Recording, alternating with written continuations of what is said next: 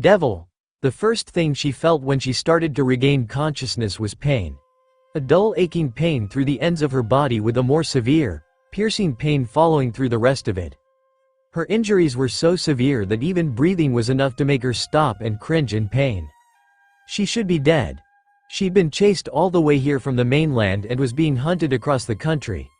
She had been hurt and injured until she finally succumbed to her wounds.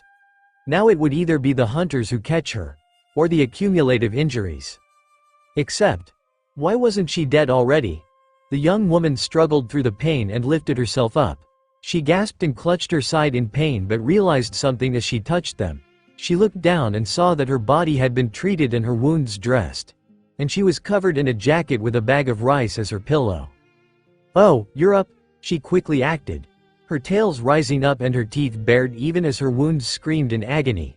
She only just noticed a man seated around a fire with a dead rabbit cooking over it. Human. It was a human. "Honestly, I was expecting you just to keel over in your sleep from how badly you were hurt." He tried to smile at her, to put her off guard, but her eyes hardened and she continued to snarl, "But I guess you're just too angry to die."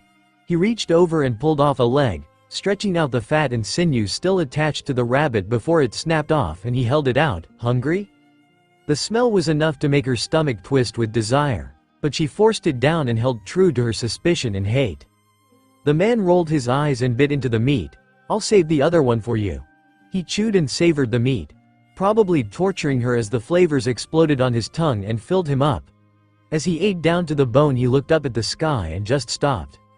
"Man," he whispered, "it's just so beautiful tonight. I can't." He paused and struggled for words as he stared up at the giant rock in the sky. "I'll never get over how stunning it is." It was silent besides the crackling of fire as he looked up at the sky, and she remained on edge. "I could stare at it for hours." "It's a rock," she finally growled out, her chest constricting in pain when she talked as he turned to look at her. "Just a stupid rock in the sky. The moon is not just a rock. It's a beautiful piece of the landscape. It fills up the night." The man spoke with exasperation. "L like how this fire crackles in the night or how the crickets chirp in the forest. It's all great." He turned back to her with a smile. "Don't you think?" She never stopped glaring at him. His smile slowly lowered in disappointment. "That's sad. It's unfortunate you can't appreciate what's around you. You lose sight of what's around." He turned to the fire and fixed his back. "Then you could end up losing everything." "Are you going to kill me?" He looked back at her with confusion. "Why would I kill you after I tried to help you? That seems like a waste of time. And why would I want to kill you? You know what I am? A yokai, right? A kitsune or something, right?" He looked at her ears and tails. "You're a rare kind. And you're human?" "I am." He shrugged. "Well, I think most people would call me human, but then we kill each other." "That's it," she snarled, "we kill each other." "We don't have to." He said, "I won't kill you. Then it'll just be another human who does." She stood up, stumbled on her feet for a moment before finding her balance. "I kill them or they kill me." She turned and started walking towards the dark forest. Only for a sudden ring of fire to burst around the forest that trapped her inside. "Found you." She froze and looked around as she saw several men and women appear around the fire that surrounded her. Exorcists and supernatural hunters, and even some onmyoji they recruited along the way. One stepped forward, nowhere left to run. "Monster." She bared her fangs and braced herself, prepared to change form and fight properly if she had to. Only for a large figure to step in front of her, shielding them from her wrath. Or, could he be? "What are you doing?" One of the hunters yelled at him. "Get away from it." "Sorry, I can't do that." The stranger shook his head. "I didn't do a very good job patching her wounds, so I have to make sure she gets proper treatment." "That thing is not a human. It's a monster. She's not the one standing behind fire and screaming for murder. If you protect and harbor one of the monsters, then you are just as bad as them. They readied their weapons. You shall be killed along with it." He looked back at her and showed a small smile. For the first time since she woke up, Yasaka didn't feel on edge. "All right, but I should warn you." A kunai slipped into his hand as his back started to glow. "I'm strong." "Devil, is everyone excited?" "Yes, sensei." "Glad to hear it." Azazel smiled at the front of the car as he heard his students cheer and celebrate about finally getting to go on their field trip. The fallen angel lowered his hand. Alright, calm down. We're not gonna be able to go if you lot are making a ruckus. Now before we set off I have to go over the safety regulations. Yeah I know it sucks, but if any of you get hurt doing something stupid, which I'm sure is expected at this point, we'll get blamed. So make sure you stay in your groups as much as possible. If someone goes missing please contact one of us to come and help you. We'll be visiting Kyoto as guests so don't make asses of yourselves. I feel like this shouldn't need to be repeated but still, he nodded, don't make asses of yourselves. One more thing, this year we have so many students so we requested help from a senior student. He turned to his side where a familiar whiskered blonde stood. We'll be taking Naruto Uzumaki-kun with us this year as an aide. He'll be helping us out where he can but otherwise he'll just be another student on this trip. The blonde nodded his head. Well I think that covers everything. Everyone take your seats and we'll be off in a minute. The train had started its travel and sped through Japan's capital like a bullet. Naruto made his way down the aisle with the back in sight. As he walked he noticed that while there were still a few worried looks sent his way, most of the students didn't shy away in fear now. Apparently his delinquent persona had faded somewhat after so many months of attending school regularly and socializing with the orc and their associates. As he made his way to the back he spotted most of the club members together talking with their friends. And in the back row he found Issei sitting by the window. The perverted brunette looked up and smiled. Hey senpai, looking forward to your first field trip? I guess. He shrugged, I mean Rias keeps talking this thing up and told me to take tons of pictures and souvenirs so you'd think we're about to see a city of gold or something. Might just be Buckhouse a little overexcited. Issei agreed, I think it'll be fun but best to temper your expectations. Couldn't have said it better. Senpai?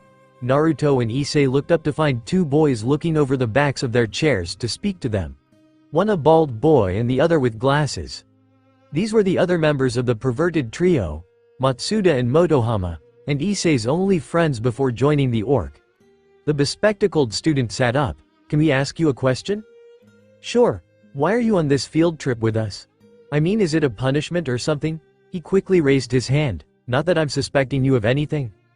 No it's not a punishment. Apparently they want me to come because I didn't go last year.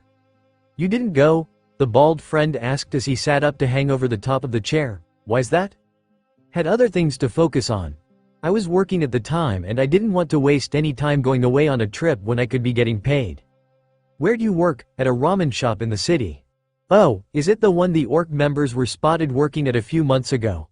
I thought it was weird when I heard they took up part-time jobs but if it was to help you then that makes way more sense. And I bet I know why you did it too. Motohama sat up beside Matsuda. You were sending money to Asia-chan so she could come over here, right?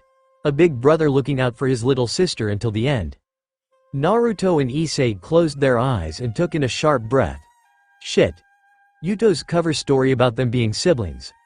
The blonde forced a nod. Yep. All for my baby sister.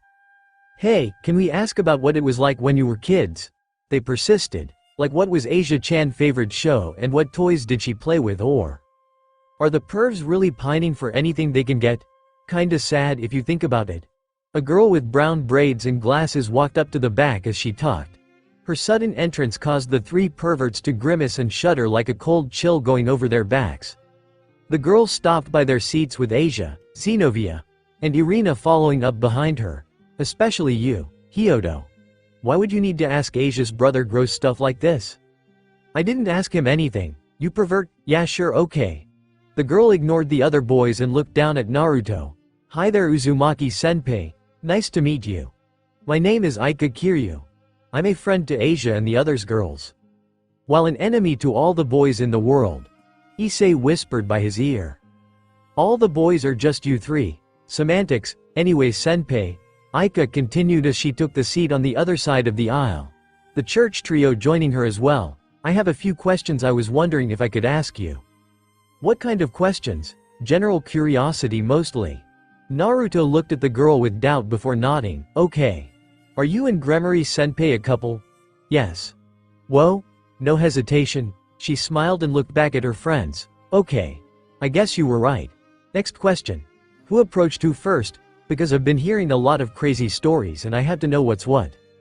She came to me first, but it was just to join the occult research club at first. When Rias wants something, she is relentless about getting it. Everyone familiar with the king nodded in agreement, piquing the interest of everyone who only knew her from a distance. After that we hung out. She started tutoring me, cooking me food, other things, and then I asked her out. Well, if that ain't a modern Romeo and Juliet, I don't know what is, Aika said with a smirk, fixing her glasses before she leaned across the aisle. And now let's get to the main event. Senpai, her glasses glinted dangerously. Have you and Gremory Senpai gone the full mile yet? Naruto stared at her quietly as Matsuda and Motohama breathed heavily in anticipation. He shook his head. You can't seriously think I'm going to answer that, right? Classic divert. Might as well be confirming. And if you won't, I know some people who will. She methodically turned her head to look at the blushing Asia and Irina as Zenobia looked out the window in a daze. She turned back to the blonde. Come on, isn't it a part of the boy code to brag and embellish stories about their first time? I don't know. Why are you asking me? Where is that even coming from? A decade of manga, literature, anime, TV shows, and movies. You expect me to believe boys don't break out into song the moment they lose their virginity? Aika screamed with righteous fury. Are you telling me Greaser Travolta lied to me? I don't even know what you're talking about. Naruto gawked in confusion before turning to Issei. It's like talking to a female Azazel. Please don't put that image in my head. Senpai. You're a god. The other two members of the pervert trio looked at the whiskered blonde with almost religious admiration. A goddess. You laid with a goddess. I can't begin to describe how beautiful that is. Motohama removed his glasses and wiped his tears. To think even an unattainable beauty can be reached by a mortal. And she is super sexy. Aika spoke up with excitement. I bet even remembering the act must be exciting, eh? You can say that again. All eyes turned in surprise to Zenobia. The blue-haired girl continued to stare out the window before blinking and turned back to the conversation. When she saw all the gazes she was getting, she realized, oh, did I say that out loud? Ignore that. Explain. Now, Zenobia-san. Zenobia, what are you talking about? As chaos devolved in the back of the train car, Issei felt a pull from his arm. The sign that Diedrich was requesting him back inside the sacred gear. As his friends started to get into a heated discussion, he closed his eyes and dove in. Devil, Issei reappeared in the white void, once again finding himself in the company of mindless drones and soulless husks of former boosted gear wielders who surrendered their consciousness for power when they wielded his Longinus long ago. Hey guys. Issei cheerfully greeted the confined souls. Been a long time. How have you all been doing? Anything new going on? Juggernaut Drive. Ah, so much of the same I see. The young brunette sighed and sat down on the floor. Or the hard space. Or the metaphysical ground that made up this mind space he found himself in. Whatever it was, he slumped down on it and looked around. Diedrich called me in, but what's the deal? Nothing changed that I can see. Are you sure about that? Issei sat up in a start and looked behind him at the new voice joining him in this space. And when he did, he found himself faced with a gorgeous blonde woman in a purple dress. Issei couldn't help the line of drool that came down his chin at the sight of the beautiful lady, but quickly shook his head as he jumped to his feet. Why is there a beautiful older woman in this space, and why aren't there more filling up every inch of this place? He. The woman gave a hearty, cheerful laugh as she covered her mouth. I see that sex drive of yours is just as pronounced and prodigious as I heard. She offered him her hand and he took it with a confused look on his face. I haven't introduced myself yet. I'm Elsha, and I was one of the wielders of boosted gear before you. Why you are? Issei exclaimed in shock as she pleasantly smiled. I had no idea. So you're my senpai then, right? He released her hand and bowed his head respectfully, earning another happy giggle from the former wielder before he lifted his head again. But wait, if you're my senpai, like them, then why aren't you? Like them? They looked back at all the cloaked figures mindlessly staring into the void and droning on about the same thing. As Issei gave a meek nod, Elsha hummed. Well, it helps that I didn't sacrifice my ego and mentality for the sole sake of gaining immense power. My resilience and fortitude while wielding the boosted gear has garnered me the honor as one of the strongest wielders in history. Why, you're one of the strongest? And you did it without ever using the Juggernaut Drive? Juggernaut Drive. Shut up. He barked back at the mindless zombies before turning to the woman again with wonder. I can't believe I finally met someone who used this fucking thing without sacrificing their entire personality for the sake of power. That's exactly what I needed to know, that there's a chance for strength and power without sacrifice like that. Elsha grimaced. Well, I didn't sacrifice my mind, but there were plenty of other sacrifices I made. She clarified, I was beaten. Broken. Bled gallons of blood. I'm pretty sure I experienced enough pain for several people's lifetimes. The blonde woman shook her head. There is no gain without sacrifice. I mean, I know that.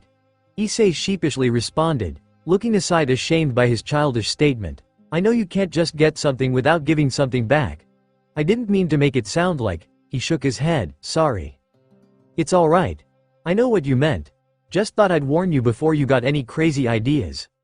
The beautiful woman kindly patted his shoulder. There is a way to gain strength and power without giving up who you are, but it is much, much more difficult than the one they faced.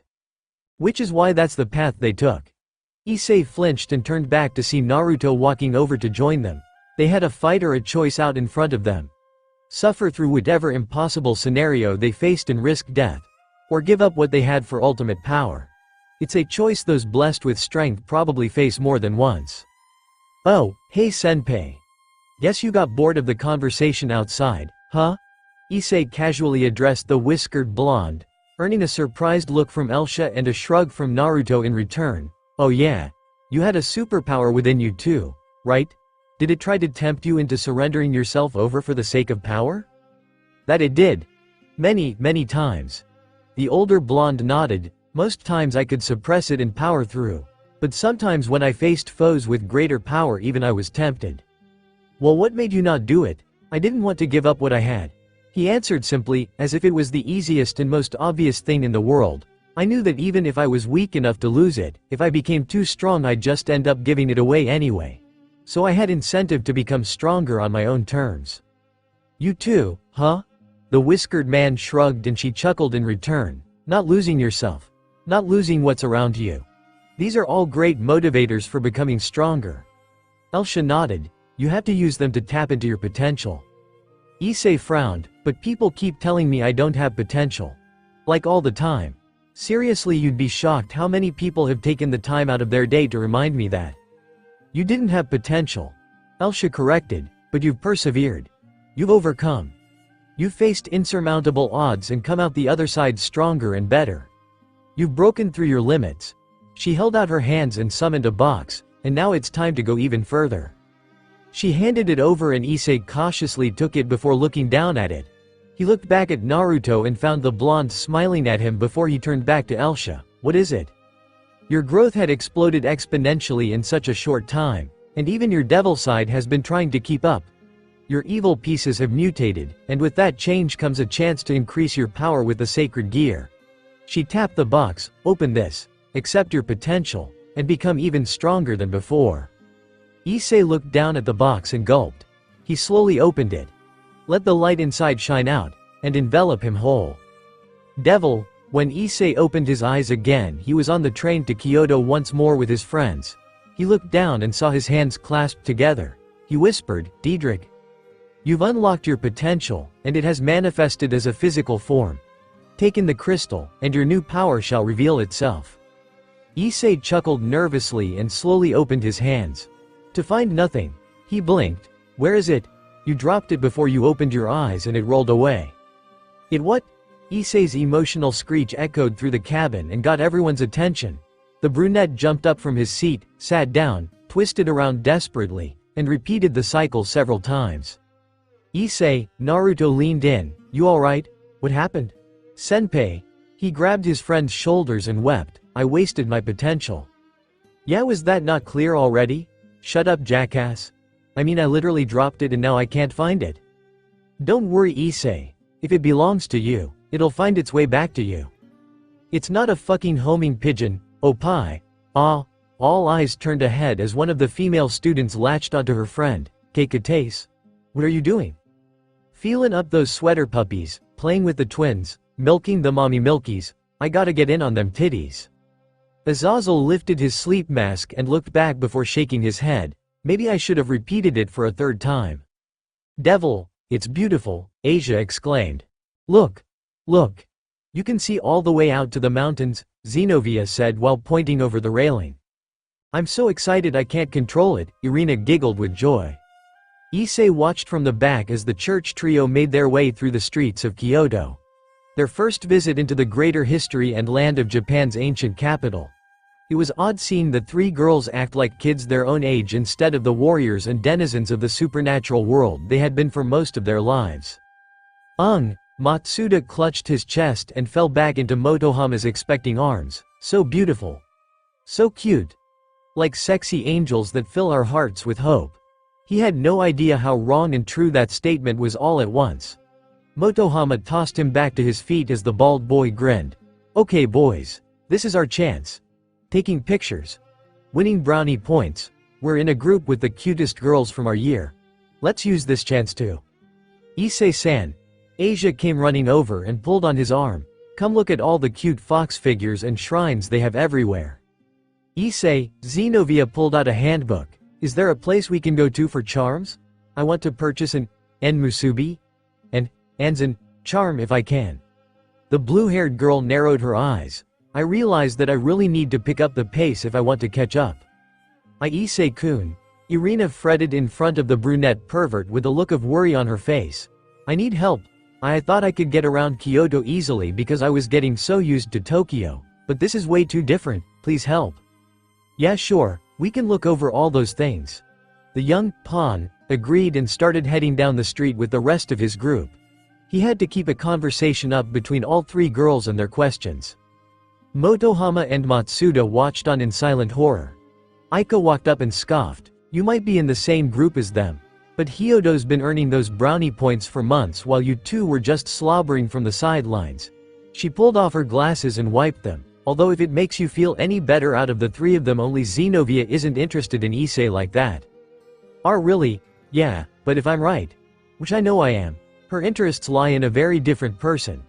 Save you two the worry, she smirked, give it up. Issei reveled in the relief and peace of walking the streets of Kyoto. It was such a lovely view and peaceful atmosphere being in this ancient place. All the people waved them over with smiles and offered them tons of food to eat. Zenobia started to drool at the sight of all the confections and Asia was already pulling out her purse to buy something. Irina was waving the rest of them over and he made his way after before.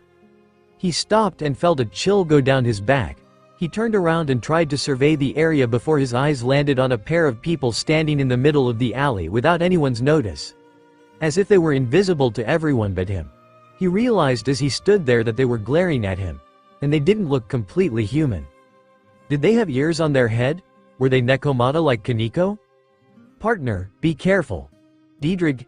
He looked down at the glow under his skin. Who are those people? They're the guardians of Kyoto. This place is guarded not by devils or any of the factions, but by the ancient denizens of this country's supernatural roots, the yokai.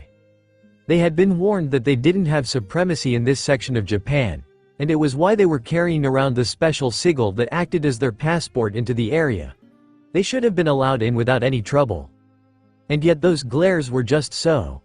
Issei swallowed the lump in his throat and made his way over. The two yokai dressed as shrine attendants ducked a little further back but they knew he had seen them.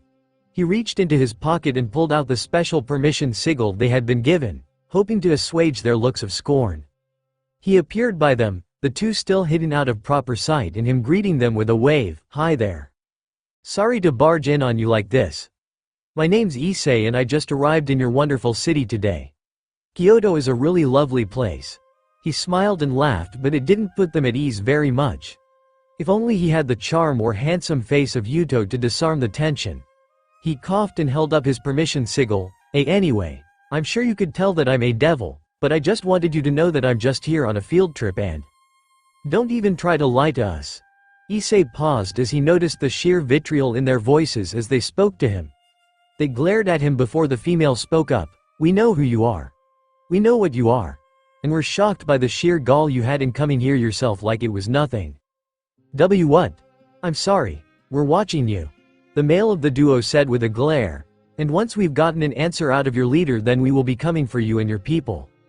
What do you have against Azazel-sensei? What? Stop lying, he's not the one behind this.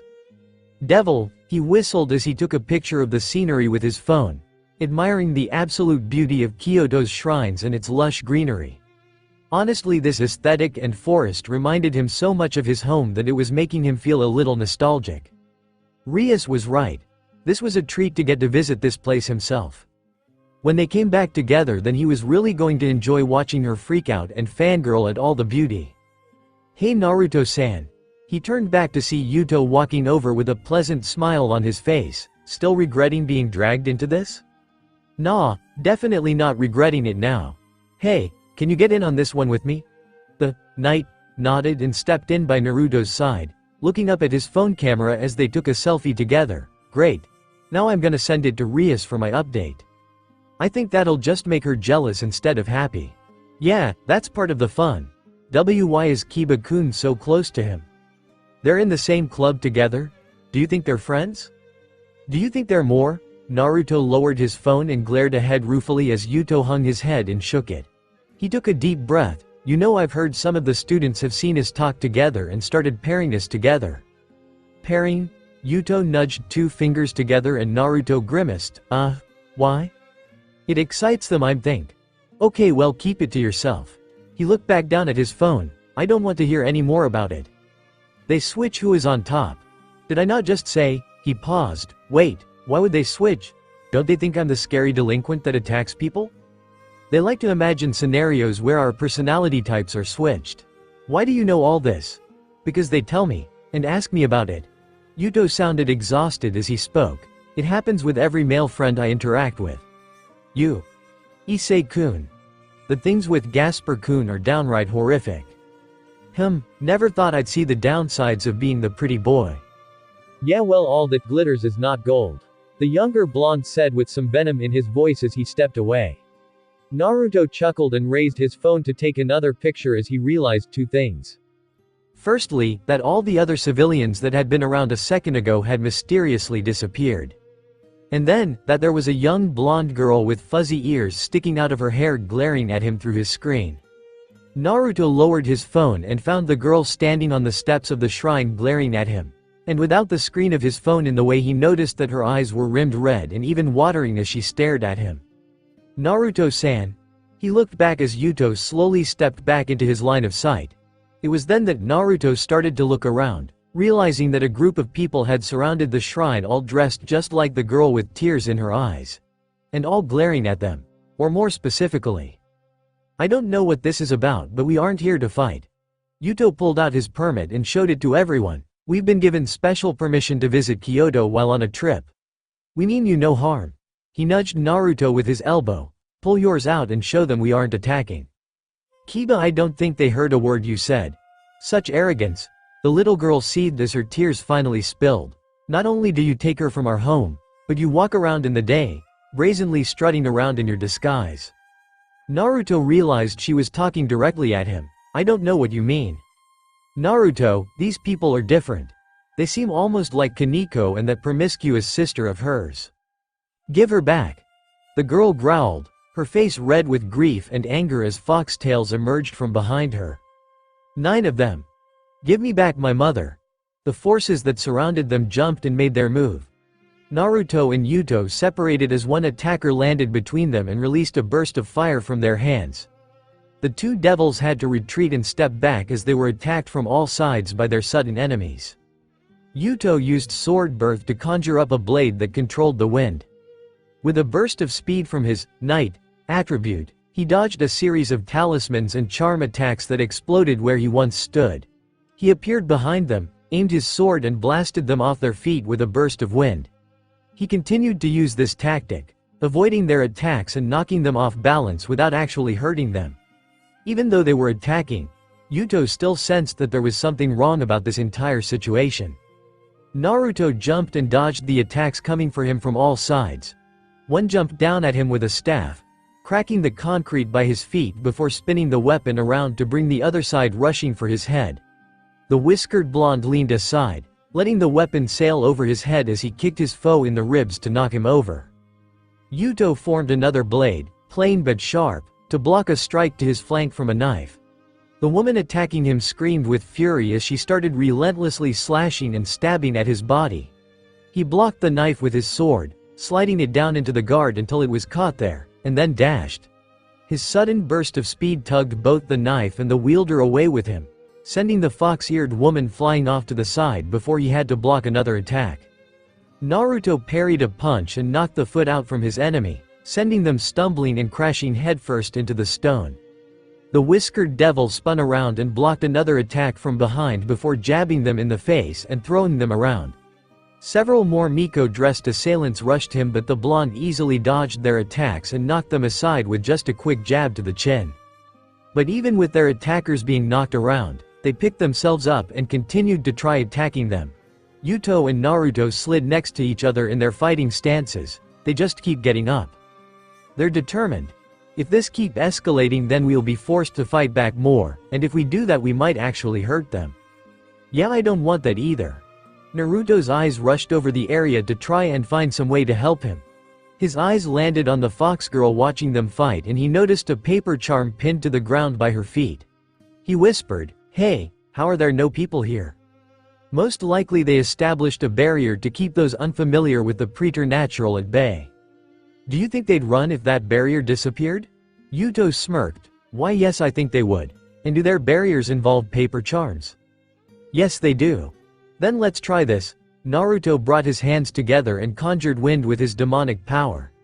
As their attackers jumped and rushed them, he released the power he built up and created a quick burst of wind that knocked them all back.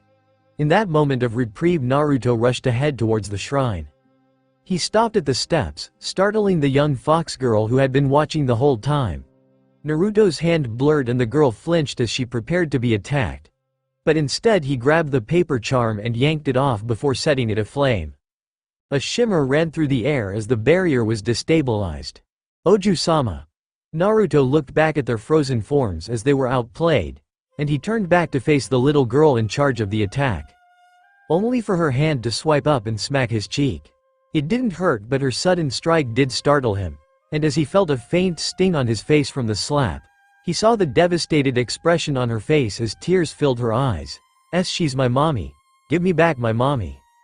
I don't. Get away from her. Naruto jumped back as the Miko-dressed assailants all rushed him at the same time. He jumped back and gave them enough space to recollect the crying girl. Oju-sama, we have to go. Naruto and Yuto watched as their forces retreated and left them alone at the shrine. The sudden return of muddled voices behind them made it clear that people were returning again. We should contact the others. The knight said as he already pulled out his phone. Are you okay? She was crying. Naruto whispered as he touched his cheek. She just wanted her mom back. Something is going on in Kyoto, devil. Despite her best efforts to forget and move on, Kaneko couldn't help that sometimes her mind would drift back to the scene. And it happened without any warning. Waking up, memory of sex. Eating, memory of sex. Going to class, memory of sex. She almost blabbed about it when she was called on to read a line during class. It was such a personal, heated, sexy moment she had witnessed without her friend's knowledge or consent. She had watched them experience a tender moment of love and passion like a filthy peeping Tom. And then what she had done to herself afterwards in the confines of her room. She no longer had any moral high ground to call Issei a pervert. Oh, do you like that? Oh crap, she was hearing it again? Yes, I like it. Rias nodded while rubbing a knuckle into the back of her shoulder. I haven't had to deal with knots and strain in a while, and this is the first time it's acting up again. The beautiful redhead was leaning back in the bath with her hair tied up in a towel. Her large breasts floated on the top of the water as she moaned, "Damn it, I can't reach the right spot." "Oh, you can't?" Akano giggled under her breath cheekily. "So you know just the right spot and now you can't reach it yourself?"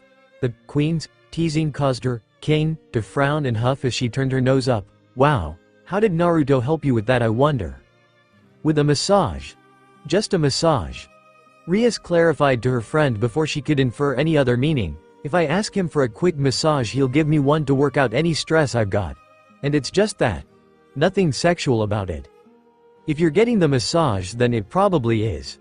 Rias indignantly glared at the dark-haired devil as Akano shrugged. "Rias, I've given you a massage before, remember? I still hear the sounds and moans you made when my hands pushed into that spot in your back. Her face lit up a little redder even in the hot bath. It, revealed some things. Shut up, Rias chirped with a blush on her face. It's not my fault I like massages. It's your fault for vocalizing it so much, I can't help that. And I'm sure Naruto is very thankful for that. If she moaned during massages like she did during sex. Oh damn, heat was rushing to her face again. Okay Akeno, I'd really appreciate it if you didn't prod at my romantic life with a stick like that. What? I can't be happy for my friend and her budding romantic life. Her blushing maiden demeanor. Getting to have her kinks worked out of her whenever she wants? Wordplay? Really? You're better than that. Akeno giggled haughtily as Rias' frown deepened. Look, I get enough teasing from my brother, my parents, and having to exist in the same space-time as Azazel. I don't need it from you too. Oh relax, can't you take a joke? You're not going to be stressed out for days until he comes back, are you? Akeno joked. You just need to lighten up and I don't need to lighten up. Rias gulped and panted slightly. What I need is. Phew. What I need is some bound, it's hot. Did the water temperature go up? Why is it, Kaneko? The little white-haired girl looked up in surprise when she heard her name called. She hoped that they wouldn't notice just how red her face was while they had their discussion. However, she also hadn't noticed that her eyes had changed color and that blue flames danced off her body when she wasn't covered by water and caused the bath to broil when she was submerged. What is it, bucko? Your cooking is alive. Turn the flames off, sorry. She concentrated and drew back Matabi's influence so her flames would fade away. When she did, the water started returning to normal temperature and the steam continued to hang in the air. Akeno stood up from the water and fanned herself off as Rias rested against the side of the bath's edge. Kaneko shrunk in on herself. I'm sorry. What happened? Were you thinking about something else? Why, you could say that. Rias groaned as she leaned off the bath and looked through the steamy room. Hasn't even been a day since everyone left and we're already off to a great start. A pair of arms circled under her chest and squeezed her, pressing a pair of massive breasts into her back and causing a lock of black hair to come over Ria's shoulder. She sighed. Akeno, can you please not lean in like that? The hands under her chest came up and gently patted her breasts. Rias flinched. Hey, Akeno, don't you? She turned her head and finally noticed that Kaneko and Akeno were looking at her in shock. As realization started to cross her mind, she turned her head a little farther to look over her shoulder, only to feel a tongue gently run along her cheek. Seems like you have the taste of a mature woman now. Congrats Eris-chan, you finally graduated. Kuroka said with a sly smile as she continued to rhythmically pat Rias' boobs like a drum from behind. Too bad about your choice in mate, but hey, at least you finally got to ride a horse. Rias looked back at Kuroka in shock, the black-haired Nekomata just smiling causally like she wasn't intruding and appearing out of nowhere. She leaned in again and licked Rias' cheek before smacking her lips. Oh wow, you've ridden that horse thoroughly if I'm right. Is he really that fun? Devil, so they just attacked you? No warning or anything? Nope. Naruto answered, laid out on the bed in the room he shared with Issei as they discussed the problems they faced today. The girl there was angry at us. Oh, or me I guess. About stealing her mother. I wanted to ask her what she meant, but between the attack and them having to retreat I didn't get the chance. Yeah, they said something weird to me too. Issei said as he unpacked, they called you our leader for some reason. And they were talking about how audacious it was for me to be walking around like this. So it isn't just me that feels like we're out of the loop? Not at all. Issei stood up and sighed before heading to the door. Well, we just have to wait for Azazel-sensei to speak with the locals for some clarification. Until then I'm going for a walk. A walk where? Just a walk. Before he passed by, Naruto sat up and grabbed Issei's wrist before he could take another step. I'm not letting you peep on the girls bathing. Peeped, senpai. What kind of guy do you take me for? I'm not letting you peep. It's a man's right to peep. Before Issei could slip away, Naruto wrapped his arm around his neck and applied pressure. But Issei kicked off the wall and sent them tumbling across the bed. The two pawns started to wrestle and fight as things were knocked all over the room. When you two are done with your heavy petting, can you come outside? Naruto and Issei stopped tussling and looked over to see Azazel standing in the doorway. Azazel? What are you doing here, sensei? Waiting for you too. The fallen angel said, if you're dressed already then come on. I'm gathering everyone together so we can go visit the denizens of the Kyoto's other side. Did you already work things out? Actually I did. A short girl in a kimono stepped out from behind Azazel with a smile and wave. Her hair was styled to match her outfit but her bubbly demeanor and blue eyes were recognizable even to them. Leviathan-sama? Hey Seiki-chan. Naru-chan. You two look well. What are you doing here? I actually came here as an ambassador of the devils to better relations with the yokai so they can join our alliance. Her smile faded. Unfortunately something terrible happened to their leader and our plans were stalled. What happened? Well, we're gonna need you two to come with us. Devil, walking through the district of the yokai was like a crash course in ancient Japanese folklore. Kappa and Kamitachi and Hayasubi and Okiku and dozens of other legendary beasts lived in homes and walked through streets like it was nothing. It was so marvelous that the young students of the Orc and Stuko could do nothing but gape as they walked by. They were being led by a group of kitsune that had picked them up from the hotel, and now were on their way to the main building which governed the supernatural realm of Kyoto. Wow! There's so many yokai here. Saji whispered in amazement before looking back. And these guys came after you earlier? Yep. Issei nodded. They were keeping an eye on us and ambushed Senpei and Kiba for some reason. Did you do something to piss them off? I don't think we did but we can never be sure. Naruto kept in the back of the group as they took the stairs up. And he noticed as they walked along that while some of his friends got looks of interest and confusion, the people looking at him could only be described as stunned. Every time he walked by they would whisper to each other about something he couldn't hear. Finally they reached the top of the climb and found themselves at a giant palace. At the front of the palace were dozens of yokai there to greet them, with the two standouts being a large Tengu who greeted them respectfully, and the young Kyuubi that meekly looked aside in shame. Greeting, visitors of Kuo. I welcome you to our humble home here in Kyoto. The Tengu said, an air of courtesy and regality in his voice as he addressed them. I understand that you all have been experiencing some hostility from us since you arrived and I wish to apologize for it, as well as ask that you show pity and empathy to the youngsters who carried out the act. Nice to meet you. Azazel bowed his head and his students followed his lead. We understand the gist of what's going on but for the sake of my students do you mind giving them the rundown? Of course. The yokai nodded. Recently our leader and lord, Yasaka-sama, was kidnapped from her home. Since then we of the West Yokai faction have desperately been searching Kyoto for any sign of her. We adore Yasaka-sama and we have been doing nothing but fret and worry these last few days. So much so that some of the younger and more impatient of us take whatever chance they can to get a lead. And they thought they found one with your group today.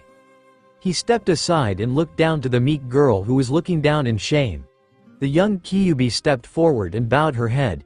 My name is Kuno, daughter to the leader of the West Yokai faction. And I apologize for suspecting you all in the plot to abduct my mother. Oh okay, but why do you suspect us? Kuno and her Tengu retainer shared a look before they beckoned everyone inside. As the devils walked the halls and admired everything they passed, they were brought into a grand hall where they could sit down and speak. As Kuno and her Tengu companion sat in front of everyone, several servants carried in a massive scroll. Yasaka-sama is our leader, and also the Kyuubi in charge of guarding Kyoto and the vast amount of power its ley line provides. This access to the immense spiritual power of Kyoto makes her a target for people interested in tapping into that energy but they have always been held at bay by her strength, until now. The scroll was unfolded and the students looked at the illustration painted over it. Across the massive tarp was a gorgeous young woman with smoldering gold eyes, long blonde hair, fox ears, and 9 bushy tails coming out from behind her. She's beautiful. I don't think I've ever seen someone so lovely.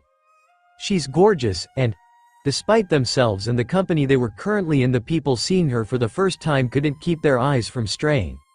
They gazed at the massive, almost impossibly big and round breasts filling her kimono to the point of burst. How is that possible? They can't actually be that big, right? It's unfair. It's so unfair. I really want to meet her now. Azazel coughed loudly and get their attention back on track. Are you done? Because we were in the middle of an important meeting. They nodded shamefully as he grunted, good. Quickly pulling out his phone and snapping a pic, he earned the indignant protests of his students before nodding, please continue. Yasaka-sama was kidnapped several days ago in the middle of the night. An intruder appeared at the palace, slipped by the guards, and found her. Usually she is strong enough to combat any foes that would try to sneak in, but she didn't attack them and because of that she was captured. We weren't able to follow them but one of our guards did spot the intruder for only a moment before they disappeared. And by their account he looked like. Kuno and the Tengu looked in one direction, and all eyes followed their gaze as well. Naruto blinked and pointed at himself. Me? You think I broke in and stole your leader? Kuno shrunk in on herself as the Tengu stayed silent. That doesn't make any sense. Why would your intruder look like me? Why me? Did they know I was coming? Did they want you to attack me for some reason? None of it makes any sense. The Tengu waved his hand and 2 more scrolls were carried in, centuries ago, before Yasaka-sama had properly settled into the role of leader of Kyoto. This land was a dangerous place for humans and yokai. They attacked and killed each other constantly. It was a lawless time of killed or be killed.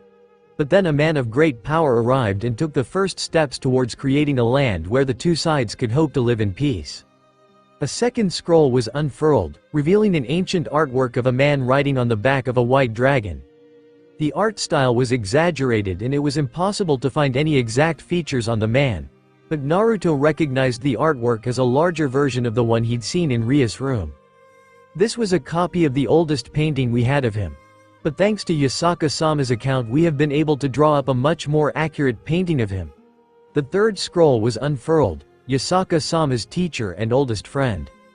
A man with bright yellow hair and blue eyes. Scratches on his cheek. An orange kimono adorned over his body. And the blue wings of divine dividing protruding from his back. Naruto, the white dragon, devil.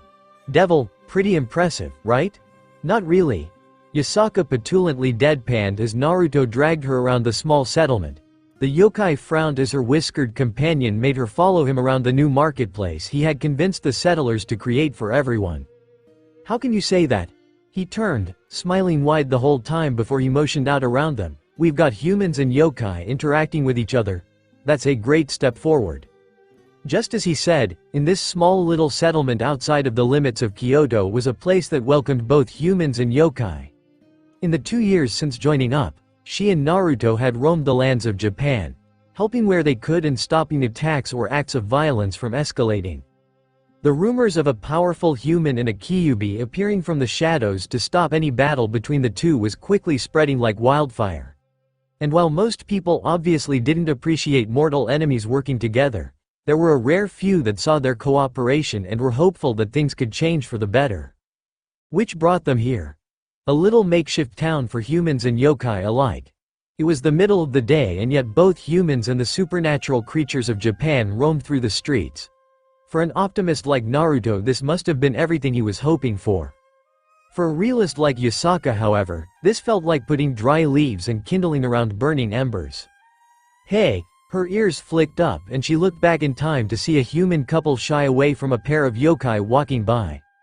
The woman hid behind her husband as he yelled, "Get your beady eyes off my wife, I won't let you spirit her away." We weren't even looking at her. One of the yokai literally spit fire as they barked back. You damn humans always jump at the slightest thing. It's ridiculous. I thought this place was supposed to have yokai that were tamed. Hey! She and Naruto ran over and stood between them before things got out of hand. We said no fighting, please don't let things get out of hand. These humans are acting like we'll attack them. Like they don't hunt us for sport the first chance they get. And you don't hunt us down to feed on us and our families? The humans yelled back as the man scowled. Naruto Dono, if you expected humans to live here, you need to train these monsters to act as well as your pet. Yasaka's anger boiled over and she turned, letting her hands catch fire as she nearly mauled the humans. Hey! Naruto's arms wrapped around her and pulled her off her feet before it was too late. As she hissed and scratched at the air he growled, if you plan to stay here then you should consider your manners and attitude a little more carefully. Otherwise I won't always be around to stop someone from clawing you up. His threat seemed to work as the humans turned and stepped away before things got worse. The yokai did the same and Naruto finally lowered Yasaka back to her feet. As she settled down, Naruto spoke softly. Listen, I know some of these people can get on your nerves, but you can't just maul them like that. This is only the first step towards making peace and we can't risk it. I know what they said was awful, and I promise that there will be punishment for their behavior, but please don't attack them, okay? Yasaka grumbled and went limp in his arms. Yasaka? She looked back at him and raised an eyebrow. Are you just going to fondle my chest all day or let go? He finally realized he had grabbed a handful of her boobs when he picked her up and immediately let her go. Sorry. You sure you are? You were holding on for a while. Well, give me a break. Naruto countered, a small hue on his cheeks. If I ever tried to touch your body, I'm pretty sure I'd reach your breasts 4/5 times. Seriously, how are they so big? Is that bad? She looked over herself. I thought big was appealing? We're not having this discussion. Naruto quickly stopped talking and walked away. Yasaka chuckled to herself as she followed after him. I really hope this place works out. If it doesn't, at least you can go home somewhere else, right? He was a ninja and they all came from villages that practiced their craft. You can make them take you back. No, I can't. I told you I pretty much cut all ties with my village when I left. No, I mean you can make them. She stepped up to his side as she pointed at his back. With your power you could make anyone do anything you want. His weakened expression made her realize she had touched a sore spot. Why did you leave your village? When they found out how powerful my sacred gear was, they wanted me to use its power for the sake of the village. Which I was more than ready to do if I could help my home. But when I realized that getting as strong as they hoped as quickly as they wanted meant I might have to sacrifice my mind, I voiced my opposition. And they said that as a ninja I should be ready to offer myself to the village without hesitation. And, you weren't ready for that? I wasn't. He shook his head as he looked out over the mountains. I was spending my life until that moment ready to give myself entirely to the sake of the village. And then when I realized that it really was a possibility that it could happen, I just realized I never actually lived my life enjoying anything before that. He smiled, so I left. Wandered around. Enjoyed what I could, and then ran into you. She rolled her eyes, and forced me to enjoy the same insufferable trite you do. Hey, you should understand me. He grinned and messed with her hair, making her growl like a feral animal in response. You spent most of your time just fighting and running. And now we can enjoy everything together. Stop treating me like a child. Stop acting like one. I feel like an elder brother when I'm around you. She smacked his hand away and he just lightly clapped her hands away like it was a game. And when he did, it really did feel like he was trying to act like a brother to her. For some reason, 2 years ago, this stranger rescued her and helped her when she was injured. And since then, whether it be through his stubbornness or her sheer inability to just ignore him, they had been traveling together ever since. And Yasaka would never admit this for fear that it would make him grin smugly at her for the rest of their days. But life did seem a lot more enjoyable since he had shown her there was so much more to it. Devil! They stared at the painting in shock and disbelief. All the visitors besides Naruto looked between him and the old oil painting of the yokai's ancient guardian. As if any moment the two wouldn't look like exact copies of each other.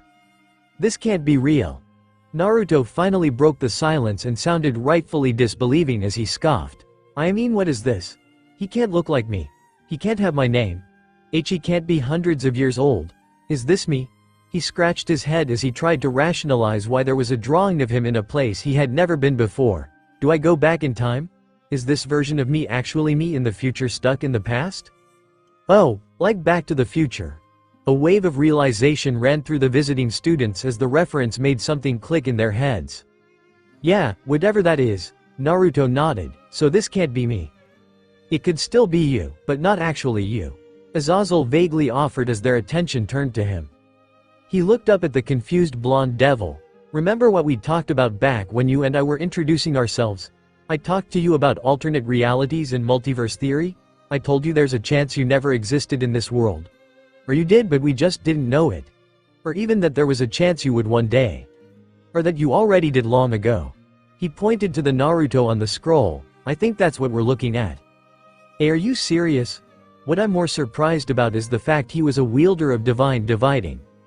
The mixed-haired fallen angel rubbed his chin in deep thought. Did Valley know about this? Did Albion recognize you the moment you met each other? Man, I really need to prod that kid for answers the next time I see him. Excuse me? Asia raised her hand and asked, what happened to this Naruto-san? If his sacred gear was passed on to Valley-san, then he can't still be alive, can he? Kuno and her advisor shook their heads. By my mother's account, the White Dragon acted as something of a guardian to this place for years. During that time he fended off countless enemies of yokai and evil spirits that wished harm on humans. He kept the peace for an entire generation. There are even stories of a fierce battle he had in his youth against a majestic red dragon that caused all of Kyoto to quake. He slayed his foe and emerged victorious from the battle. Issei gulped and looked down at his arm. Is that true? I've had a lot of fights with the White One. I can't remember each and every person that has worn those wings. But yeah, I do remember fighting a wielder out here in Kyoto. Once we lost and I lost a host. But the next time. Years later there was a second battle between the White Dragon and the Red Dragon. But that time, Kuno looked down at the scroll with her mother's dear friend painted over it. He didn't survive. Mother tells me that was one of the worst days of her life. Naruto slipped out of his seated position and dropped back in stunned silence. Xenovia slid over to his side and squeezed his shoulder. Are you okay? I'm having a really hard time figuring this out. He rubbed his head. There was a me that lived here hundreds of years ago. And he had Valley's wings. And then he got killed by Issei's dragon. The blonde still looked stunned and palmed his face. I can't believe this. Azazel chuckled. Looks like this Kyoto trip is pretty special, huh? Don't you start. Since the days he was lost, we have been wary of the Red Dragon and what it might bring. The Tenju continued and looked over at Issei. So when you arrived along with someone who looks so similar to our ancient guardian, and at a time when Yasaka-sama was kidnapped as well. Yeah, Yuto nodded. Most of this is coincidence, but I can see a lot of red flags being waved around with all of that piling up at once. Precisely. Wait. Hold on, Issei quickly called out as he looked around frantically. This is Senpai. But he was the wings. But he showed up in my... He looked over at Naruto. But I thought you were... He looked down at his arm. But he was dressed and acting like... He paused and closed his eyes. I need to talk to someone. They stared at the perverted brunette in confusion as he stilled and went unresponsive. Roswise snapped her fingers in front of his face. He left? Devil, are you the Naruto from the Divine Dividing? Issei called out as he reappeared in the mindscape of the boosted gear's remnants. As he arrived he saw the kimono-clad Naruto speaking amicably with Elsa before the two turned to him. Are you not the guy the first know outside? Yeah. I thought you realized that when we met.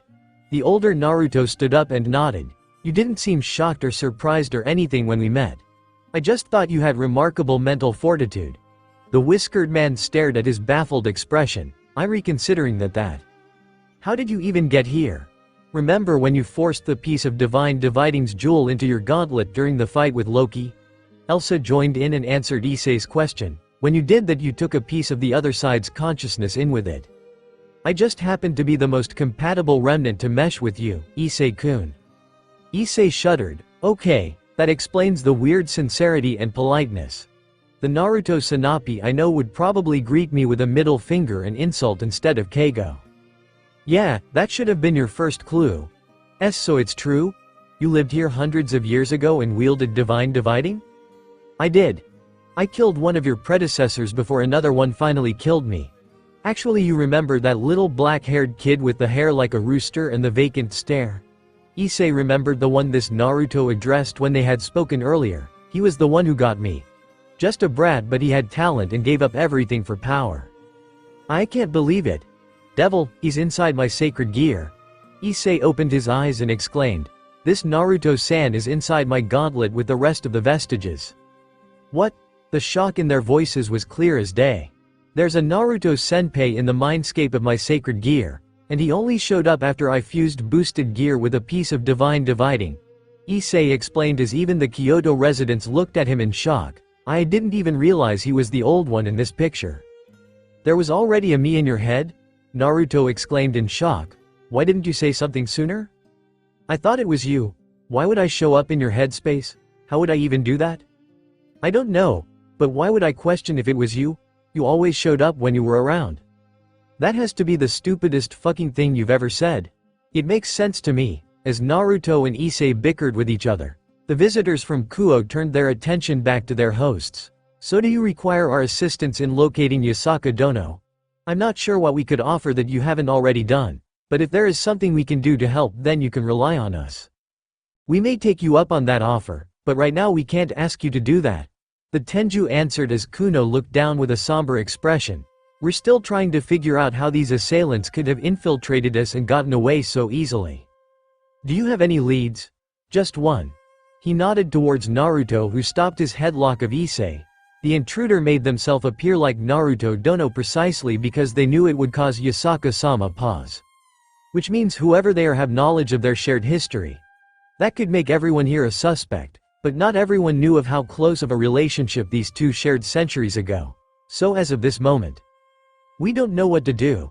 Kuno whispered as her ears fell sullenly upon her hair. Seeing the fox's dejected expression left everyone present feeling low. What could they say to a child missing her mother at a time like this? Devil, Rosswise worked diligently on grading papers and exams after they came back to the hotel. It was quite an eventful first day in Kyoto with its fair share of surprise and shocks to be had. But now wasn't the time to be focusing on that. She had a duty as an educator she couldn't forego.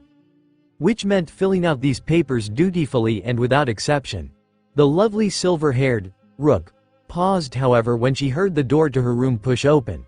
She looked up and saw a familiar whiskered blonde walk in with a sigh. Naruto-kun, what are you doing here? Sorry Rosswise, I was just thinking about what happened today. He sat back on the bed behind her desk and plopped back on it without pause. Rosswise looked like she wanted to say something about him making himself at home in her room but decided against it when she saw the heavy expression on his face. I mean, all that crap we heard today? It's crazy, right? It is. She nodded sympathetically. I'm sure I can't even begin to understand what all of this must feel like for you. How do you feel? Honestly, horny more than anything. Rosswise bucked in shock at his crass answer. Yeah, I got a boner and it won't go away. He sat back up and looked down at his crotch. This is usually the time me and Rias have sex, but with her not here I don't know what to do. The Valkyrie blushed and tried to focus back on her job. Oh okay. Well Jay, just try to get a handle of it before going to bed tonight, okay? Can you help me? Huh? She turned in her seat to face him but was shocked to see she was face level with his crotch. She noticed the tent he was pitching through his pants and whirled back around with a burning red face. Why would you ask me to help you with that? Because I needed a sexy, beautiful woman who I could trust and would also be okay with having sex. Her mind went blank. I mean you're so cool and collected all the time. So I'm sure you're okay to have a casual fling, aren't you? See, casual, come on. We're teammates in the same peerage. I'm sure this would be fine. Rosswise's head was filled with excuses and rationalizations that fought against each other for supremacy. Despite her better judgment, she meekly answered, I guess I shouldn't be opposed to a causal thing. Great. Without hesitation Naruto quickly acted, pulling Rosswise's chair out from under her and forcing her to stand up in a panic. And in a single move he grabbed her hips, pulled them out so that she was bent over and holding the desk for support, and pulled her pants down so she was left in her underwear. And Naruto-kun. Hold on. Naruto grabbed her panties and yanked them down, exposing her bare ass to the air and eliciting a squeak of shock from her. What's up? What are you doing? Rosswise cried out with tears. DD, don't put it in. Don't worry, I wasn't gonna put it in. He took a handful of her ass, spreading her cheeks open and sandwiching his cock between their bouncy, bountiful flesh. As the Valkyrie whimpered and gasped, Naruto started to grind his cock between her ass cheeks. But I've been looking at this big, bouncy ass for weeks now and the only thing I want to do is run up against it and coat you in cum. What are you talking about? Rosswise struggled for balance and gasped as Naruto's throbbing cock drew itself back to the head and slid its whole shaft along her ass before repeating it again. When you asked for my help I thought you meant just looking at me or giving you a handjob, not ah. Oh, enjoying this? Naruto asked as Rosswise started to shudder and mule from the mix of sensations she was getting. Her breathing grew heavy and her face got hot with anticipation as Naruto pumped harder. Man, could you imagine if someone walked in on us right now? How much trouble would you get in if the students found out their precious new teacher was a dirty slut that let her students rub off in her ass? Don't say that. She wanted to sound more commanding, but as Naruto's tight grip squeezed into her cheeks and molded them like dough, she found herself moaning in return. And don't talk so loud. I have someone heard us. What? They can't be mad at you, Naruto said as one of his hands reached in and rubbed the underside of her pussy. As Roswise let out a loud groan, he continued. You're a beautiful, fuckable woman in the prime of her life. They should be expecting the sounds of your big, bouncy ass clapping against a cock, or your wet pussy squelching as it takes thrust after thrust after thrust after thrust, or you gulping down gallons upon gallons of cum. They don't. I can't. Oh, I'm coming, she screamed as drool ran down her chin. You're rubbing my ass and playing with my pussy and I'm gonna cum. You cum pretty easy, don't you, Roswise? Shame on you. I can't help it, it feels good, it feels so fucking good. Well, I'm coming too, Naruto roared as he sandwiched his cock between her cheeks and pumped as fast as he could. I'm about to cover your ass in everything I've got. And not on my tracksuit, Roswise finally exclaimed through her excitement and exhaustion as Naruto's hips clapped her buttcheeks even harder as he tried to reach his climax as quickly as possible. I only brought the one, and if it gets messy then. You don't want it on your tracksuit, Naruto acknowledged as he rubbed his dick while using her ass to push him over the edge. Then in that case. Naruto let go of her hips, and with no more support, Roswise's legs gave out. She gasped for air in surprise before she felt his hand settle on her head and in her hair. He turned her to face his way, and while her mouth was still open, he slipped his cock inside. The Valkyrie's eyes widened as she felt something hot and wet fill her mouth. The bitter liquid rushed over her tongue and filled her mouth faster than she expected. Her eyes watered from how much was coming out as there was little room left for it to fill. She considered swallowing to give her some relief. Don't swallow. Her eyes widened and she looked up at the man over her. Naruto was panting as he came in her mouth and groaned with every shot as he whispered, make sure not to swallow. She couldn't swallow. What was she supposed to do? Keep it all in her mouth? Roswise struggled, closing her eyes and trying to handle the amount before it finally stopped. Naruto bucked his hips forward a few more times, his cock reaching to the back of her throat each time before it finally stopped. His dick pulled against her lips as he slowly drew it out. Roswise closed her mouth as his cock finally drew away, a sheen of saliva over the appendage with a line of drool and cum connecting it to her lips. Roswise shuddered and looked up at Naruto as he let out a sigh of relief.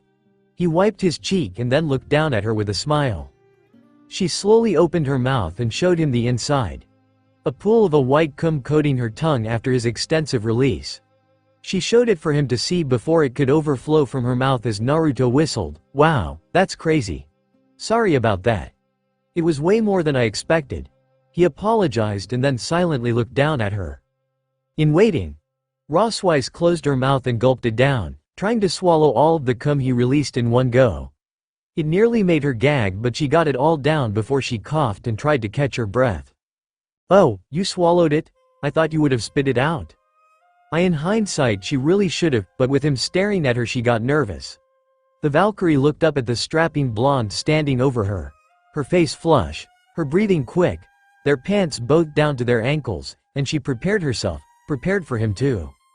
Well, thanks. He turned and started pulling up his pants. I'll be going now. Huh? She gasped. What do you mean you're going? Well, I got what I wanted, so I'll go back to my room. Later, Roswise. Just like that? Roswise panicked. Wait. I won't bother you again. I'll figure out a different way to handle my needs. But what about mine? She caught herself before she could finish. However, Naruto paused and looked back at her curiously. What about your what? And nothing. She muttered as she blushed and turned away. She had nearly forsaken her dignity as a teacher, asking a student to. Roswise. He said her name and walked over to her. The silver-haired Valkyrie looked up and gasped to see his cock free and still hard as a rock. Even after doing what they did, it stood just over her face as he asked, what were you going to say? She shuddered and shook her head. I didn't say. Were you talking about your needs? And no, Naruto grabbed her wrist and yanked her up off the ground.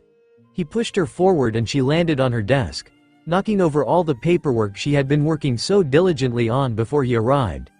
And before she could reprimand him, he reached down and yanked her pants and panties off completely. Grabbing her ankles, Naruto spread her legs up and out as far as they could go, exposing her pussy to air for him to see. Roswice's face burned with mortification and her eyes brimmed with tears as he stared down at her wet lips. Wow, look at how wet you are. Did you come while I rubbed of between your ass? Or was it when I came in your mouth and you had to drink it? It's like a Nixie rampage down there. I didn't. Do you want me to fuck you? She gasped and went silent at his question. He situated himself between her legs as he held them out, aligning his dick with her pussy perfectly. Roswice's breath hitched in her throat at the idea of that rod that had nearly driven her mad moments ago now entering her most sensitive spot. The arguments of their professional relationship and their surroundings were all silenced in favor of the idea of what the sex would feel like. Of course I don't have any protection, so I don't know what'll happen if we do it. You might end up catching something or even getting knocked up if we did it raw. But if we did. Naruto leaned in towards Roswice's face as she gasped in shock. I would fuck like an animal. I'd fuck you over and over and over until the morning and then some. The idea sent shivers of pleasure and desire up her body. She felt like she was preparing herself for the best of it already before it even happened. Roswice muttered, aye. Or I could walk away, he said while still leaning into her, the underside of his cock rubbing against her folds and setting her into a fit of pleasure. Just say the word and I'll turn back now. Roswice remained silent and only tensed her body in anticipation. Is that a no? She opened her eyes, and no, I mean I want to, I was just. If you want me to do something then say it. If you want to then you. Roswice, he said with force and resolve as his cock touched her entrance, say it. Do it. He took her hands and placed them under her knees. Fuck me. He made her pull her own legs up and open her pussy for entrance as he grabbed her hips. Give it to me, she hungrily admitted as she watched his throbbing manhood inch closer and closer to her wet, awaiting lips. I want it so bad. Come inside and don't stop. Pound me into the morning and then for the rest of the trip. Don't leave this room. Cover me in it again and again. Make me addicted to the feeling of your cock pounding my cunt and to the taste of your semen. Make me yours and. Roswice? Devil, make me yours and? Roswice. Eep. The Valkyrie pulled her hand back and looked up when she heard the knock on her door. She felt her face burn and her body radiate heat but still answered, see come in. Azazel opened the door and walked in. Good you're still up. I wanted to talk to you. About what? She asked as she tried to calm her beating heart and flushed face. As Azazel approached she hoped he wouldn't notice her reaction as the fallen angel walked around. This matter with Yasaka Dono. Azazel answered in a pace. I have no basis for this but I can't help feel like this is about something more than just kidnapping the leader of a yokai sect. Kidnapping a political leader isn't a big enough problem? Of course it is, Azazel said in exasperation, but I just have a hunch that it isn't everything we're dealing with. I don't want to assume the worst but if assailants find out who we are and that we're here they may take action against us. And while I trust the kids to be able to protect themselves I'm more worried about the droves of unsuspecting students that could be put at risk. Roswice gulped in fright. You really think they'd resort to attacking innocents? I wouldn't risk trusting their morals in favor of planning for the possibility. The Governor-General looked to the Valkyrie. I know it's late but can you think up of some charms or warding spells we can enchant on the students to give them some protection? Oh absolutely, she nodded. I can get a rough circle created in a few minutes. She looked over the desk for some paper but couldn't find anything. There isn't a notepad here. You sure? Azazel stood up and walked over. I'm sure every room came with. He paused and looked down at the book in front of her. Oh you're reading my book? Huh? Roswice let out an undecipherable gasp of air as Azazel grabbed her book. Wait. Where are you up to? Oh. The rough scene, Azazel chuckled. I liked writing this part. The Baroness notices the protagonist's sexual frustration and wants to help alleviate his woes. But she's pregnant with his child and can't handle sex with him at the moment. So she gets the beautiful but timid maid to fill her spot. But she won't loosen up and get into the mood. So the Baroness ties her to the bed and lightly torments her to get the girl excited as he watches. And even though she doesn't think she'll like it as she's being played with she gets more and more. I need to go find some paper, be right back. Roswice rushed out the door and left Azazel behind with her book. He looked down at the chair and stared at it for a moment. Well, I guess that answers the question I asked in the strip club. So do I wait for it to dry or just pay for water damages? Devil, did he have a last name? Maybe that's where we diverge. He said that back then the ninja village didn't let them have last names. He was only ever called by his given name. Did he like orange? I know he was a white dragon or whatever, but he didn't only wear white, did he? I'm not sure about his whole life, but in my head he wears an orange kimono with white highlights. What about ramen? Did he eat ramen? Wait, was there ramen hundreds of years ago? Senpai. Issei exclaimed in annoyance as he looked back at the anxious blonde. Can you stop with the questions? We barely got any sleep last night because you kept hounding me. Well, can you blame me? After the shit we heard yesterday? The blonde said in a tired huff as he sighed and tied his shoes. When you end up in a new world and find out a different version of you lived here hundreds of years ago, then you might find out it's seriously disorienting. You came from a ninja world, right? But this version of you lived here hundreds of years ago. Issei titled his head in thought. Does that mean hundreds of years from now, there will be a version of me in your world? Oh, those poor future bastards if that turns out to be true. Naruto managed to chuckle, and despite Issei's scowl he was sure that was the intent his fellow, pawn, had. Hearing that he had a doppelganger that lived a life, built a community, and then died in battle years ago in this unfamiliar world left him more confused than he had felt in a long time. When he came to this world he felt alone and stuck in an unfamiliar place. But apparently there used to be a version of him that not only lived here but tried to make it a better place for humans and yokai alike. He had his own past. Lived his own life. Made his own friends and made an impact on their world. And then he died. He lived his life and then was killed. Shockingly, as a part of a different cycle of rebirthing warriors destined to fight a counterpart for the rest of time.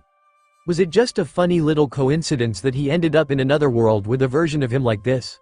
Or if he went to other worlds, would it be a similar story all over again? You've been thinking about this for a bit. He looked down at his arm. Of course I have. How am I supposed to find out about all of this and not think about it? Well, finding out you have a counterpart shouldn't be too upsetting for you. I mean, it's your signature move, isn't it? There's a difference between making a clone and having a version of me that lived his own life. Naruto argued back. Can't you show just a little fucking empathy? Hey, you're the one with the problem, not me. Issei shrugged. That's kinda cold, Kurama-san. Yeah, well, it's the truth. Naruto clicked his teeth. Big words. But I'm surprised you can say them when there's a fact you seem to be missing. What? Remember when everyone was looking at the painting of that fox woman and losing their minds? Peeved. Oh, they were losing their minds. I know you got excited looking at that picture just like the rest of them. Don't act like you're absolved. Senpai, you did? Issei exclaimed with glee. You're finally starting to embrace the beauties of eroticism and breast appreciation. Let me tell you a little about our lord, Chichigami-sama. Shut up. Naruto barked and growled down at his arm before he smirked. So I guess you really haven't noticed yet, have you, Kurama? Noticed what? That fox lady is this world's version of you. That's not true. Nine-tailed fox. Very powerful. Has a connection and a past with a version of me. Sounds like you. No, I'm not associated with you. You're associated with me. I came first and I'm way more important. Get your facts straight. Sounds like someone is in denial. No, I'm not. It's not true. Shut up.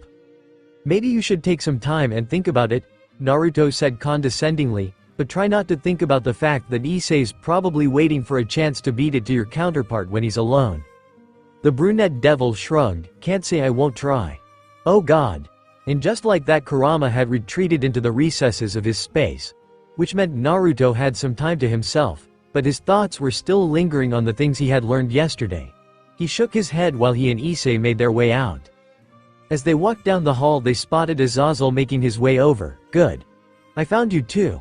I wanted to tell you the game plan. What's up, sensei?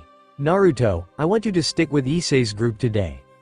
I've given Kiba the heads up to stick around Roswise and I today just in case.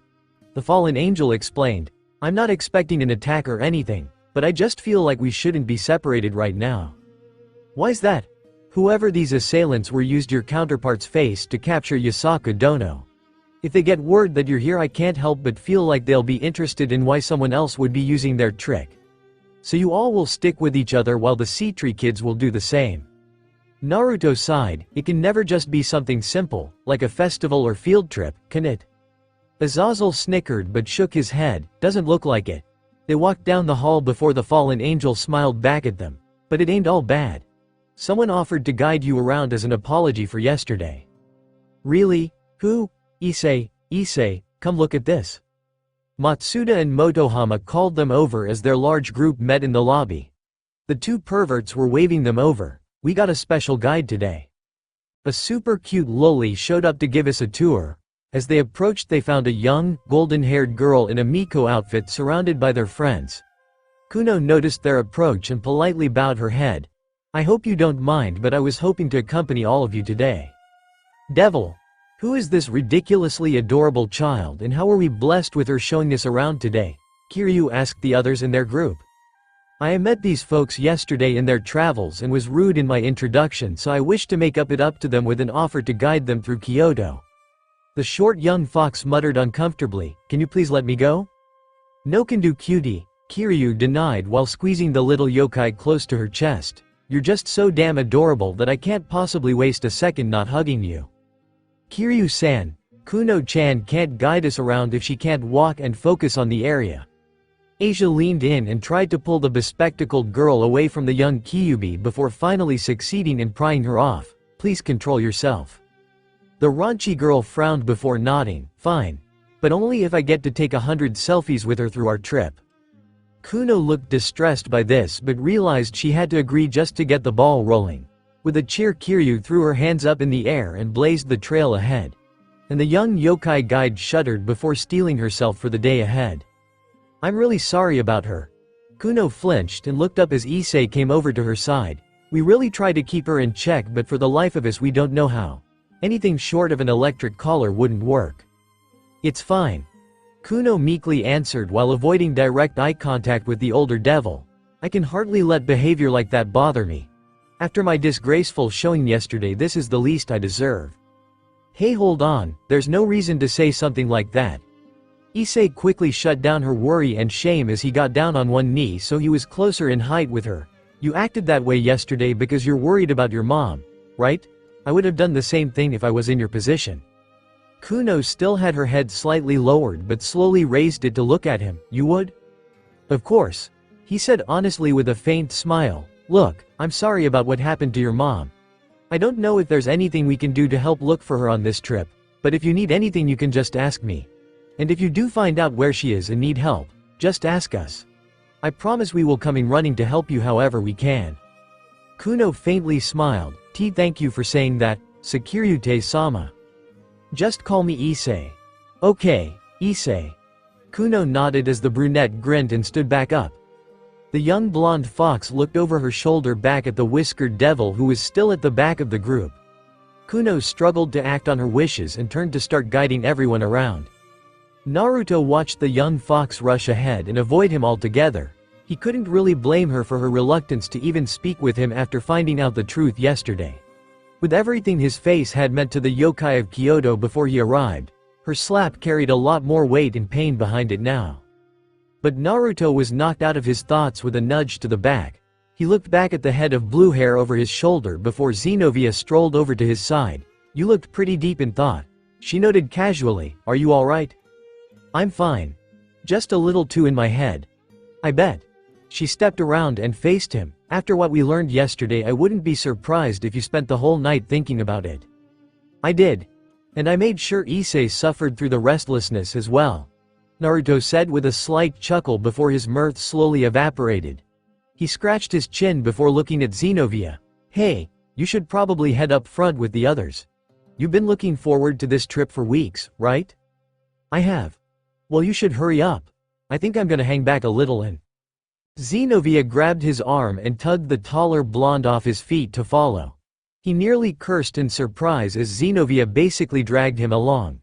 But the blunt knight looked back with a smile. If Rias, Bucko or Kaneko were here, they'd help and console you and talk things out.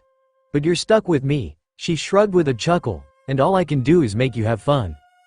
Naruto stumbled slightly as he was dragged behind her. He stared at her back for a few seconds before laughing. Wow, even after all this time you still have no tact, do you? I guess I wasn't born with it, aren't you lucky? Well, I should have realized it as soon as you grabbed me that day at the pool. Yes. Yes, you should have. Devil, they watched their interested group leave in a hurry. After receiving the reports of devils, angels, and fallen angels arriving in Kyoto, they decided to have a few of their own keep tabs on them. And when the specifics of who was around had come to their attention, they had to see it for themselves. From atop a faraway building, they watched the mismatched group leave. A boy with glasses fixed them up his nose with a quiet pause. Well, this is interesting? Yes. Yes, it is. I was certain when the news of the missing Kyoto leader had started to spread there would be reinforcements arriving to help them. A svelte young man with straight hair said, I just didn't think they would be sending the Red Dragon Emperor for help. I'm thinking what is even more amazing is that he is here by coincidence. They looked at him in surprise as the composed leader pointed at them. There are multiple groups around Kyoto with that same school uniform walking around, but most of them are human. This isn't a call for reinforcements. It's just a school field trip. Hey, isn't that intriguing? There's no way these people, those ones in particular, just showed up at a time like this. This is nothing short of Kismet acting in our favor. Our favor? Of course. Devils. Angels. Fallen angels. All our enemies, and the most prominent of them at that. Arriving here just as we're about to act. You could consider that a cruel twist of fate stacking the deck against us. He smiled calmly to assuage his comrades' worries, or it could be this really is our chance to act, and we're just getting even more chances to solidify our return to glory. So what should we do? Governor General Azazel is with them. The centural figure said as he rubbed his chin. If we wait too long, he'll probably find some way of finding us and interrupting our plans at a crucial moment. So how about instead we just introduce ourselves? Are you serious? Of course. He nodded firmly, brazenly charging to face the enemies of humanity and make them fret. What's more heroic than that? His two comrades looked between each other before the leader looked off to the side. What do you think? A fourth figure perched on the edge of the roof and watching the group closely remained silent. After a moment he nodded, I'll follow your lead. Are you sure? You've already done a big part of the mission, and the people down there? You said it was fate, right? His eyes narrowed on two members of the group. Can't argue with that when everything just keeps coming up aces for me. Devil, welcome to Arashiyama. Kuno welcomed them with a smile. Where would you like to go first? Oh, Irina quickly waved her hand. I want to visit the temples. Yeah, but we gotta see the grove, Kiryu quickly added. No, the monkeys, Matsuda said. Monkeys first. Let's eat first, Motohama exclaimed. I gotta see what Kyoto's specialties look like. I think we should see the deer park, Asia added in. Wrong part of Kyoto, Xenovia, Issei, and Naruto watched their group excitedly panic as they figured out what they would do next. Xenovia watched with a pitiful shake of her head. They are so excited. It's like watching children get pumped up for Christmas. Issei scoffed. You're one to talk, Xenovia. Yesterday you were dancing around saying how much you wanted to see Kinkaku-ji and hugged Asia tight when we finally saw it. We have the pictures to prove it. Naruto chuckled a little as Xenovia's face grew a little pink. Well, can you blame me? It's not every day you see a building covered in gold. A building covered in gold named Kinkaku? Wild guess here, but was there another building in silver called Ginkaku? Actually, it wasn't even silver. Xenovia said with a frown. How misleading is that? But yeah, there's a Ginkaku-ji. Fucking typical. What's wrong? Just got reminded of a bad stomachache. Devil. This is so cool, everyone. Please make sure not to be too loud. Kuno requested as they made their way around the gardens of Tenryuji Temple. This is supposed to be a place of quiet contemplation and zen. Cutie. Kiryu quickly rushed over, glomping the poor unsuspecting fox who flailed helplessly. You owe me a few pictures, remember? Please release yourself. Naruto-san. Irina came over and dragged the blonde to the side of the lake. Come on. We're taking pictures, everyone gets together. Alright, I'm coming. Naruto droned as he grouped up with everyone. We're gonna send this to Rias and the others to make them jealous, right? Absolutely. Breasts. Breasts. I need breasts, someone off to the side yelled as they groped for a chest and caused everyone around them to run away screaming. Devil, Zenovia's eyes sparkled like stars as she slipped a little apple slice through the fence and watched a little macaque nibble on it. Without even looking, she reached out and repeatedly smacked Naruto's shoulder. Take a picture, get a video. Do something, it's so cute. I am. Stop hitting me. Pass the peanuts. I'm almost out of apples. Do you want me to film this or do you want me to get you snacks? Can't you make clones and do both? Not in public? It's got my phone. Matsuda cried out as a baby macaque scurried away with his device in hand. Someone, anyone, please get it back. I haven't backed it up yet. There's porn on there I won't be able to get anywhere else. Instead of assistance, all he got in return were sympathetic pats from Motohama and Issei. The two other perverts wept silently and wiped their tears away. I don't need your condolences, I need my phone. Devil, wow. Asia muttered in amazement as she looked at the giant grove of bamboo trees they walked through that stretched out in every direction. The young blonde nun looked up at the sunlight peeking through the stalks and giggled. This is so beautiful. I've never seen anything like this back in Europe. I forgot how majestic and varied Japan's landscape can be compared to England's. Weren't you born here, Irina-san? I was, but I moved when I was still a kid, the chestnut-haired angel said with a smile. So I didn't get to travel much and see what Japan had to offer. But now we're making up for lost time. She spun around and walked backwards with a grin. Issei-kun, we still got more to see today, right? Yeah, we can still see more before we gotta get back with the class. He looked down at his side. That's okay, right Kuno? Of course. The young golden-haired girl smiled pleasantly. If there's anything you want to see or anywhere you want to go, just tell me and I'll make sure we visit. Yay! Thank you Kuno-chan. Issei smiled as two-thirds of the church trio celebrated.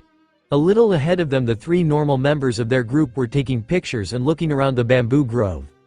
And over his shoulder he saw Naruto and Zenovia walking around and talking while admiring the scenery. He was glad to see the whiskered devil had cheered up after the heavy revelations yesterday. And down by his side he saw their young yokai guide sparing a look back at them before turning back ahead. Issei inquired, "Hey, are you alright?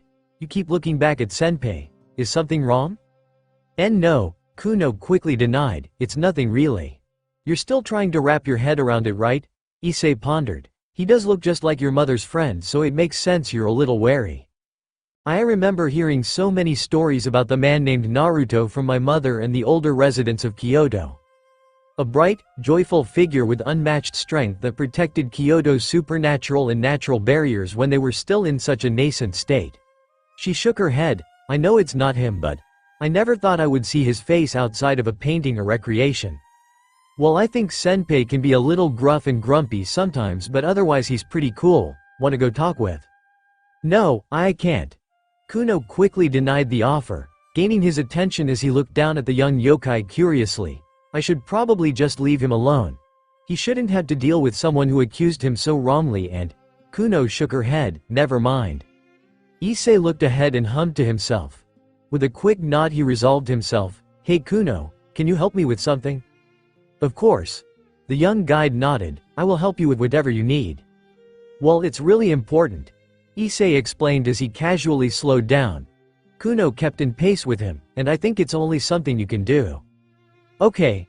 Well, you see, he drew out his speech. I need your help. He looked over his shoulder, to Senpai. Huh? Kuno needs to talk with you, Issei quickly said as he jumped back and patted Naruto's shoulder. Kuno let out a startled gasp in response and Naruto could only look confused as Issei reached over and grabbed Zenovia's arm. Hey Zenovia, come over here and tell us where you want to go next. Issei dragged Zenovia ahead and left the two bewildered blondes behind in the middle of the path. Naruto and Kuno stood together in a tense silence as neither one could muster up anything to say to break the ice. Kuno bunched in on herself and looked away shyly as Naruto rubbed his neck. You're the adult, so you should be the one breaking the ice. Naruto clicked his teeth and grumbled at the condescending voice of the fox in his head. But realizing that Kurama was right, the blonde agreed and chuckled to the side before looking down at Kuno. I didn't realize Issei could be that sneaky. That was very underhanded, Kuno whispered as she pouted. I told him not to mind it. Mind what exactly? Naruto asked as he got down on a knee so he could face her at her level. What is it Issei said you wanted to talk about? No, it's nothing, Kuno quickly waved her arms around and shook her head. You don't need to bother with listening. Please. Kuno stopped and looked at Naruto after he had asked to hear what she had to say. The young lady lowered her arms and head as she murmured, I'm sorry for the trouble I caused you. I attacked you with our forces without even hearing what you had to say or your story. My rash decision was only going to cause problems and nearly started a serious conflict. I mean, you were just acting on the information you got, Naruto said to ease her guilt. A devil that looks suspiciously like the man that kidnapped your mother and a perverted incarnation of the dragon that attacked Kyoto years ago. Anyone would be cautious of people like that suddenly showing up in their backyard. Please don't do that. Don't make light of my mistake. Kuno respectfully asked with a firm shake of her head. Even if you're understanding, that doesn't mean I should have done it. And I'm sorry. She blushed and looked up shyly. I'm sorry I slapped you. Oh yeah. You had one heck of a swing on you, he said with a chuckle as the little girl fumed and blushed with mortification. He immediately smiled and nodded. Thank you for saying that. And apology accepted. Kuno's expression softened a little and she nodded gratefully. If there's anything you need from me to help you get your mother back, just say the word. Kuno smiled softly. Issei said the same thing. He did. Naruto grumbled. Damn, it loses its impact if I'm just repeating what that guy says. Kuno giggled at him and he smiled. But I mean it. I promise you'll see your mother again. Kuno's eyes watered, but she quickly wiped them away and nodded. Thank you. You're welcome. Kuno smiled brightly and then said, You know, my mother used to tell me stories about her friend before I went to bed. And I know you aren't him, but I'd like to hear your stories too. She smiled. I'm sure you have a lot of interesting tales from another world, right? I do. Naruto pulled his sleeve up and showed the young yokai his arm as she curiously titled her head. His sacred gear appeared. But I think the most interesting part should probably start with this. Hello young one. My name is Kurama. Kurama is a demonic spirit that was bonded with me at birth. Naruto smiled at Kuno's surprised expression. He's also a Kyuubi. Really? To my knowledge I am the only one of my kind back in my world. So I was surprised to see that not only were there statues and effigies of them, but there were so many walking around and in positions of power. You're just like us, Kuno marveled as she looked at the sacred gear's flashing lights. That's amazing. Can I see you? Unfortunately, I don't have a physical form at the moment. But someday we hope to change that. If we do, then I'd be happy to visit. However, my form is so large I might cause panic walking through the streets of Kyoto. Oh, your fox form is large? My mother's is as well, Kuno said excitedly as she ran over to the railing between the pavement and the bamboo grove. She jumped over, disappearing into the trees before a small fox came running by. Naruto watched in surprise as the fox jumped the railing and disappeared, only for Kuno to reappear in its place. Mine is still small, but I hope one day to grow big and strong like her. Oh, your mom had a big form too? Naruto smirked and looked at his arm. Evidence is piling, Kurama. Shut up and die. Naruto and Kuno laughed between each other. A moment captured on Xenovia's phone with the others looking over her shoulder. As they cooed, she nodded. That's definitely one we need to send out. Devil, Roswise felt a vibration in her pocket and fished out her phone. When she saw the picture of Naruto and Kuno getting along, she cooed. Ah, that's adorable. What is it? She looked up and saw Yuto standing by Azazel's side as the teacher sat at a bar and enjoyed a drink. Did you get something? Just a cute picture of Naruto-kun and Kuno-chan getting along. I guess they worked things out. She looked up and frowned at the two men. And what's going on here? Just convening, Azazel said before nodding to the blonde. Stay vigilant. And keep me posted if anything happens. You got it. Yuto walked out of the restaurant to meet up with his group again. And the silver-haired Valkyrie turned and frowned at the fallen angel. How can you be drinking in the middle of the day? You know you're a teacher, right? You're supposed to be an example to your students. Oh, we can have a little break in between our duties. Besides, I'm not drinking enough to get buzzed or plastered. Just to enjoy the scenery and relax. The mixed-haired man said as he raised his sake glass and sipped on the delightful drink. He saw Roswice's judgmental expression and shrugged. You know, I know you settle into the responsible role pretty easily, but you can lighten up every once in a while. Not when I have to make up for your recklessness. Azazel raised his cup and downed it in one go before putting it down and sighing. He pulled up the seat beside him. That's the last one. You can have the rest of it if you want. She raised an eyebrow as he patted the chair. You don't have to drink if you don't want to. But I do think you could use some time to take the edge off and relax, don't you? Rossweiss stayed wary for a moment before taking up his offer and joining him at the counter. I'm not really one for drinking. I guessed since you didn't have a drop the whole time you were chaperoning the old man. Rossweiss nodded and slightly deflated at the reminder of her old job. But then Azazel leaned in and whispered, Hey, so I gotta know. I know him leaving you here was awful and terrible and a real shit thing to do, but be honest. Do you miss working under him? Working for Odin-sama is an honor and privilege that anyone born in the north would. She noticed his skeptical gaze and raised eyebrow. She looked around cautiously before lowering her head and voice. It is a bit of a relief working away from him now. I bet. I mean, he was never grateful. Always critical. And he always had something mean to say about me. Rossweiss complained, sniffling afterwards and wiping her nose, the big jerk. He did say a lot. Azazel nodded, and I mean I'd understand if he was criticizing you for doing a bad job, but from what I saw you always performed like a perfect bodyguard. Thank you. Rossweiss threw her arms up and then huffed. At least I'm appreciated as a teacher and, Rook. And even the sexual harassment with these jobs is more manageable than under Odin-sama. Yeah, the kids really like you.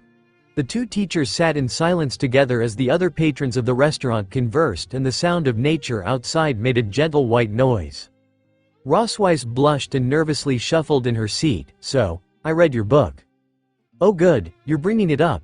There was no conceivable way I thought we could talk about it naturally if I was the one that started it. Azazel said with a sigh of relief. So what did you think? I think it was hundreds of pages of erotica and fantasy loosely cobbled together with an underutilized story and flat characters. That's pretty much exactly what the reviews say too. Azazel nodded. All the critics have been hounding me about my inability to write romance and narrative. He coyly smiled, but that's not what the book was about. Now was it? The audience response on the other hand? Rossweiss' face turned beet red as she whispered, I did enjoy what you were setting out to do. There it is. Azazel pumped his arm. That's a ringing endorsement if I've heard of one. But I mean some of the things you wrote, Rossweiss meekly murmured. They can't be real. Well true, some indulgences were made but everything else has been based on stuff I've experienced. Why you? Rossweiss panicked. So is everything that happened in the book something you've done? Like to someone? Or has been done to me? Azazel casually said, I've been around a long time. If I didn't change things up they'd get stale real quick. He noticed her nervous expression and asked, why? What's the matter? Have you written down your own experiences? Rossweiss cupped her hands and looked down as her thumbs twirled around each other. Does that mean you've been rough with people? Or let them be rough with you? Rough like how? Like making the choices and lifting them up and making them say things while you. Like being assertive? Oh yeah, I played that part and had assertive people take the lead for me. Azazel looked out fondly into the distance. Nothing like having a woman take the reins and teach me what's what. But isn't that bad? Not at all. If you like it and it works for you then that's all that matters. No one should be ashamed of something like that. He looked aside and saw Rossweiss's lowered head and burning face. I'm taking that this might have something to do with the chapter you read last night? I read that part and had a few thoughts. And nothing came of it at all. The chair would disagree. Huh? Nothing. Azazel reached over and poured a drink, sliding the cup over to Rossweiss as he did. Look, it's nothing to be ashamed of. If you read that part and you like the idea of it happening then that's fine. There's no reason to be ashamed. But there is. Rossweiss whispered. When I thought about it happening to me I imagined someone there. And I shouldn't have thought about them because it would be inappropriate. Naruto? She balked in horror. I mean it seems pretty obvious. He's your closest relationship in the group. The first person out of everyone here you met. Plus I'm sure you've noticed but you usually go overboard revealing some of your more personal secrets to him in moments of heated exchange. Rossweiss's head was steaming, wavering in her seat before grabbing the counter to steady herself. She grabbed her cup and downed the drink in one go as Azazel nodded. Look, I understand from the viewpoint of student and teacher that those kinds of fantasies could seem inappropriate. But it isn't that simple. You know each other, you're friends, you're in the same peerage, close in age, and you're devils to boot. That changes things. Your relationship isn't simple, so a fantasy isn't unexpected. But are sexual fantasies all I have to look forward to now? Azazel flinched in surprise as she slammed her glass down and got the attention of everyone else after her exclamation. A red-faced, tipsy Roswise swayed in her seat before slamming her hand down on the counter. So the fantasies are fine. Whoopee. But what about when I really want to do it? Am I just cursed to flick the damn bean forever? Hey, are you drunk? You only had one glass. She grabbed Azazel's collar and dragged him in. That's what Odin-sama didn't get. Of course I wanted a relationship, but did he offer to set me up with someone? Put in a good word? Nope. Just mock and criticize me? And now I have the image of the stern, dependable woman who doesn't need relationships. When's it my turn, huh? Oh, that's why he never let you drink. Okay, it makes sense now. He tried to pull her hands away, but she persisted, gaining them weird looks around the restaurant. Sorry folks, she's normally really timid. I wanna fuck too. Devil, feeling better? Xenovia asked as she and Naruto sat on a bench outside a little snack place while their group ordered some treats. Much better. He nodded as he sat back and drank his Coke. You were right, I just need to take my mind off that stuff for a while. Thanks for the help, Xenovia. She nodded smugly. Yes. I win. That's a point for me. He chuckled at her victorious boasting and she giggled in return. I think this suits you a lot better. Having fun and enjoying yourself instead of worrying about stuff you can't control. Oh, I'm gonna be thinking about this other me in Kyoto for a long time. Naruto clarified. Hey, when you hear about some alternate version of yourself living and dying in another world, you'll see it ain't so easy. Xenovia titled her head in thought. I've never been to another world before. I'd have to travel to one and see for myself what it's like. She looked at him. Maybe you can take me to visit yours one day. He didn't think he'd ever return to his original world ever again, but the fact she seemed so sure of it did lighten his spirits. He nodded. I'll show you around sometime. And after today, that can be our second date. Naruto watched the blue-haired beauty sip on her drink with a look of content joy. He spoke. I still can't believe that you're interested in me. Believe it, and I'm past the point of just interest now, and I know that for certain, unlike before. How's that? I knew the moment I met Sister Griselda again. Naruto thoughts went back to the sport event day the Alliance shared and one of the nuns that had been changed into an angel. When he remembered the terrified and docile demeanor Xenovia finally had in her mentor's grasp, he chuckled. Oh yeah. She's the lady that raised you, right? Hee, I don't think I've ever seen you that scared before. Of course I was scared. Sister Griselda is not to be trifled with, Xenovia warned direly as Naruto tried to stifle his laugh. She eyed me down and took me aside after the event was over. I thought she was going to bend me over her knee and discipline me for everyone to see. She shuddered at the thought before she relaxed. But thankfully she just asked me to contact her more often and maybe set up a date we could have lunch or dinner together. So what did seeing her again help you realize? She smiled. That I really want to properly introduce you to each other. Xenovia felt a swell of joy seeing his surprised expression and felt her cheeks turn pink in return. That I really want you to know the woman who helped raise me. And for her to meet you. And for her to understand that even though I was raised on our faith, and understand what a sin it can be. I'm proud I found this feeling. No matter what he tried to say, Naruto couldn't find the words to respond to Xenovia's earnest declaration. Despite his effort, he couldn't help but blush and scratch his neck as he tried to figure out what to say next. Xenovia took his moment of silence as victory and grinned. Left you speechless, didn't I? Yeah, kinda knocked the words right out of me. Then I guess I can consider that a win on my behalf. She relaxed back in her seat and basked in the warmth of the sun with a smug grin of satisfaction. I won't ask for much. You don't have to worry about buying me any presents or taking me out anywhere fancy or doing that move where you lift your partner up and pin them under. What? Xenovia clammed up and went silent as she realized she said too much. She sweated as she felt Naruto's piercing gaze on her, waiting for clarification. Her eyes panned away as he leaned towards her with a critical glare. Xenovia. I remember you saying something yesterday on the train. You didn't get a chance then. Mind giving me one now? Xenovia nervously scratched her cheek. Don't get grossed out or anything, but before we left I saw you. In Rias Bucco.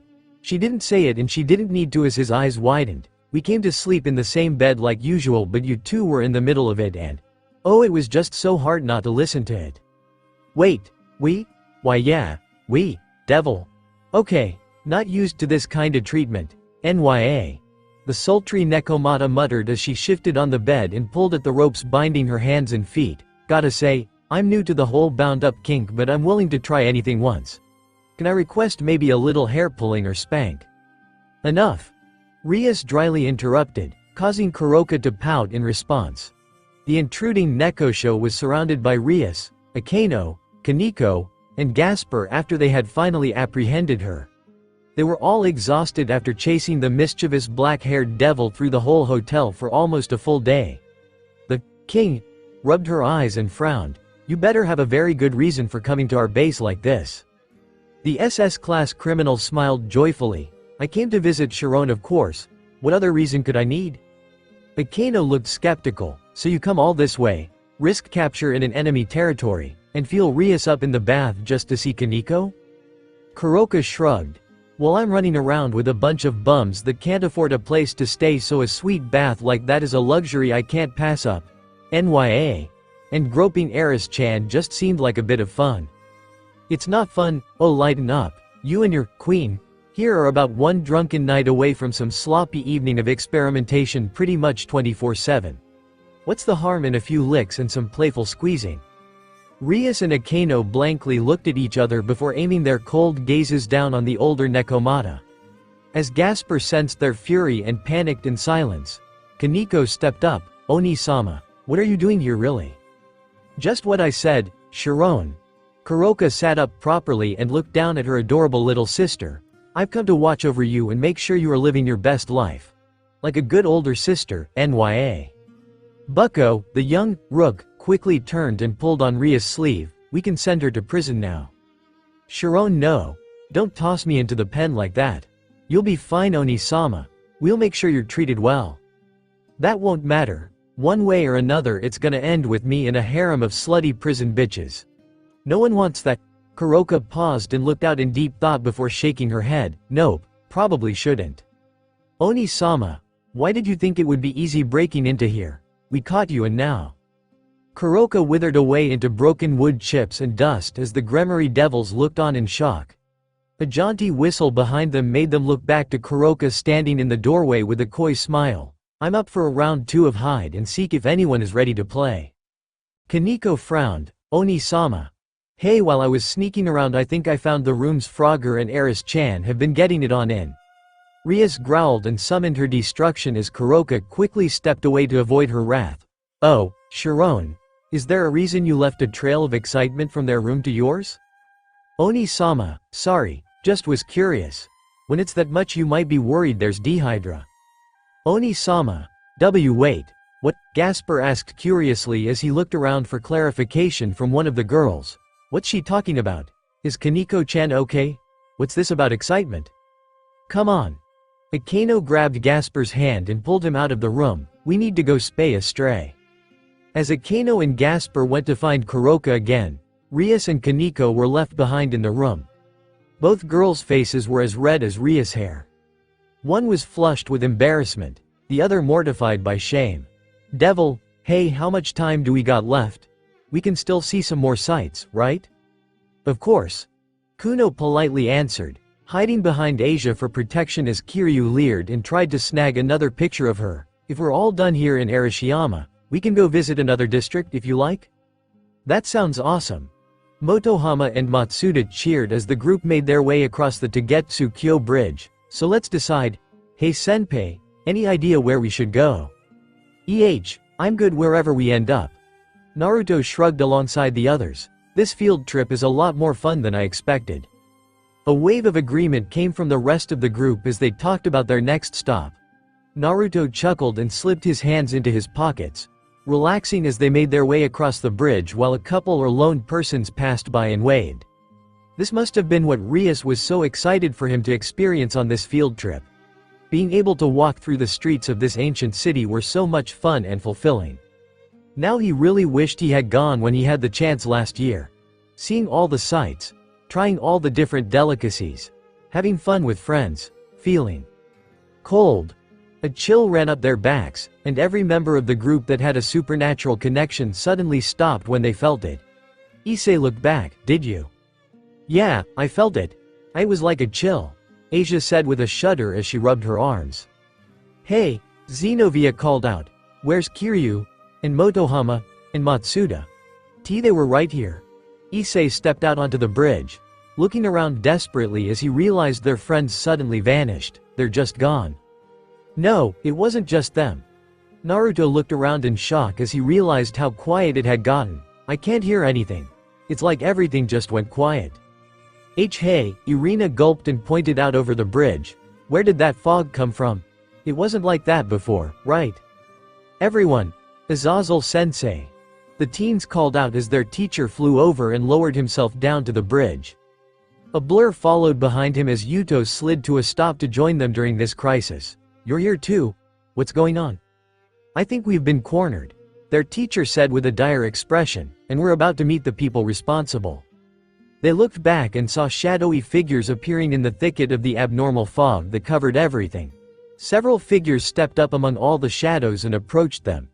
As they came, every member of the Gremory group summoned their weapons and prepared for battle. The ones that appeared through the fog were a group of young men and women. But among all the colorful and odd people that stepped forward, one man continued to confidently step forward to address them. A man with short black hair and a blue school uniform approached them.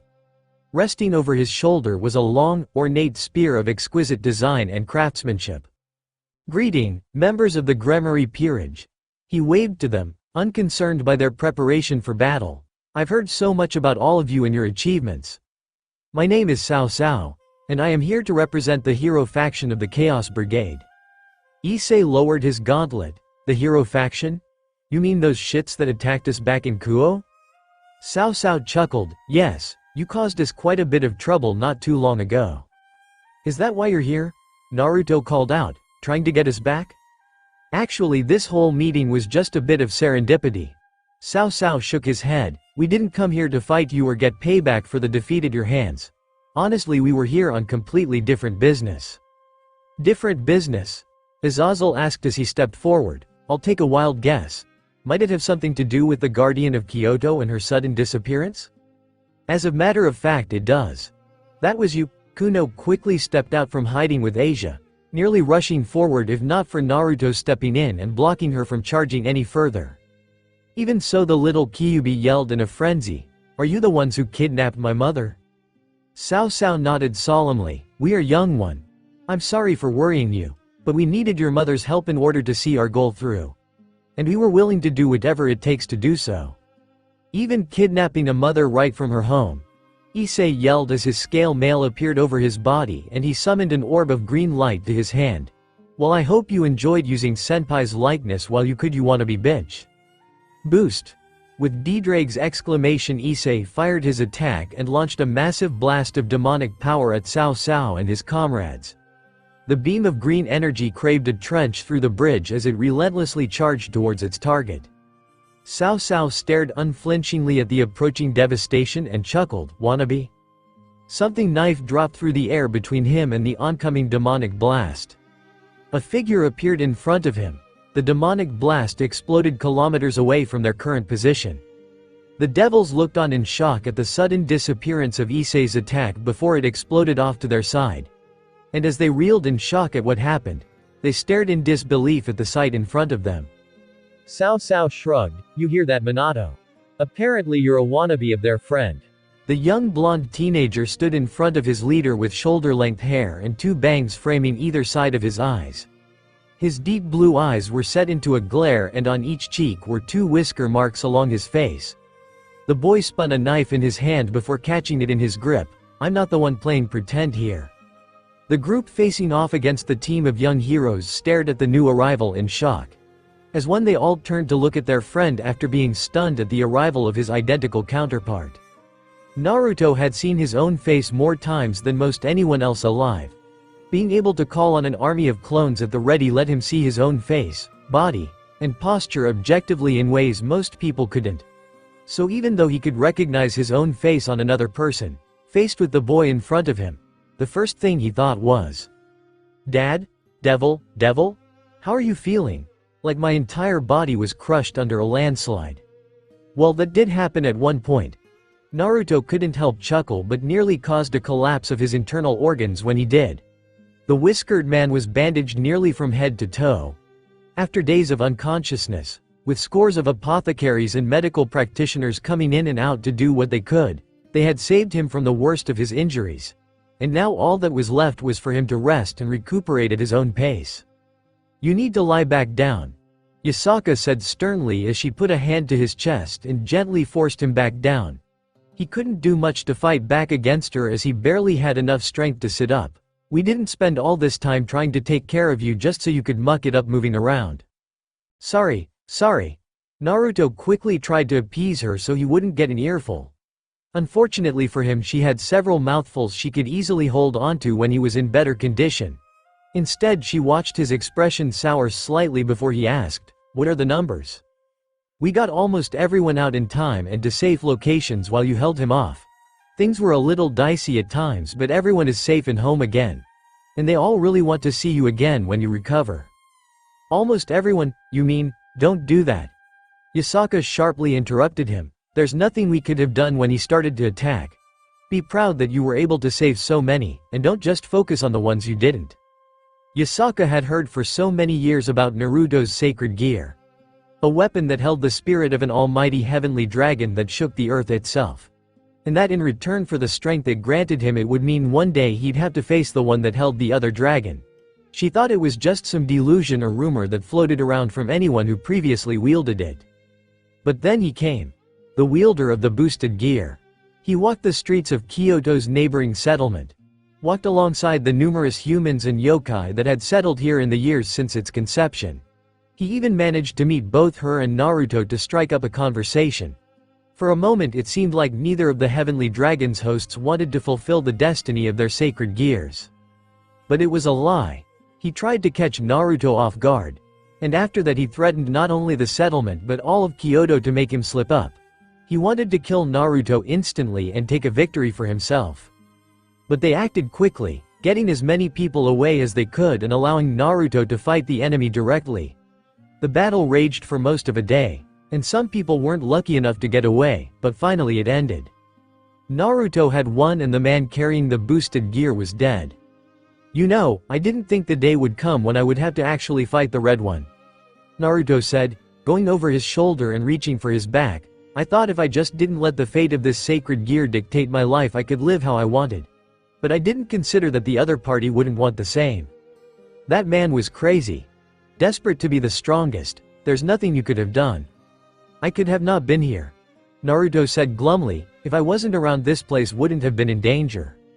"If you weren't around, this place wouldn't exist," Yasaka countered. "In case you forgot, you're the bastard who fixed me up, dragged me along, and made me stick around to realize your ridiculous fantasy through.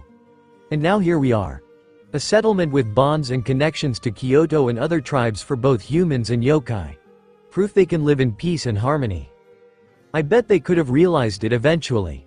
If you didn't bug me about it, I never would have realized it," Yasaka said with a hint of infuriation as she stopped herself just short of smacking him. She shook her head. "A lot of work went into this place. And people appreciate what you did for them." Thoughts of the humans that had disdained yokai before and the monsters that hid and attacked from the shadows now openly living alongside each other flooded her mind.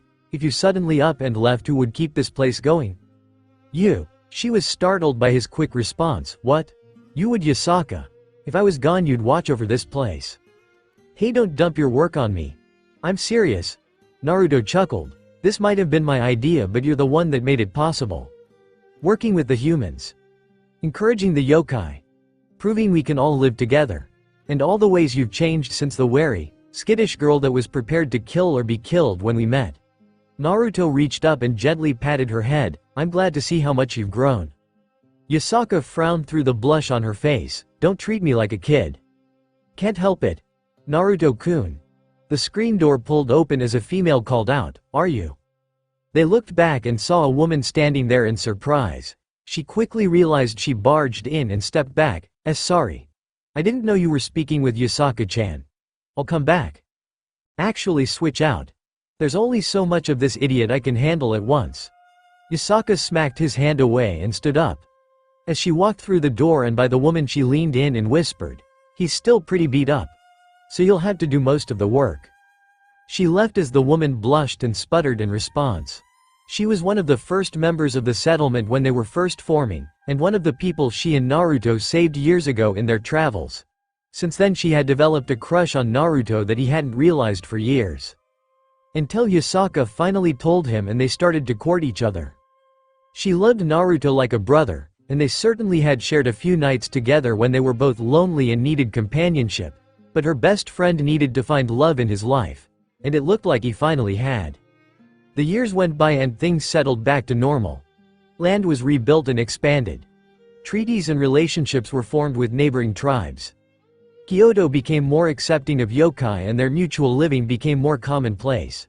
And even if dissenters argued and attacked against how they lived, they protected the peace. Naruto got married and was very happy.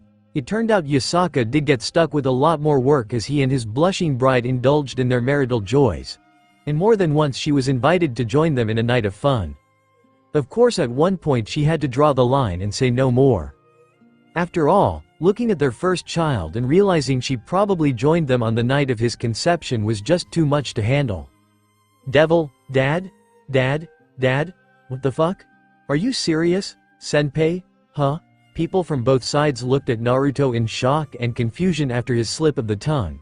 He shook his head, never mind. Forget I said anything. Cao Cao stifled a chuckle and looked towards his companion. Hear that, Minato? He thinks you're his dad. How's that make you feel? Disgusted and weirded out. The dual-whiskered teen said with a grimace, why would he think I'm his father? Wait. Mina-kun. A pretty blonde girl in armor brazenly rushed forward, uncaring of the tense atmosphere and battle that was about to begin, and latched herself onto Minato's back. Did you have a kid? Did you get lucky and sire a boy who was taken into the devil side and now you have to fight him in an unfortunate turn of fate? What are you talking about? That's the stupidest thing I've ever heard. But I've seen it happen in TV shows, and manga, and comic books. It totally happens. This isn't that. Yeah, Jean. You should realize that there's a glaring flaw in your theory.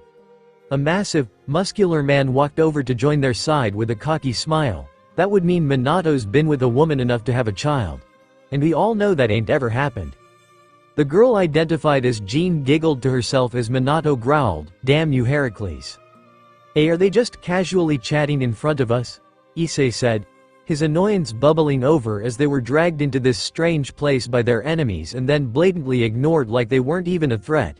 He ground his teeth within the scale mail. I'll show them, dragon.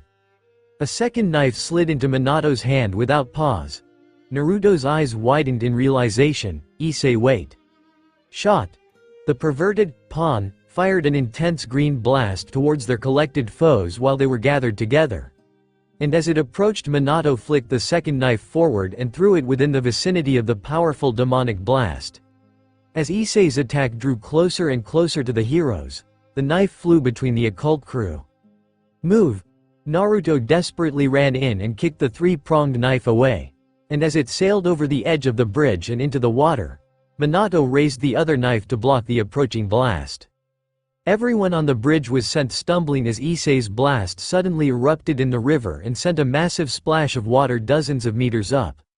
The occult members were shocked by the explosion as the hero faction were surprised to see the blast had been knocked off target. As the displaced river water rained down over them, Naruto picked himself up and glared their enemies down.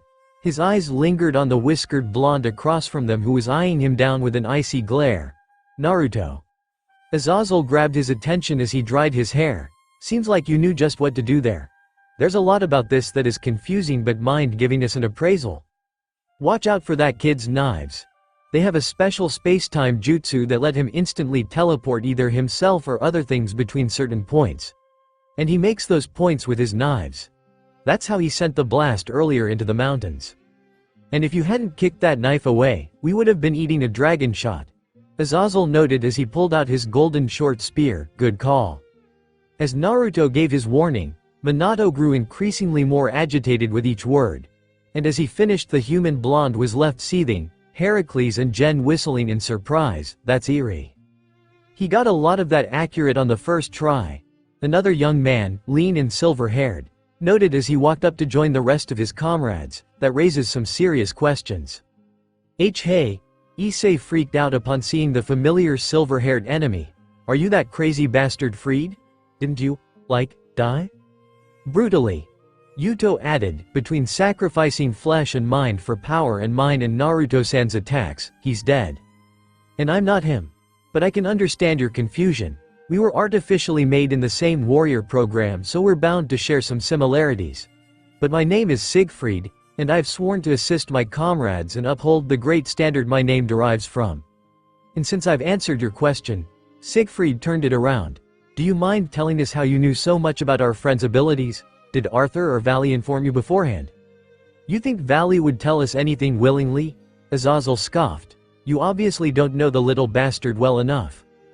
Good point. Cao Cao nodded as he stepped forward, then let's move on. His comrades looked doubtful. Cao Cao, you sure about that? If we don't figure out what they know? I don't think they had any information prior to our meeting. You heard what he said, right? He called Minato father, and also looks just like his ancestor centuries ago. I think he inferred on your abilities based on his prior knowledge from his world. Just fate and the universe indulging in their humor, I suppose. Their leader said confidently, but that doesn't matter right now. No matter what, are we going to let these people stand in our way? As Cao Cao stepped forward, Azazel walked ahead to face him properly. So you're the leaders of the hero faction, huh? An honor to meet you face to face. For us as well, Governor General Dono.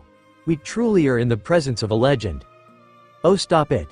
Azazel waved off the flattery. Speaking of legends, I can't imagine all these descendants and reincarnations of heroes through the ages convened together by happenstance. How did you all meet? Like mines and all that. Cao Cao casually responded, giving Azazel a cheeky smirk that the fallen angel couldn't help but admire. Seeing a little bit of himself in the young hero's conniving speech, he listened as the Chaos Brigade leader continued. You could say each and every one of us was touched by heroic stories of the past. Some of us wished to become heroes. A wave of cheers and agreement came from the countless foot soldiers that lined the street behind him. Some of us are heroes reborn and simply continue the bravery that made us renowned in the first place. Heracles and Jean sounded off. And some of us are the true blood descendants of the legendary heroes who mark the legends and storybooks. Cao Cao motioned to himself as others behind him also stood up a little prouder. As such, we feel a duty to honor and preserve our ancestors' legacies. Azazel nodded, the family business. Okay, I can respect that. He then shrugged, then why do all this? Why target us? Cao Cao looked at him dubiously before shaking his head. Azazel Dono, I believe you more than anyone else in this group would understand. You know that on the scale of lives in this world, humans are relegated to the bottom and barely ever considered. We're followers or sources of power for others in their schemes. We're expected to be loyal or faithful or subservient. And if the needs arise, sustenance and entertainment. For all the years you've been alive, have the lives of humans ever been weighed against the rest of yours and come up equal? Azazel hesitated for a moment as he knew the question was rhetorical and any answer would just lead into Cao Cao's trap. The young leader chuckled. It's understandable. For many of the supernaturally inclined humans are livestock or inconsequential. I won't argue and say that humanity have been given the best hand dealing with us, Azazel shrugged. But in fairness, most of them are completely unaware and unaffected by our ongoings. Ignorance is bliss, huh? Cao Cao inquired with an unamused tone. Covering our eyes and telling us things are fine as the world burns and falls around us isn't exactly a good argument, sir. And while capable humans may not be able to match in quantity towards your numbers, I think our quality and ability to grow is our greatest strength. He spun the spear in his hand along his shoulder, and with this little blessing in my hands, I think I have a lot to offer in both of those departments. Asia pulled Kuno back and hid her behind her back before she looked up. Her eyes lingered on the spear he held and she struggled to look away. That spear. Asia, Irina, Zenobia. Don't look at his weapon. The church trio quickly recoiled and either covered their eyes or tried to focus their attention elsewhere. The devoted and pious cannot look at it for too long or they'll go mad. And, him having that, makes me think this isn't going to go very well. Azazel, Naruto urged as he stared at Cao Cao's weapon and felt the something inside him tremble. What the hell is that thing? You remember the Longinus? the sacred gears that stand above all others with the potential to change the world? Issei raised his boosted gear in understanding. That's the first. The strongest. The true Longinus. The spear that stabbed Christ and ended his life. One of the three holy instruments along with the Holy Grail and Holy Cross involved in the Messiah's death and created the title Longinus in the first place. He bit his lip, and long shot. You're the only one on your team with a Longinus? Cao Cao shook his head. Worth a shot. Azazel swiped his golden spear aside and summoned his resplendent golden armor around him. Without hesitation he charged forward to attack his opponent. Cao Cao effortlessly swung his true Longinus and countered Azazel's first strike. As the fallen angel rushed aside, the young hero twirled his brilliant spear around. Leo, Georg, make some soldiers and bring out our friends. He pointed the spear towards Azazel's approaching form and extended it a dozen times its normal length. Everyone else, entertain our guests. As the occult members quickly prepared for battle, Yuto summoned 3 swords at his feet. He grabbed 2 of them and tossed them back. Zenobia, Irina-san. As the devil and angel procured their weapons, the knight announced to his friends, "We'll hold off the numbers, you take care of the leaders." "Oh, no pressure," Naruto snidely remarked as he created 2 clones. One which immediately guarded Asia and Kuno while the other sat down to gather natural energy. The original stepped forward with Issei to face their foes head-on.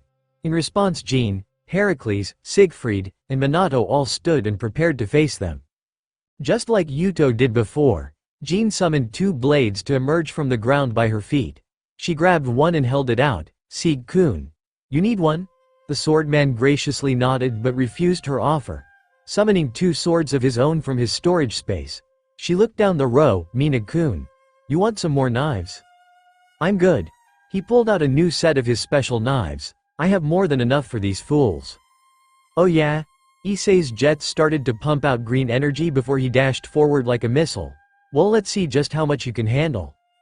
Heracles stepped forward and caught Issei's charge in his hands. The impact between the two was enough to crack the bridge underneath them and cause an explosion of air as they struggled for dominance. Even with Issei's scale mail boosting his strength, the reincarnation of the Greek demigod persisted and matched him in strength. "Ha!" Heracles pushed back and forced Issei aside, throwing him into the bridge's railing and denting it under the force. The human warrior cackled. "Is that all you have to offer, Red Dragon? I expected, GUH." Issei rushed in and struck him across the face. The blow forced Heracles back, making him spit out a bit of blood before he chuckled with glee and rushed back in.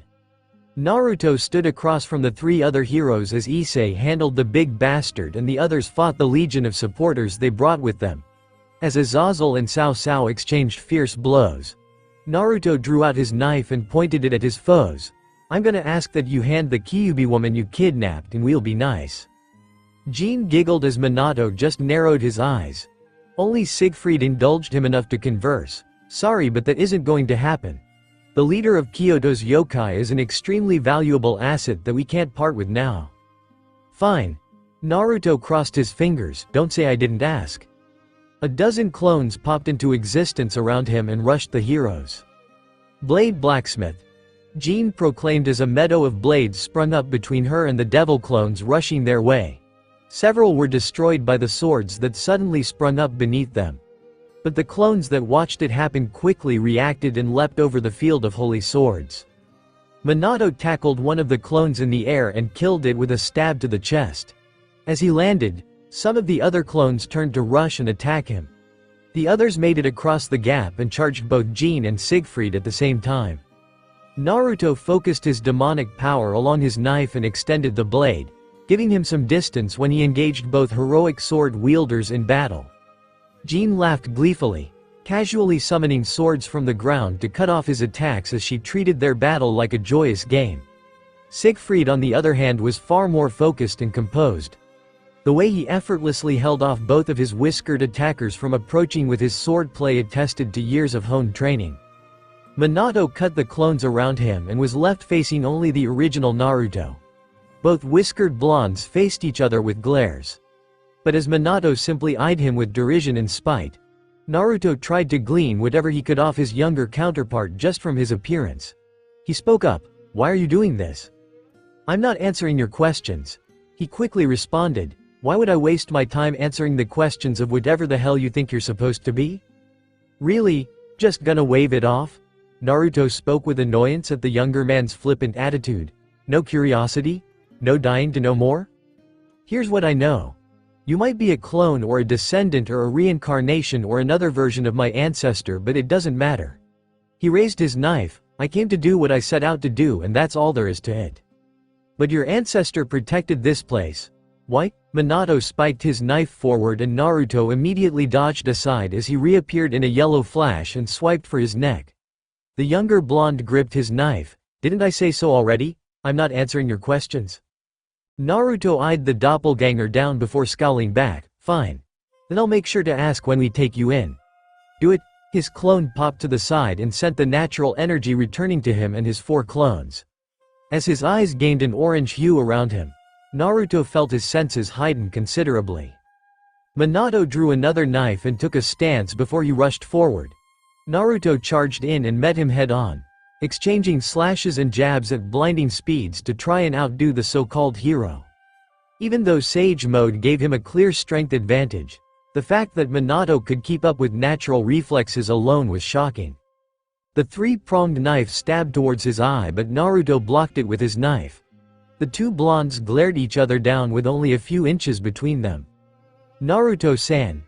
Yuto rushed in, gifted with his knight speed, and slashed between them to disarm Minato. As his knife flew through the air, Xenovia jumped down with her sword over her head and Irina with a weapon of light at the ready. He disappeared in a yellow flash and reappeared in the air alongside them. Before they could properly reacted, Minato spun around and kicked them out of the air. As they landed roughly on the bridge, Minato fell back through the air. Big Ball Rasengan. Naruto leapt towards his foe with a giant orb of chakra to send him flying. But Minato just threw his knife aside and vanished before the jutsu could even touch him. Naruto landed back on the ground and scowled as he saw the whiskered hero reappear further away. "Wow," Xenovia grunted as she picked herself up. "Naruto, your dad packs a serious kick. And he's really fast." Irina complained. "Naruto-san, can't you ask him to stop?" "Don't start that," Naruto barked before narrowing his eyes, "and they're not the only ones who are trouble." Several consecutive pops of smoke signaled that his clones had been dealt with, and from a giant field of swords sprouting from the ground, Jean emerged with a cheer of relief. And with 2 menacing swords in hand and a silver arm emerging from his back, Siegfried walked out to join his comrades. A mighty crash above drew their attention as Issei threw Heracles out of the sky and into the bridge. The powerful hero didn't look any worse for wear as he stood up and laughed. "Yes. Now this is a fight. I hope you have more to offer, Red Dragon." Issei rejoined his friends, sporting a few cracks on his armor that he immediately tried to fix. "Okay. This guy is pretty strong. They aren't just for show." The other members weren't nearly as strong or capable as them, Yuto said. Looking back at the numerous other members he and the others had cleared through. But these executives are going to prove a trying bunch. Azazel clashed with Cao Cao above them before they separated and landed with their respective teams. The human leader let out a small breath before standing up and chuckling. "You're congratulating us, but I thought at least one of you would be dead in our confrontation already. I think I'll have to reconsider my evaluations after this. We appreciate the praise, but I think we'd like a better understanding of what it is you all are doing here." Cao Cao, a bespectacled magician behind them, called out. "Leo is prepared and I have our support at the ready." The spear wielder smiled and turned back to the occult group. "Well, Governor General Dono, you ask, so we'll be considerate. We're trying to become the greatest heroes in history, and we do so by completing great and unheard of acts that no others could dare imagine. So we're going to do what no one else in existence has ever managed." "What's that?" "Kill Great Red." There was a moment of pause after Cao Cao's claim where everyone listening tried to comprehend what he said. Azazel stood still in his golden armor before nodding. "Okay. Killing Great Red. Well, I can't say you kids aren't ambitious." Azazel shrugged. "But you might want to try starting off smaller with easier, more accomplishable goals. Like world peace or killing off every deity in existence. That seems easier than what you suggested." "Oh, it won't be an easy task. But we're not going in half-cocked. We've had preparations made to help us in the battle. Azazel spoke grimly. I don't think there are enough preparations in existence to handle fighting something like that. It's mindsets like that we're trying to take advantage of. Every other mythology seems to set boundaries and warnings for themselves. Never fight this. Do anything you want, but always be wary of this. It's strange to see such old and powerful figures who are free to do anything limit themselves like that. Kak Sao smiled. So what better way to prove that humans are ready to make a comeback than shattering your boundaries at any cost? Zenobia narrowed her eyes and grabbed the moment. She dug her foot into the ground and dashed forward, boosting her speed with her knight attribute to close the gap in an instant. As she sped forward, she tried to attack the hero's leader while he had his guard down. But as she approached, a swell of discolored fog raged behind him, and a white blur shot out and barreled directly into her chest. Zenobia gagged as she felt the pressure strike her sternum and send her flying back. Naruto quickly reacted and stepped out to catch her in time. Zenobia, the blue-haired girl, gagged and struggled to catch her breath as she had a coughing fit. He looked up at her attacker and was shocked by what he saw. A creature with a horse's body, a sleek head, and 5 tails standing at the same height as them stomped its hooves and released a burst of steam. Kakuo, holy shit, they've made you tiny? Naruto snarled as Cao Cao scoffed. Like it? We grabbed a few of these special monsters to help us in our cause. But their size is a little too much, so we've been seeing how we can alter it with magic. How many of them do you have with you? You sound interested. Naruto's clone rushed away from Asia and leapt across the bridge to reach the Biju's body in hopes of awakening it. But another rush of fog ensnared him and stopped him from coming any closer. And a giant monstrous figure captured him between its hands and squeezed until the clone vanished completely. As the fog faded away and revealed dozens of powerful, sturdy monsters that had suddenly sprung up to life around them. We knew you had a connection to these monsters, and that connection is what cut off the Chaos Brigade's control of them, Cao Cao announced, so we're going to make sure to don't get your hands on them by any means necessary. True Longinus, Dimension Lost, and Annihilation Maker. The spear to destroy worlds, the fog that encompasses them, and an army formed by the imagination. Azazel chuckled mirthlessly. Man, this pooch just keeps getting fucked. Issei charged forward and was met with the immediate charge of Kukua to counter him.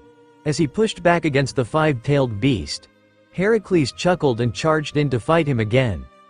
Jean summoned a wave of blades from the ground with her blade blacksmith that Yuto quickly matched with sword birth. He and Irina then engaged the reincarnated maiden and Siegfried in a match of their own. Minato was about to throw his knife and join the other matches to overwhelm them, but Azazel made the first move to rush him. So the young man threw his knives to teleport around the bridge and escape the fallen angel's assault. Naruto created a clone who carried Zenobia back to Asia for healing. As his clone ran back, Naruto turned to face Cao Cao and the horde of monsters created by Annihilation Maker. You kidnap the yokai. You bring the other Biju here for your purposes. All for the sake of your damn goal. But what about them? What about the mother you stole and the daughter you robbed and the poor victims you make your slaves? Don't you have any thought for them? There is no great action or achievement made without a burden placed on yourself or others. Cao Cao responded, for the sake of defeating a monster like Great Red, sacrifices are to be expected. Who asked you to destroy Great Red? Who made you force those sacrifices on others instead of yourselves? Naruto yelled in furious indignation. You dare call yourself a hero? Heroes aren't just limited to paragons of justice. They don't simply act in the best interests of the people and take every heart and soul into account. Cao Cao said with a fist to his heart. My ancestor devastated the lands of China during the period of the Three Kingdoms. Heracles did many terrible deeds and selfish actions to complete his labors. Jean was a saint unlike any other who wanted to help the people, but she was still chastised and burned at the stake for her deeds. Even Siegfried committed his acts of heroics and chivalry for the sake of the woman he loved. He glared the blonde down intently. Every hero acts upon their selfish desires, and the ones that don't are the ones that vanish into the annals of history. Minato can attest to that. So that's your measure of a hero? Naruto spat derisively. How selfish they are.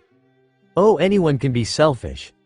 Those that are selfish and achieve their most wild desires that change the world themselves are what are known as heroes. Cao Cao smiled as he shrugged. And even if they were selfish as they did it, as long as the people remember and become inspired by them, then it's all the same. Naruto felt his blood boil speaking with the leader of the hero faction. Something about the man in front of him was so fundamentally different from himself that he couldn't even begin to understand him. All this manipulation and pain? F for confirmation? To prove that they could be heroes just like the ones from their stories? Naruto lowered his stance and narrowed his eyes. I will never understand the mind of a fool who thinks the acts of heroes is so petty and shallow. Cao Cao responded by lowering his own stance and readying his true Longinus. And I will not waste my time trying to explain myself to a man that traded his humanity and tries to lecture me on heroics while he bears the mark of humanity's enemy on his being. Kurama. Revive. Naruto was enveloped in a golden light that reverted his body back to its stronger past state. And as his body was wreathed in Kurama's chakra, he dashed at blinding speeds with a kick aimed at Cao Cao's head. But somehow the man reacted, blocking his kick with the shaft of his spear and then parrying him aside as he spun his weapon around. Naruto slid to a stop on the bridge and turned to charge at Cao Cao again, but the hero aimed the tip of his spear at the whiskered blonde as light gathered at its point. Perish! Naruto leaned aside and barely avoided a beam of light that cut through the bridge, cleaved the river apart, and carried on into the reaches of the space they were located in. The ninja boy took the opportunity his foe's big attack had created and charged in, Rasengan. The spiraling orb of high-speed chakra slammed against the haft of the true Longinus and ground itself away in hopes of breaking through. But as Naruto and Cao Cao pushed against each other, neither the jutsu nor the Longinus gave an inch. Finally the Rasengan burst and both men retreated to gain some distance. Cao Cao still felt the reverberation of Naruto's attack grinding through the spear shake in his arms as he smirked. Remarkable.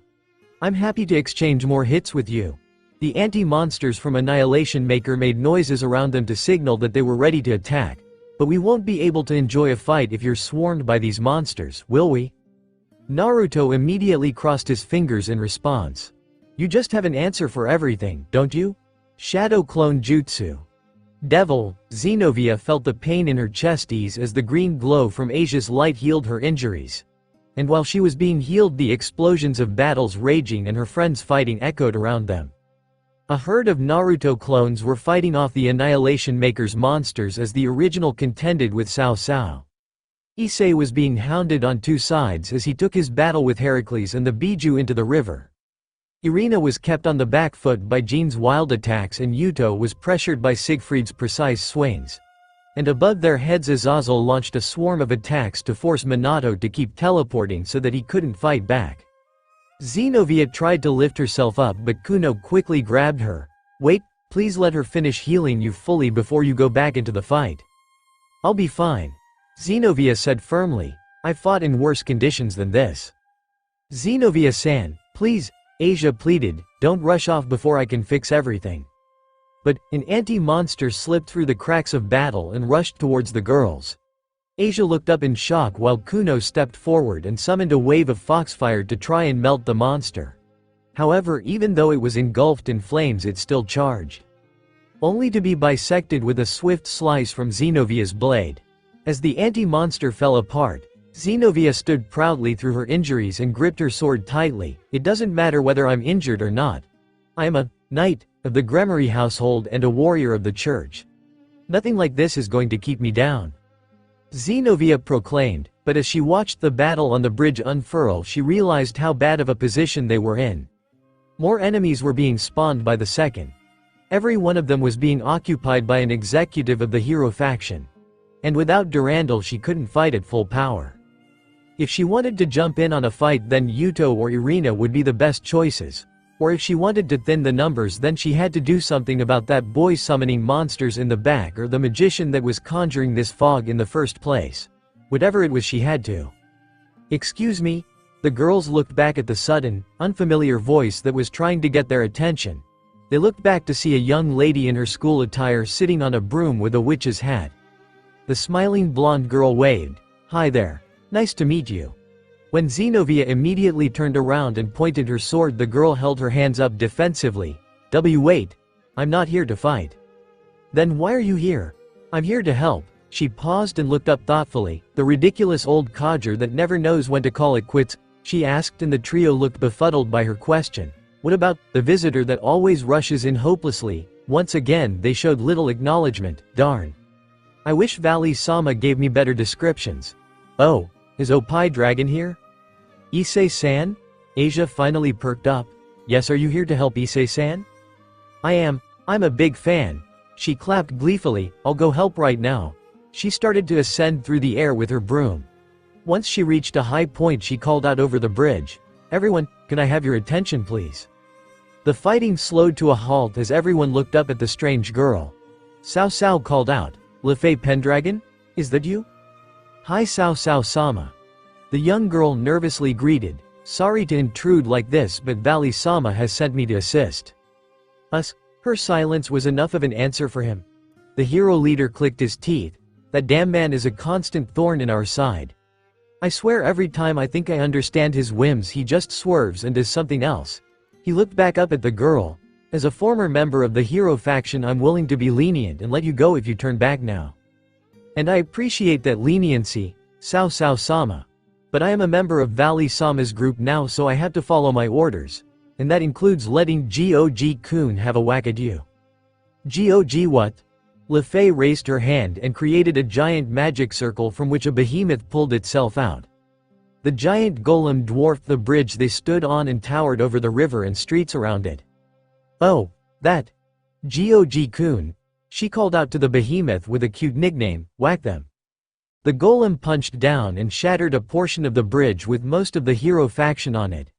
Everyone desperately jumped back and tried to avoid its gargantuan fist as it tore through cement, rebar, and bedrock like it was cardboard. The occult crew tried to reconvene and gather back up on one side in a hurry. Irina, Yuto, and Azazel rejoined Xenovia and the others while Naruto flashed to their side and Issei scrambled out of the smoke. Holy fuck, that thing nearly crushed me.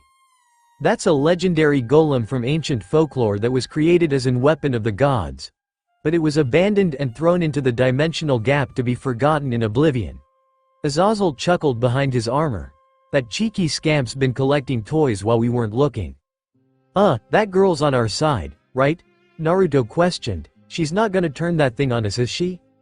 She says she's a fan of Opie Dragon, so she's happy to help Issei-san. Asia piped up, so we can trust her. If she's a fan of the show, I'm worried for her mental well-being. A crack appeared along Gogmagog's arm before the tip of a brilliant spear pierced out of one side of it. The golem retreated back as the spear retracted to normal size and returned to Cao Cao's hand.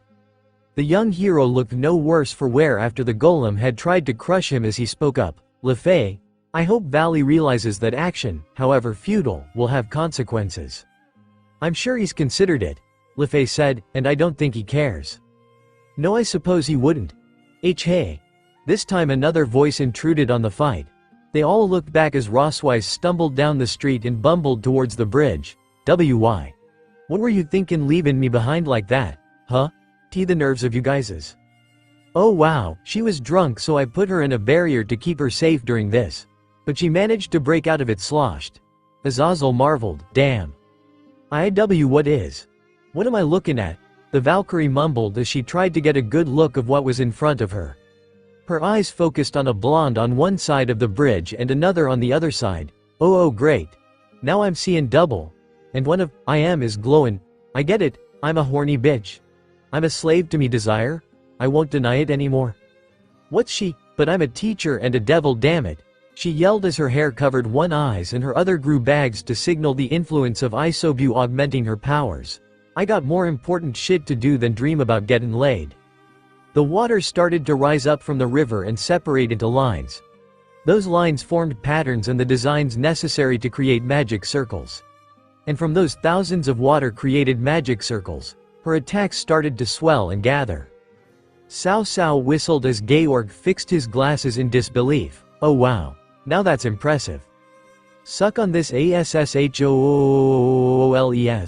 Rosswise threw her hands down and launched her myriad of spells from the magic circles that covered the sky around them. The hero faction quickly retreated into the fog of dimension lost before they were overwhelmed with the onslaught of magic. Issei watched in amazement. Did you know Roswise-san could do this? Like, was she practicing with her abilities when we weren't looking? I heard she was training with how to be more precise and accurate with her water manipulation. Yuto looked around and marveled at the scale of her attack, but I think this is the first time she's pushed it this far. I can't believe she can control all this power. A rogue fireball flying by their heads made them all jump in surprise. And a feeling of dread occurred as they saw more magical attacks being launched in every direction without care or concern. Oh shit, she isn't controlling it, devil. It took some serious convincing from Azazel to get Roswise to stop firing as Daimoni and Lost faded away and they returned to the real world. But he did manage to make the drunk, Rook, stop attacking and calm everything down as the bridge returned to normal and the citizens reappeared around them. Naruto ducked away to avoid causing a fuss with his sudden de-aged appearance. And the occult crew decided they would call it a day and head back to the hotel to plan. There they would reconvene, work out a plan, and also. I am such a huge fan. I've watched every episode and bought the t-shirt and I've even memorized the theme song. LeFay joyfully explained as she spoke with Issei like a giddy fan meeting their idol. Oh, I can't believe this is happening. It's nice to meet you too. Issei said humbly, thanks for jumping in to help us when you did. Hehe, it's my pleasure. The young girl smiled brightly before pulling out her phone. Can we take a selfie? Sure. The girl leaned into his side and smiled as they took a picture together. Is that all you want? Yes. Thank you so much. The young magician then ran over to Yuto. And you are so cool as the villain. Darkness Knight Fang is so cool and intimidating. She asked and Yuto agreed as he smiled for a selfie with her. She then turned and quickly ran over to Naruto as well, and I'm so looking forward to what comes next. Naruto blinked. What? Are you talking about that lazy guy in the show? After the last episode, she squealed. Oh, I can't wait to see what the future holds for the lazy sage. Naruto was baffled as the girl took another selfie with him in it before he could even understand why. He turned. What's she talking about? Worry later. Azazel deflected. Let's focus. Everyone, this little ball of fangly and magic is LeFay Pendragon, Arthur's little sister and a member of Valley's group. She's an accomplished young witch and apparently a former member of the hero faction along with her brother. If she's part of Valley's team and a former member of the hero faction, what's she doing here? Well, Valley-sama sent me here for two reasons. I think he wanted me to help you, LeFay said with a hint of hopeful anticipation that it would ease her host's worries. But as she saw their expression remain unchanged, she sagged. But he stressed that he really wanted me to send a message that we're cutting ties with the Chaos Brigade. Really? He just quit? LeFay nodded as Azazel sighed. I swear that boy. Whatever he's doing or has his eyes set on. He snapped his finger. On a whim it's gone like that. Let me guess, he realized not only could he fight any strong enemies he wanted to as an independent force, but he could also fight all the strong people in the Chaos Brigade if he quit like this? I am not totally sure. LeFay meekly responded. It's difficult to get a grasp of Valley-sama's mindset. Preaching to the choir. Azazel groaned and shook his head. So am I to assume you aren't sticking around to fight with us? LeFay shyly nodded. Well, do you mind at least telling us a little about the hero faction? I can work off some of the details from our fights, but any concrete information would be wonderful. Of course, LeFay nodded. I don't know everything because I wasn't that acquainted with every member, but I will tell you anything you'd like. Good, but how about we let someone else start off? Azazel and everyone turned to Naruto as the blonde let out a loaded sigh. Care to elaborate on that kid on the bridge? He looks like my dad, except with whiskers. Naruto said, similar face if just younger. Same name as him. And the moment I saw the knife in his hand and the technique he used to send Issei's attack away, I knew it. That yellow flash between his knives instantly? It was the Hireishin. I don't think Minato-sama ever made a name for that technique. LeFay spoke up. He never really told me much about himself. I know he was related to a wielder of the White Dragon from centuries ago, but there's been so much time between that generation and his that it's difficult to tell how related they are. I do know he's a prodigy when it comes to sealing techniques, and that's how he gives his knives their attributes. Okay, so this kid is an alternate version of your dad.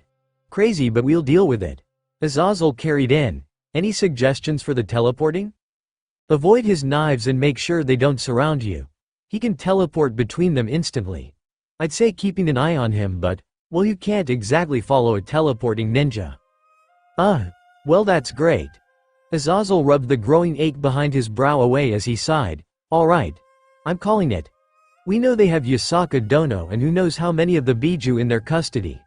We need a united front to attack them now. He pulled out his phone. I'll contact some of the others for help, too. They noticed his hesitation. Azazel-sensei? The fallen angel groaned. Classic Chaos Brigade tactics. He turned his phone and showed the myriad of messages coming in. They're attacking multiple front lines to keep our allies preoccupied so they're not involved with the main problem here. The mixed-haired man laughed joylessly. With one person who can make people disappear with fog, one who can teleport them between points, and one who can create an army of specialized soldiers on a whim, they're raising hell on all sides. You mean, we're on our own, devil? Kaneko looked down at her phone in silence alone in her room. The young freshman stared at the screen and her last few messages with Naruto. He said they were fighting the Chaos Brigade in Kyoto and dealing with the kidnapping of an integral figure in the yokai community. While no one was hurt, it didn't seem like their fight was easy. And while he didn't convey it completely through text, she did feel like something was bothering him with the way his answers were so short and unclear. She wanted nothing more than to go help him and the others in Kyoto, but they had already received the orders to hold the line against the threat rising here in Kuo. Whatever was happening on their trip was rippling out towards every other mythology at the moment. She hated this. She hated not being there to help him, to give him an ear to talk to and work through his problems like all the times he had been there to help her. It seemed unfair that he was always there when she needed him most, but when the tables were turned she was being kept here to fight the foot soldiers and waste time. She wanted to fight with him, help him through whatever was troubling him, and prove she could be trusted. She had a feeling she might have burned that bridge once already with someone else she treasured. Kaneko. The knocking on her door made the young Nekomata flinch as she heard Ria's voice. Oni-sama sent his orders. We'll be heading out soon to the designated spot. Okay. Kaneko cursed how weakly she said that. Can I come in? Her knee-jerk response was to say no, and the realization that she wanted to say that caused another wave of self-loathing to turn in her chest. And with her prolonged silence, Rias took it as a yes and opened the door. She saw her little rook sitting on the bed and looking so miserable it nearly crushed her heart. The redhead bit her lip and took a breath before stepping in and trying to figure out what she should do next. She sat on the bed next to Kaneko in a tense silence that persisted for almost a minute. Rias clapped her hands on her knees to make some noise during the quiet. Kaneko tightened the hug she had around her legs and buried her face in her knees. Do you hate me? That grabbed Rias' attention as she stopped to look at her. What? Do you hate me now? Kaneko repeated while hiding her face as much as possible. After betraying your trust and watching you and Senpei. The room was dark, but with their night vision Rias could plainly see her ears turn red as her own face turned pinker. Do you not want anything to do with me?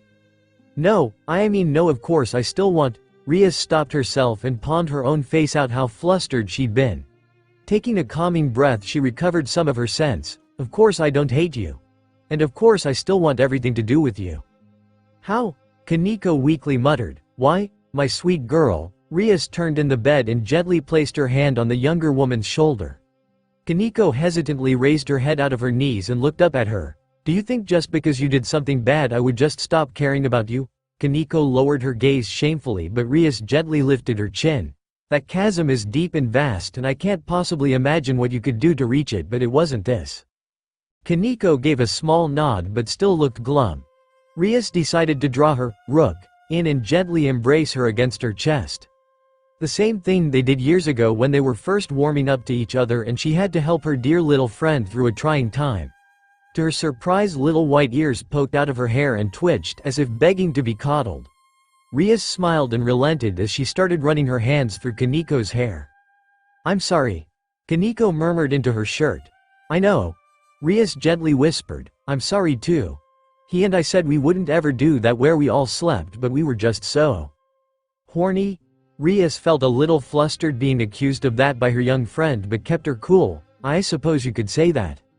That's fine. I was too. As was Zenobia Senpei. Rias felt like she'd just gotten punched in the chest. Zenobia was there too. Oh, this was a can of worms that only got messier, but at least you were with someone and had a relationship with them. We were just, Kaneko was reluctant to keep admitting it, I'm so sorry. I already told you I forgive you. Rias chuckled, and when Naruto gets back I'm sure he'll. And no, Kaneko quickly reacted, startling Rias with the concerned look in the Nekomata's eyes as she sat up and looked at her. I am sorry but please don't tell him yet.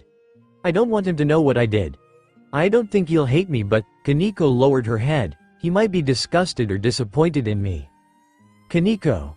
Rias gently held the younger girl's shoulders and got her to look up.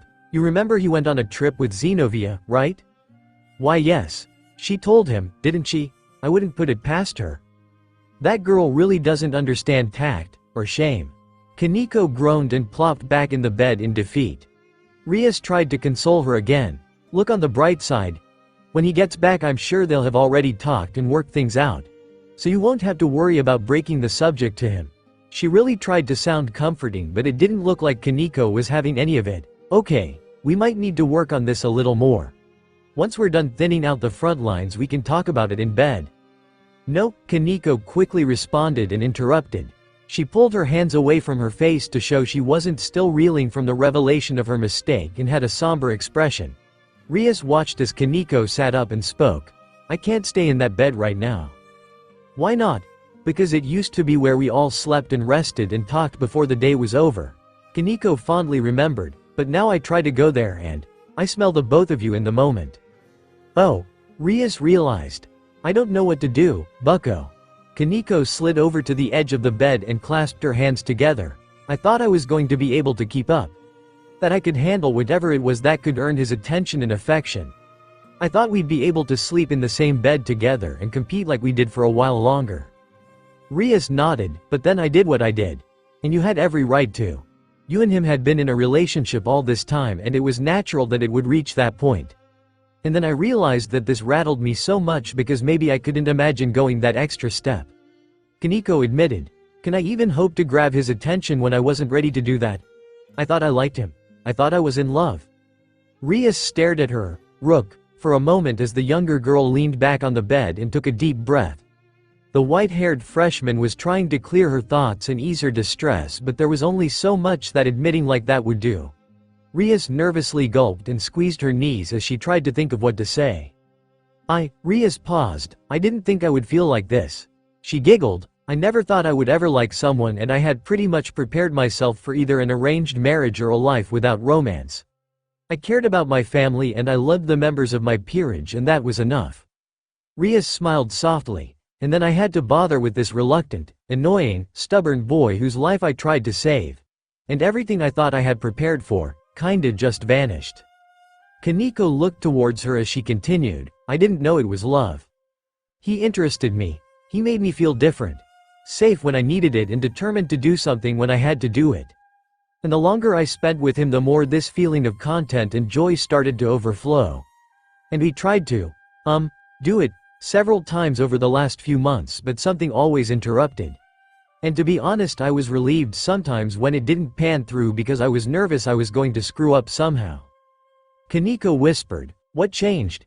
After our meeting the Mao and what he and I said to each other I just didn't feel any hesitation anymore. I didn't want to do it because of the heat of the moment or because I wanted to prove the universe wrong, don't ask. She quickly added, I just knew it was the time. I wanted us to take the next step and I wasn't scared to do it. Rias knelt down in front of Kaneko so she could look up at her, Rook, with a smile as she held her hands. If you feel any way that I do, and I'm sure you do, then you don't need to question whether you're in love. And you don't have to force yourself to do what I did in order to prove that. Kaneko looked up tentatively as Rias squeezed her hands. Just take it one step at a time. Wow, such heartwarming advice, NYA. The moment was interrupted and both girls looked over to see Kuroka leaning against the doorframe, watching them with a coy smile on her face. Right out of a cheesy teenage romance if I've ever seen one. Rias frowned, we cannot deal with you right now. Geez Eris-chan, no reason to be so uppity. The black-haired Nekomata said with a chide tone, by the way you realize you're telling Sharon she can score with your mate, right? Rias grumbled a little at Kuroka's obvious prodding but took a deep breath. It would be too stubborn of me to try and ignore that there are others that have grown feelings for him just like I have. And I believe that he has enough love in his heart to answer them as well. Oh cool, so if you're offering then can I take a go to NYA? Ria's eye twitched and Kaneko immediately reacted, I thought you didn't like senpai? Still don't, but I guess I don't vehemently despise him as much as I did before when he snatched you away. Kuroka shrugged, her kimono slipping a little further and only being held up with the curve of her breasts. I mean, love and care aren't really necessary if you want to just get in a quick hate fucking. And if she's offering him on a silver platter, that's enough. Rias charged at Kuroka, but the Nekomata leapt over her head and across the room to land by Kaneko. Hey Sharon, the elder whispered to her startled little sister. She thinks you should take your time, but I think different. You need to be bold and take risks. Show him you won't be forgotten. Sure, you might not have assets like some of us, she emphasized by crossing her arms under her breasts and pushing them up, but you can make up for it with skill and daringness. Show him how Nekomata wow their partners. I bet it'll be better than the floppy fish routine he's had so far. Kuroka flipped backwards and avoided the whip of destruction that Rias lashed at her in retaliation. As the black-haired woman landed and giggled to herself, Rias was brimming with displeasure. I'm getting real sick of this unwelcome intruder. Oh, now that look is flattering. You trying to coerce me, Eris-chan? Kuroka giggled and skipped out the door, bye. She froze in place mid-step. I caught her, Gasper cheered as his eyes glowed while capturing Kuroka in his frozen time. Bucko. I finally caught her. It took nearly a whole day, but I caught her. About time. Ikeno said with scorn as she glared at the frozen Nekomata. This bitch made us spend all day chasing her through the hotel. Clones of her in the baths. In the lobby. In the rooms. Bothering other guests. There are complaints at the desk because people are wondering if there's some woman on call that graced their rooms and if they can have her back. Rias rubbed her brow. It's only trouble when this woman is around. Rias, we need to go out and help now. Ikeno warned her friend. What should we do about her? The redhead devil rubbed her temples before looking back at Kaneko. She turned to her, Rook, and asked, Kaneko, do you not want your sister bothering you anymore? Kaneko blinked. Why bucko? If you never want to see her again, then we can take steps to make sure she never comes back here. But if you do want to see her, then we can use that to our advantage. Kaneko blinked in surprise. You're going to use our strained relationship to manipulate her? I was going to, but I wanted to ask you. If you don't like that, then we'll avoid it. Rias pointed back at the frozen Kuroka. However, she has drained any sympathy I could have for her and is basically begging to be messed with. Kaneko showed a slight smile and shrugged. Well, I wouldn't mind if Ne-sama stuck around a little longer. She nodded, so go right ahead. Alright. Gasper, release her. Yes ma'am, wait. Rias quickly walked over and pushed Kuroka over. She grabbed the collar of her kimono before she slammed into the ground and nodded, okay now. Wait wah. Kuroka was dropped and slammed into the ground face first. Ow. Fucking bitch. How'd I end up on the ground? Before she could pick herself up, Rias rolled her over on her back and pinned her down with a foot to the stomach. Oof. Now listen you. Rias spoke grimly as she stood over the older Nekomata. I've had it up to here with your shenanigans. Now I know you're tricky and slippery, but I promise that when everyone gets back here we will take the measures necessary to lock you out of here forever. And you'll never see Kaneko again. Kuroka frowned and glared up at her in response. Or, you help us hold the line against the monsters being sent by the Chaos Brigade, protecting the front and Kaneko and the others. Do this, as a favor, and we'll let you stay here from now on. No sneaking around. No hide and seek. No dropping by the rooms of other people, but as a guest. Rias offered, startling Kuroka with her proposal before holding out her hand. Do we have a deal? Kuroka chuckled. Damn Eris-chan. I take back what I said. I bet you're a whole lot of fun to have on top. Oof. Kuroka grunted as Rias applied some pressure to her stomach to shut her up. She grimaced before nodding and shaking her hand. Free room? Yes. And food? Yes. And I can wash, all the things a homeless person can desire. Rias stepped off her and pulled Kuroka up. Kaneko watched in amazement as her surrogate sister and blood sister came to an agreement. You sure you can risk turning against the Chaos Brigade like this? It'll be fine. Valley's been meaning to cut ties for a while now. If he hasn't already, then this'll be the signal that it's time. Beside, even if he didn't, I'd still do it. Why's that? Because that's how much Sharon means to me. Devil, Naruto had the room to himself as Issei was busy doing something outside. He said he was going to test something out, but for the life of him he didn't remember what it was about. His mind was preoccupied with other things. Like the missing fox. And the Biju. And the fact his alternate descendant looked just like his father. Man, how is life this fucked up? Maybe the universe just loves messing with you. You joke, but that might be a legitimate reason. It would explain why things never worked for me and Rias for so long. I think that can just be chalked up to horny brats trying to do inappropriate things at inappropriate times. Naruto huffed and dropped back on his bed. Tomorrow had been the day Azazel said they were making their move. They'd break down any barriers created by the heroes, plow through their defenses, and attack the heart of their plan while they had the chance. How many Biju do you think are here? Well, they said they brought more than Kakuo, right?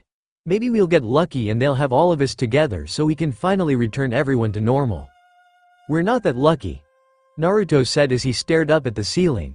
There was so much about this that just kept getting more unruly and out of control. He wanted to get Kunu's mother back and retrieve the Biju they had and solve this whole mess. But he also wanted to speak with the misguided heroes.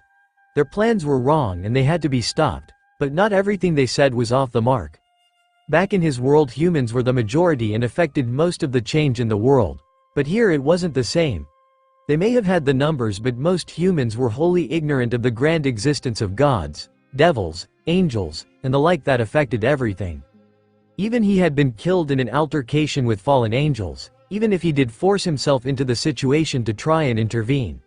So as a former human he could understand wanting to lift their standing in the world, but the methods. You're going to drive yourself insane trying to rationalize their goal like this.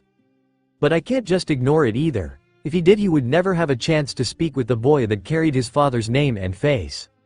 Ignore it or not, you're still going to have to stop them, right? Yes. Then focus on that for now. The rest will fall into place in time. Naruto? Xenovia knocked on his door. Can I come in? It's open. Naruto sat up as Xenovia walked in wearing her PJs. He scratched his back as the knight walked over. Already had your bath? Issei didn't try to sneak in, did he? No, he didn't even try to catch a peek. Now that was a surprise. Man, he must be taking whatever he's doing seriously. Naruto sighed and leaned back on his hands as Xenovia leaned against the wall across from him. So what's up? Nothing much.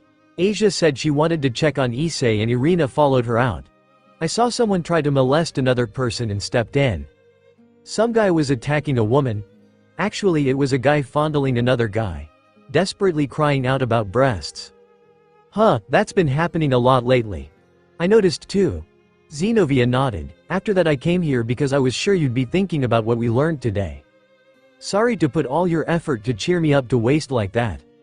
Hey, you said you'd be thinking about it afterwards and you are. Plus there's more to be concerned with now considering your alternate descendant father who isn't really your father. She paused and scratched her head. That one hurts my head. Imagine how I feel. Naruto said with a chuckle before sighing and rubbing his eyes. If he was back home then he'd be able to close his eyes, cuddle with Rias, and drift off with his mind just a little more settled.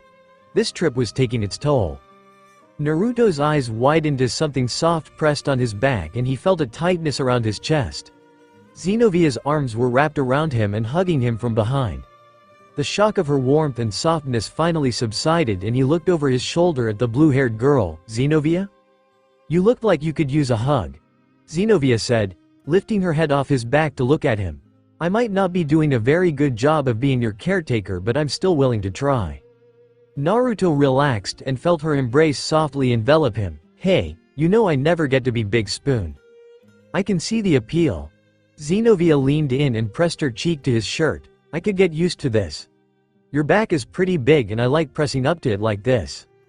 What's gotten into you? Well, since seeing you and Rias Bucko do the deed I've realized I probably need to step up my game. Huh? You're gonna get more aggressive?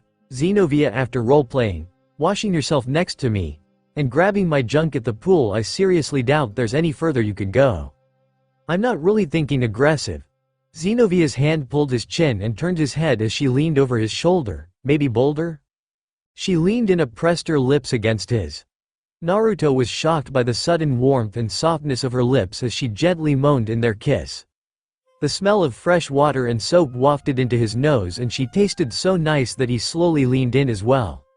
The kiss was innocent and chaste before they separated, her face gently hued with pink as his own cheeks warmed up as well. When they leaned in again, it was his turn to take the charge. Their lips connected before Naruto pushed his tongue forward. Xenovia flinched in surprise before she responded in kind, opening her mouth further so their kiss could go deeper. The two shared it for a long moment before separating, their lips glistening from the saliva. Xenovia, yeah? What are you doing? She looked down and realized her hands were griping his chest, feeling your sweet voluptuous boobies of course. What? We need breasts. She rubbed his chest harder and Naruto yelped as her hands got friskier, I must feel the tits. Xenovia, seriously I don't know what this is but. Clarity returned to Xenovia's mind as she realized what she was doing. The girl pulled her hands back and stopped groping Naruto as the awkwardness of their situation dawned on her. Sorry. She apologized and quickly stood up, I don't know what that was. I'll leave you. Boobies. Huh?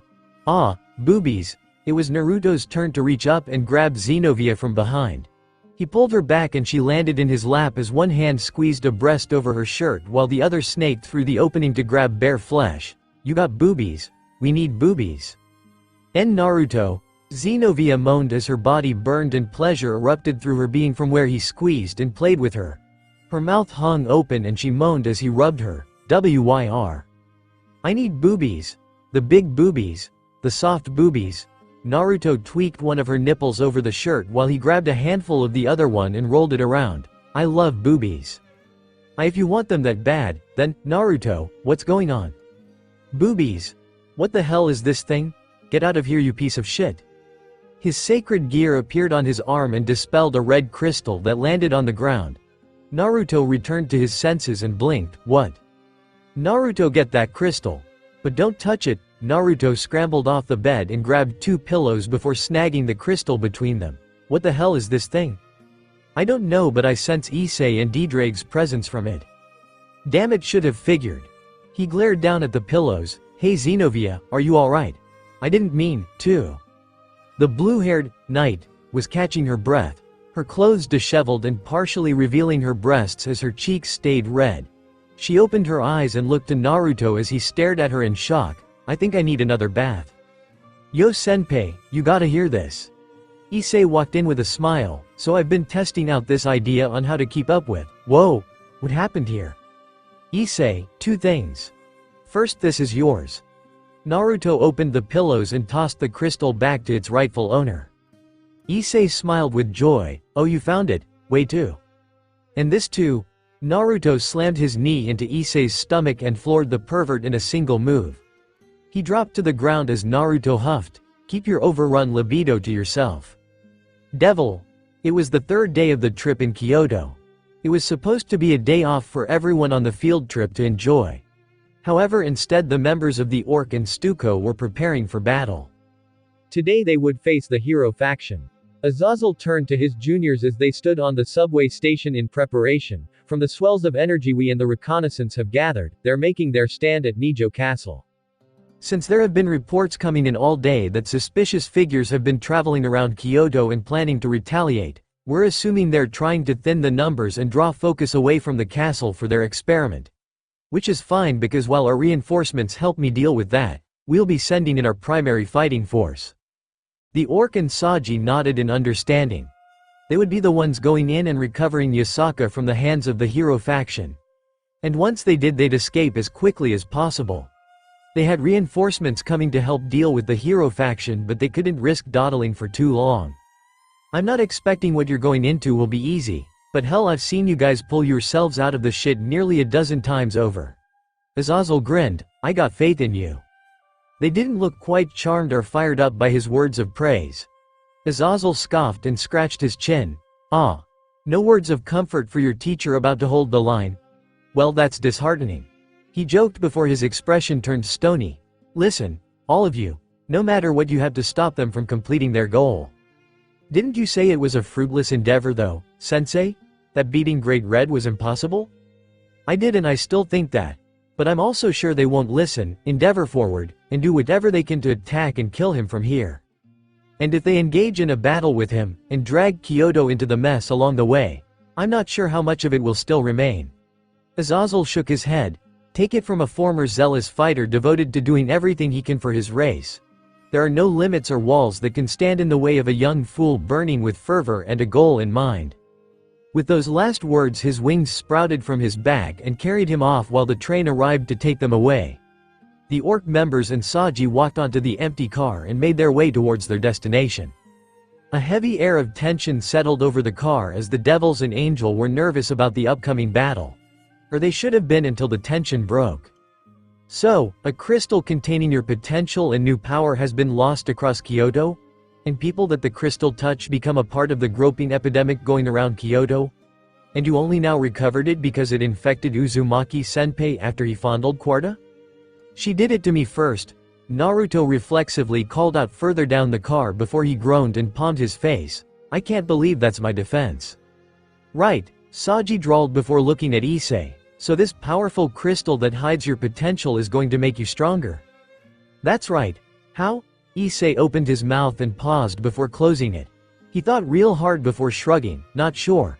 But I did practice a new technique that should help handle some of the guys we're facing.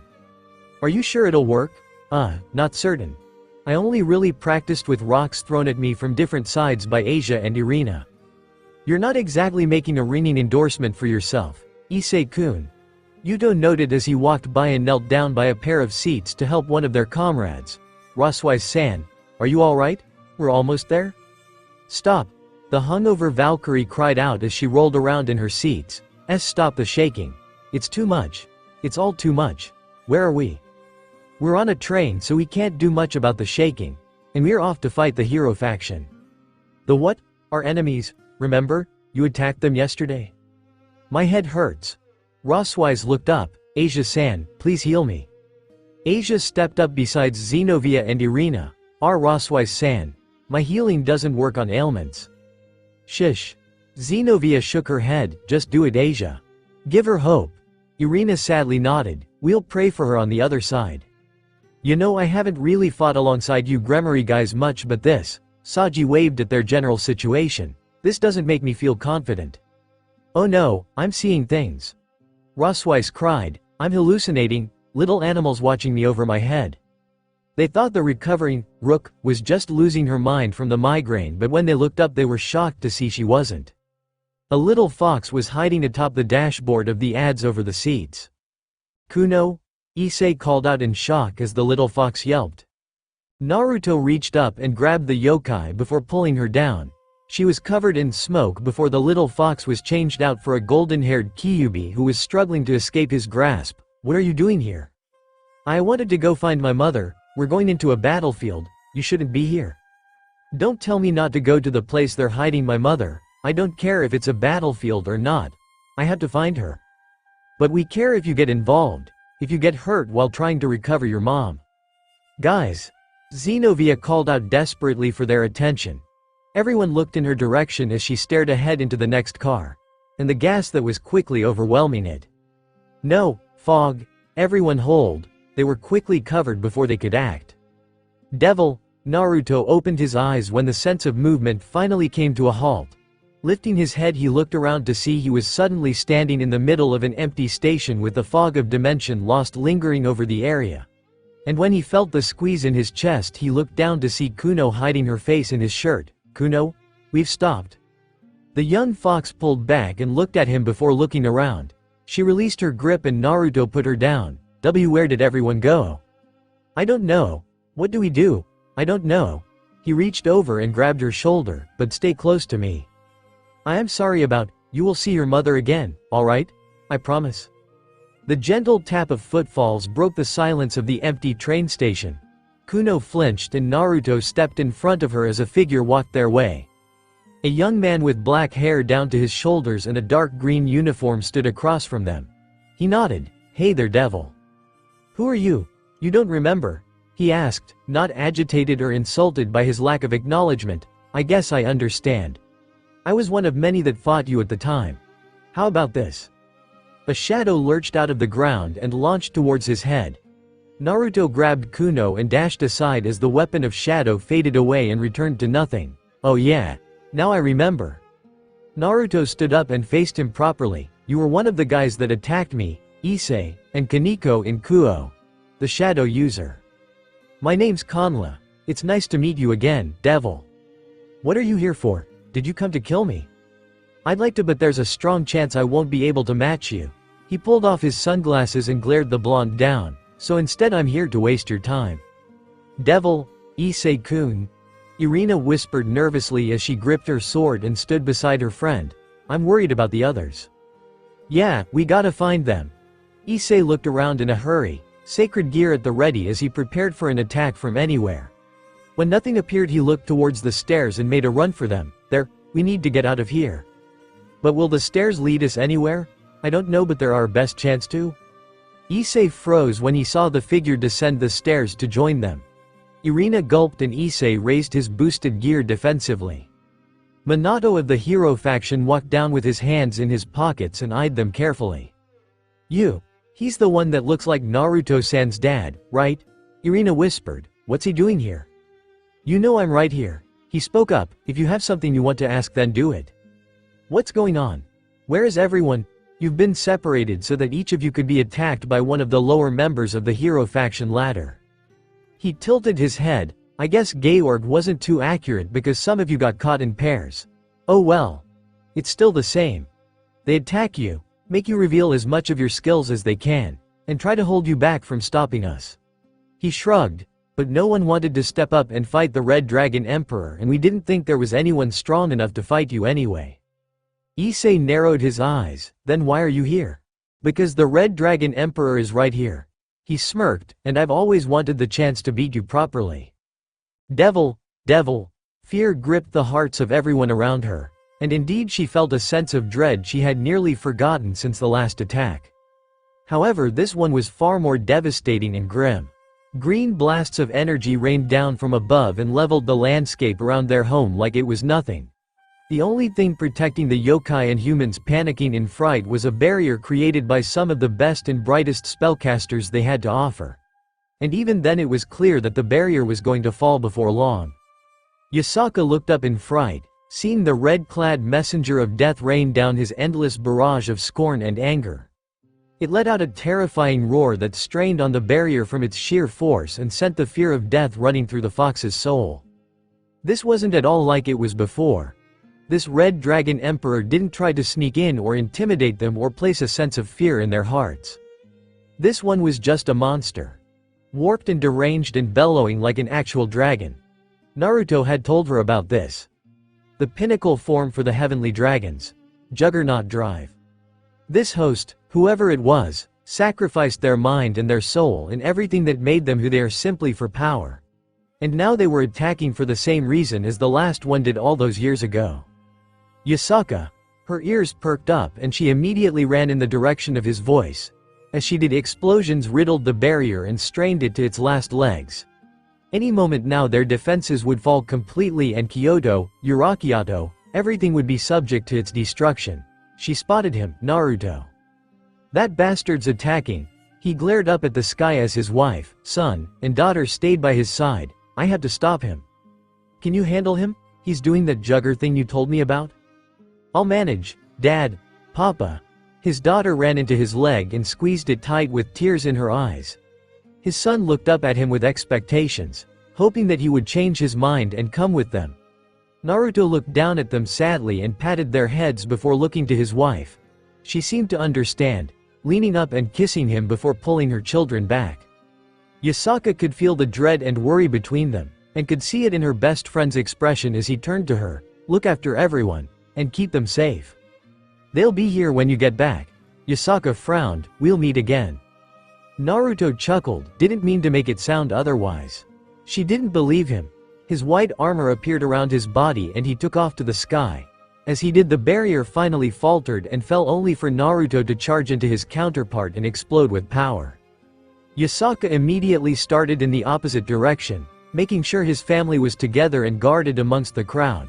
As they ran together, she hoped to get everyone to safety before it was too late. But a flash of light ahead of her followed by screams started to dash those hopes. People were using the panic to attack and purge the residents of Urakiato. Humans and yokai alike that had picked fights with them and made enemies of the peaceful settlement for years. Apparently the only thing they hated more than each other was the thought of their brethren getting along. Did they bring the red dragon here on purpose? Anger welled up inside Yasaka as she started to change and grow into her nine-tailed form. She stood over the crowd as a giant fox, facing the powerful humans and the monsters attacking them in their crisis with a roar as another battle raged through the sky. It all blurred into black after that. Devil. Waste my time? Naruto repeated and questioned Conla's odd choice of wording. What does that mean? Pretty much exactly what I said. The shadow user insisted as the darkness by his legs started to rise and shift with his desire. The ends of the shadows he controlled sharpened into deadly points that all aimed at the whiskered blonde devil and the young, frightened fox at his side. So how about we just get started? Naruto narrowed his eyes at the heroic descendant before crossing his fingers and summoning a clone. It quickly started to lead Kuno away from them as she looked back in concern. The blonde devil simply squared up with the hero faction member, his demonic power curling off his fingers and prepared to take on elemental form at any moment as Conla raised his hand. He threw out his palm and the shadows started weaving their way towards Naruto. The whiskered pawn immediately jumped away from his first position as the shadow weapons rose and pierced down in his direction. As the shadows swarmed in his direction, Naruto started weaving and moving across the train station. He ran towards a pillar along the side of the station and jumped on it before using it as a foothold to leap off again as the shadows stabbed through it. Naruto reached the ceiling above them and used his chakra to stick to it. Standing on the ceiling, Conla looked at him in shock before scowling. What the hell are you doing up there? Trying to copy Spider-Man or something? Funny, the devil scoffed. I thought playing at being heroes was your whole thing. Conla snarled and raised his hand as the shadows whipped up towards the ceiling. Before they could reach him, Naruto started to dodge and slide along the tiles and lights above the shadows that sliced everything in their way. As he avoided the assault of shadows, Naruto converted the demonic power in his hand into lightning and spiked it down towards the shadows. He remembered how attacking into the shadows could return damage to their caster and hoped to gain a moment of reprieve with the attack. But the shadows ducked down and weaved out of the way of his attack. They then focused in, swirling around each other into a point and lunging at him. Naruto quickly jumped off the ceiling as the shadows shredded the tiles and fluorescent lights into pieces. He glared at Conla. Guess you got a little better with your shadows since then. I've had a lot of time to practice and hone my skills. Conla emphasized his point by raising a greater number of shadows than he did before. I've been waiting for this day. Things won't end like they did back in that warehouse. Don't be surprised if they do. Naruto signaled and a pop echoed from further down the station. He felt a rush of natural energy into his system as he activated Sage Mode. Conla must have noticed the change because he panicked, immediately reacting and throwing out a bevy of shadows to skewer the blonde devil. But Naruto easily evaded the swarm of shadows trying to make him into a pincushion. With his heightened senses, he felt the extensions of his enemy's will and intent try to surround him from all sides. He was dodging so effortlessly that he could also notice, just like before, that his senses were muddled the further he tried to extend his notice in the foggy realm. Naruto slid in close by the young aspiring hero and slammed his fist into his chest. Conla raised shadows between his body and Naruto's fist to protect himself and succeeded in guarding against most of the force. But still he quickly jumped back with the strength of the punch and tried to keep his distance from the sage. Naruto rotated his wrist while staring the startled hero down. You need to let me pass now before you get hurt. Don't be so cocky. Conla growled, tightening his grip as shadows started to raise around him into a curve and up into a wall that restricted the other side of the station. I told you already that I've gotten stronger since last time. So have I in more ways than one. Naruto threatened, and believe me, you don't want to see what I can do when I let loose. So get out of the way. Conla looked aggravated and insulted by Naruto's dismissal of his abilities. Before he nervously smiled, Naruto noticed his expression and glared at him suspiciously. Conla shifted his hands at his side. You sure you don't want to use some of those stronger moves right now while you can? The whiskered blonde shook his head. You don't want that. Oh, is it because you're being considerate? Or for another reason? He knew. They knew. They knew his balance breaker had a fixed timer and the moment he used it that timer would start. He wasn't sure how they did but that remark about wasting time made a lot more sense now. Naruto glared down his enemy and decided to finish this as quickly as. Because if you're being considerate, you should also consider who else is involved. Kya! Naruto's stomach dropped. Kuno! He heard the young yokai cry out behind the veil of shadows raised by Conla's side. He pushed his sensing out, feeling it as Kuno was captured with a shadow wrapped around her and struggling for freedom. Naruto tried to make his way through but the shadows grew wider and thicker, covering any way past and protecting Conla from punishment as Naruto was pushed further and further. Kurama. Revive. A flash of golden light, a cratered train platform, and an explosive blast of force signaled Naruto's push through the shadows and to the other side. He slammed a Rasengan into the shadows rising up around Kuno and freed her before clutching her in his grasp. Once they were by the wall he looked down at the fox girl. Are you okay? I'm fine. Kuno murmured before looking up at Naruto. Once she saw his golden form she worried. I'm sorry. I wasn't trying to. It's okay. He was looking for a chance to do this. He placed the young fox down and looked back as the shadows gathered and tightened around Conla's form. The visage of a human in all those shadows peered through as Naruto felt a surge of danger rush with the increase in power. Conla stepped forward, his body coated by the shadows he controlled as his voice echoed out, There. See? I told you I was here to waste your time. Devil. WRAH. Issei charged forward and swung at Minato as the blonde ninja dodged his attacks. Even with his scale mail engaged he was always gaining on the young hero but just a hair's breadth away from hitting him. No matter how fast he attacked or how many punches he threw they never seemed to reach Minato's weaving around. Is this the best the Red Dragon Emperor can do? Minato asked. Heracles made it sound like you were a challenge but I find that hard to believe. Shut up damn it. Issei swung up at his chin but Minato guarded with his knife. The punch slapped the knife out of his hand and straight into the ceiling while Minato leaned back and jumped away before he could get hit. In that moment Issei gathered his demonic power in his hand and unleashed it, Dragon Shot. The green blast sailed through the air and looked ready to engulf Minato completely. The young hero's hands flashed to his side in an instant. The green blast vanished against his knife and reappeared by the knife embedded in the ceiling above Issei, dropping down on his unsuspecting head and assaulting the Securite with his own attack. Issei dropped to the ground as the force of his blast brought him to his knees. Issei struggled against the blast before it finally vanished and he had a moment of relief. The pawn looked up irritated at the blonde hero standing over him without any fear. Issei grumbled, Damn, that really is a pain in the ass. I can irritate a legendary dragon and devil this easily? Minato remarked with a small huff. I guess I should feel proud. Hey! Minato jumped back as Irina charged from the side and swung for his body. The angel gripped her katana and stood defensively in front of Issei. Don't think he's the only one you had to deal with. Sorry, I was under the impression that all of the Securite's allies relied on him to fight the battles first for them. He shrugged. I mean if you have a panzer tank you're not exactly going to tell the infantry to storm in and get in the way. Irina felt irritated by his underestimation as she rushed forward with her katana in hand.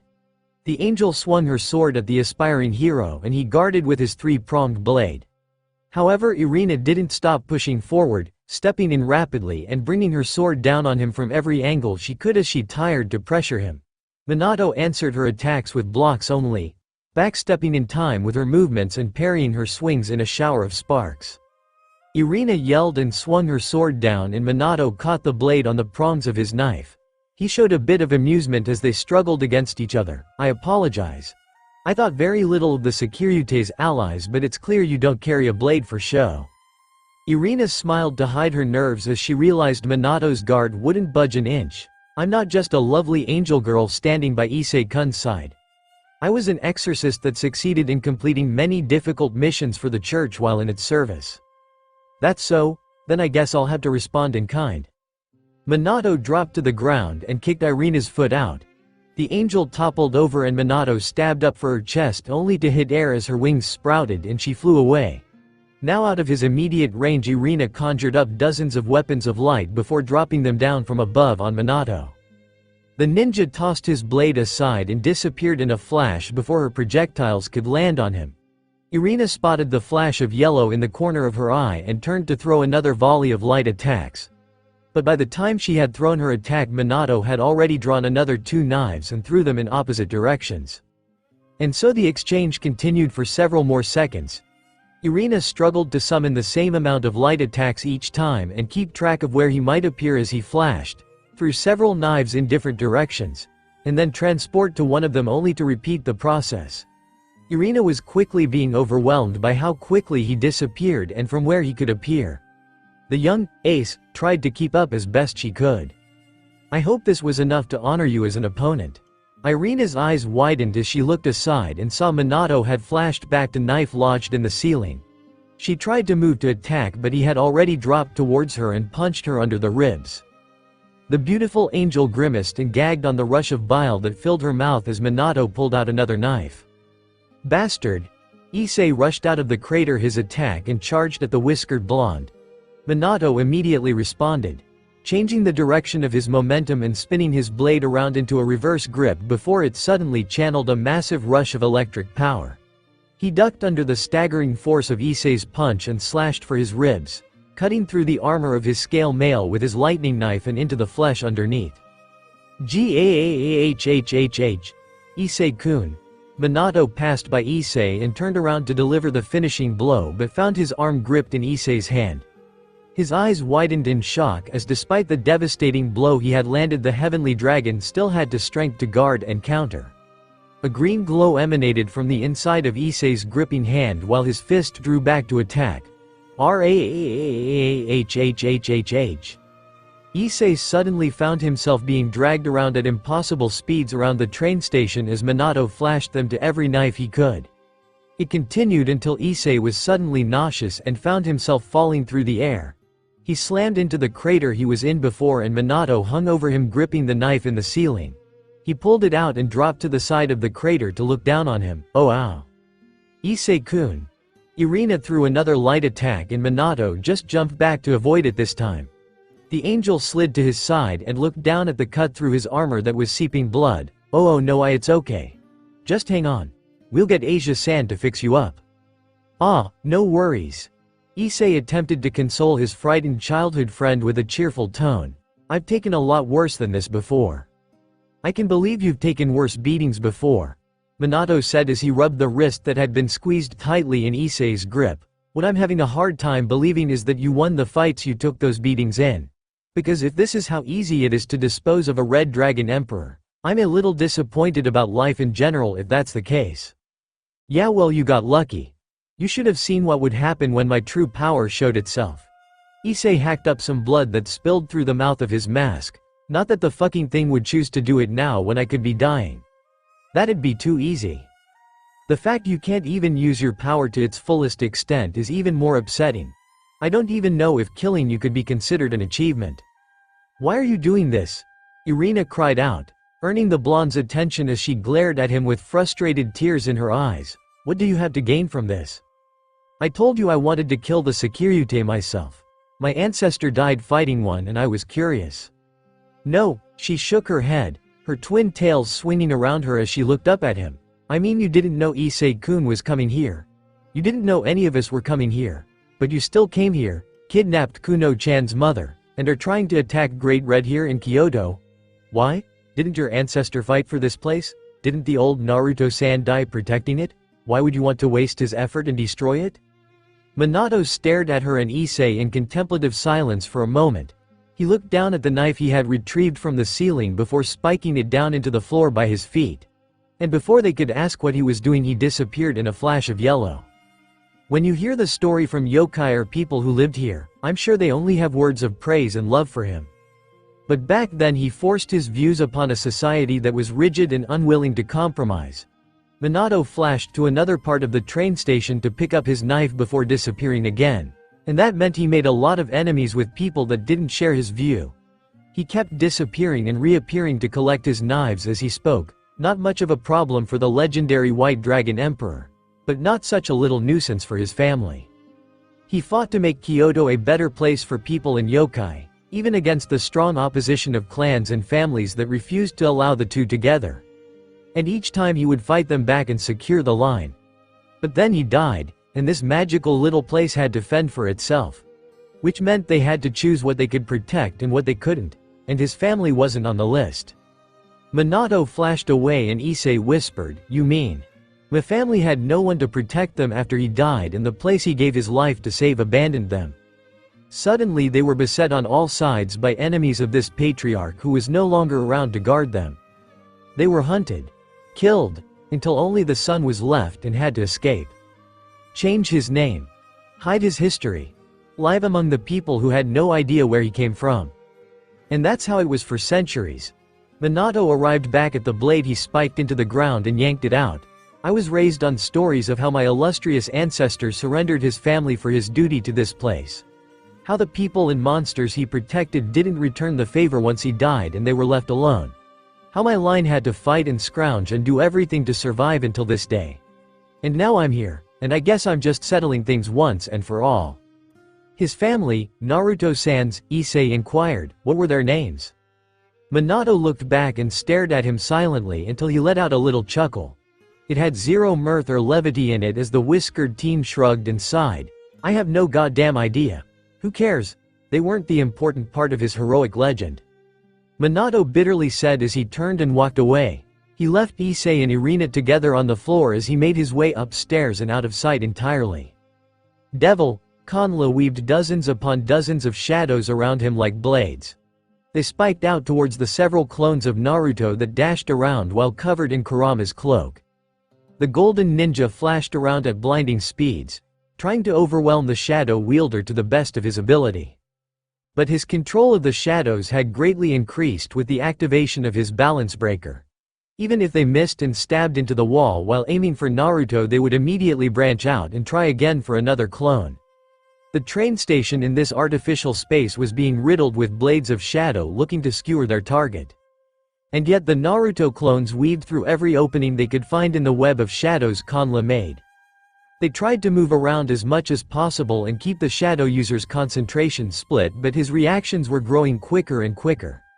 Some branches of the shadows started gaining spikes or edges that cut into the clones. In response, Naruto created more to keep the madness going. Some of the golden figures made their way through the worst of the shadows and rushed the shadow hero all at once. But they realized that when they tried to hit him, they passed through him like air and couldn't land a blow. And when they did, Kanla took that chance to counter, forming spikes across his whole body that jetted out and skewered two unsuspecting clones. Naruto and Kanla resorted to rapid attacks and strikes to try and outmaneuver the other. Kanla's transparent form made him invincible to Naruto's attacks, even as the golden ninja flashed around with flying kicks or punches from all sides. The shadow user started weaving the shadows around him into edges and long blades from the hand to skewer Naruto on. But the ninja boy could easily predict his telegraphed movements and dodged them. The shadow user's abilities might have been impressive, but it was clear he didn't have combat experience or creative ways to use his sacred gear. Ha! Kanla stabbed for Naruto's chest but was stopped just short of contact by an ethereal chakra hand sprouting for his back and catching the shadow blade. The hero and the ninja struggled against each other before Kanla chuckled, "If you're having such a hard time with me, then you'll never stand a chance against the leaders. Don't get ahead of yourself." Naruto grunted, "It's clear you made this form after we beat you before, so I thought I'd at least let you stretch your legs in it. Plus you threatened a kid and that got me pretty pissed off, so when I feel like beating you, trust me, you'll know." "Oh, will I?" "Yes, you will. Planetary Rasengan?" Another Naruto jumped down from above with a spinning orb in hand and several smaller orbs rotating around it. The orb was slammed into Kanla's back and created a massive vortex of that crushed him into the pavement. The force of the attack grew and grew for several seconds before finally petering out completely. The shadows vanished and the Naruto clones popped before Naruto's golden form disappeared and he stood over the beaten hero. Jigal! Kanla spat up a mix of blood and spit as he tried to lift himself up before toppling over again.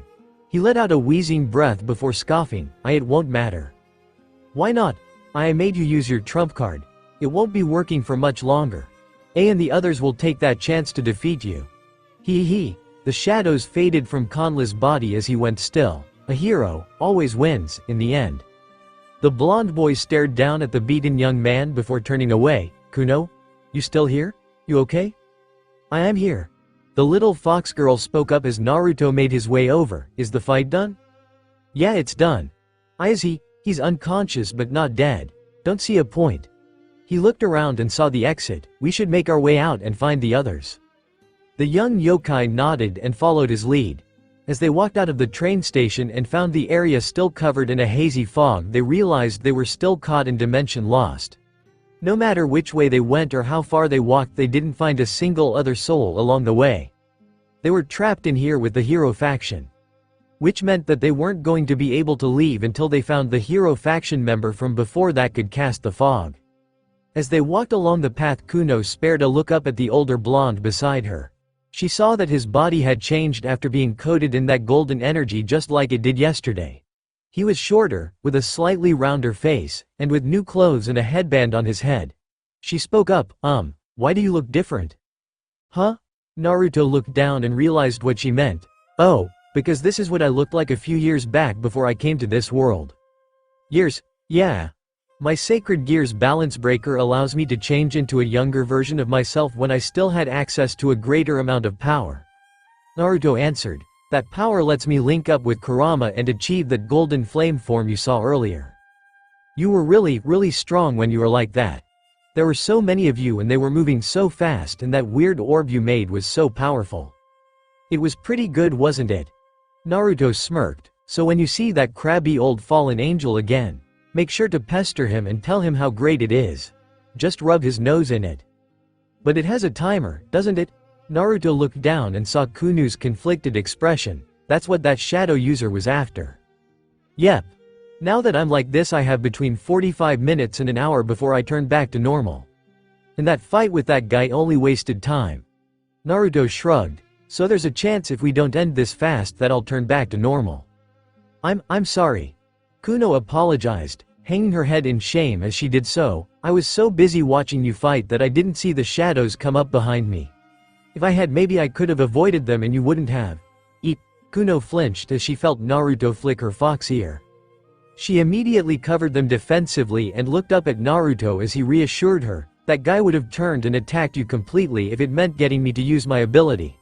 There's no point worrying about what we could have done differently. We're here now and we'll fix it how we can. Naruto smiled. Besides, this isn't my only trick. So don't you worry. We'll be getting your mom back soon. Kuno lowered her hands and faintly smiled. It grew more confident as she nodded, right. As they drew towards the castle, they spotted several familiar figures standing just outside of it.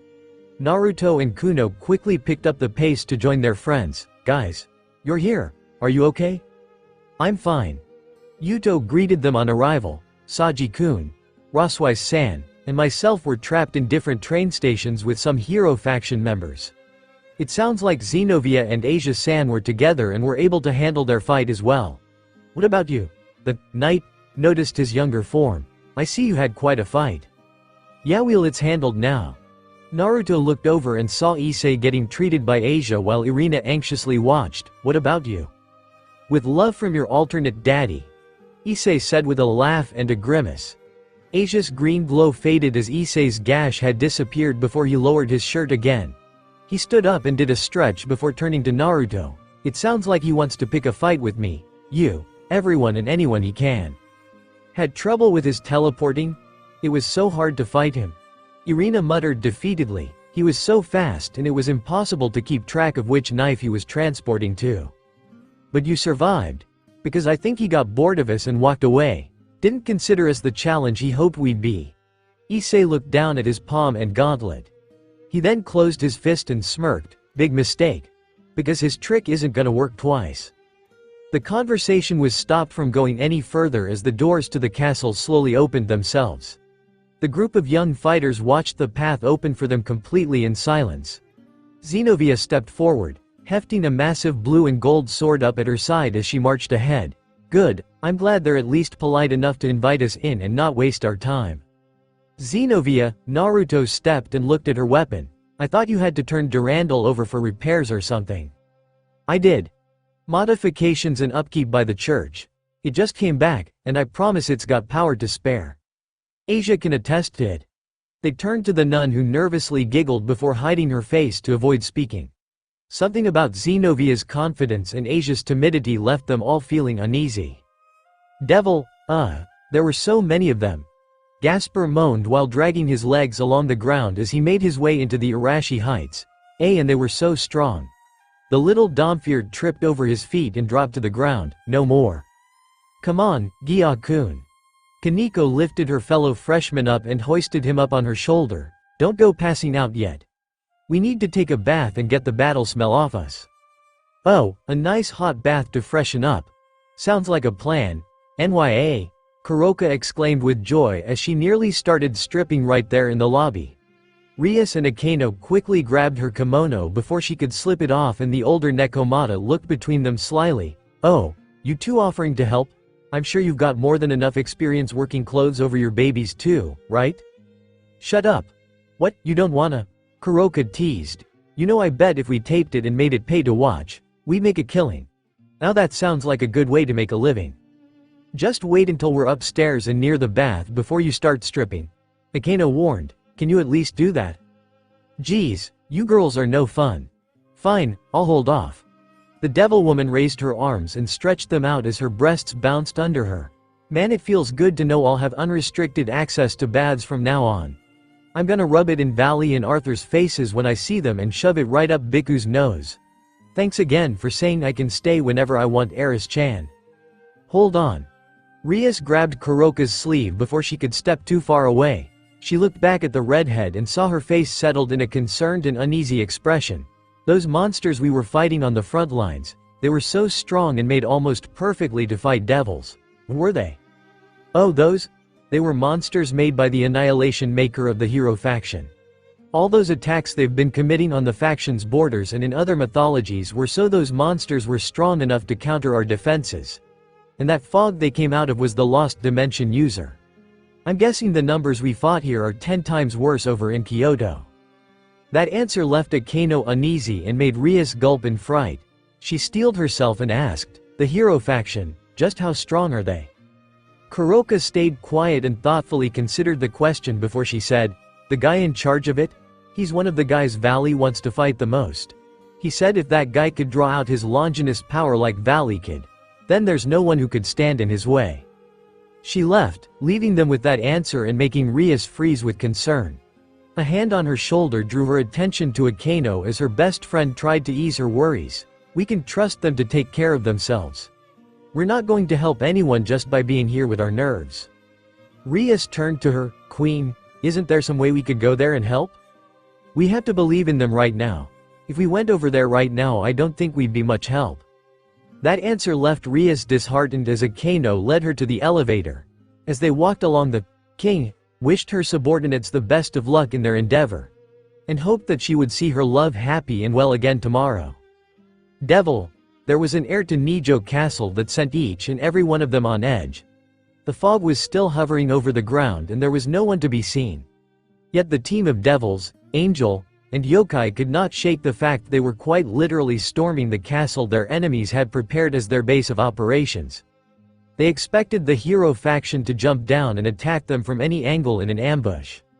Which made it slightly odder when they looked up and spotted the leaders and executives standing over them on a building within the grounds of the castle. Cao Cao waved to them pleasantly. Greetings. So glad you all came to visit us again. I was concerned we wouldn't be able to settle our matches from yesterday and that you'd stay away from us out of fear or something. You still got Kunu's mother, the other Biju, and are planning to bring a giant world-ending monster within the city limits? Yes, sir. Then no, we aren't going to stay away. I figured. Speaking of, Cao Cao raised his fingers and snapped, say hi.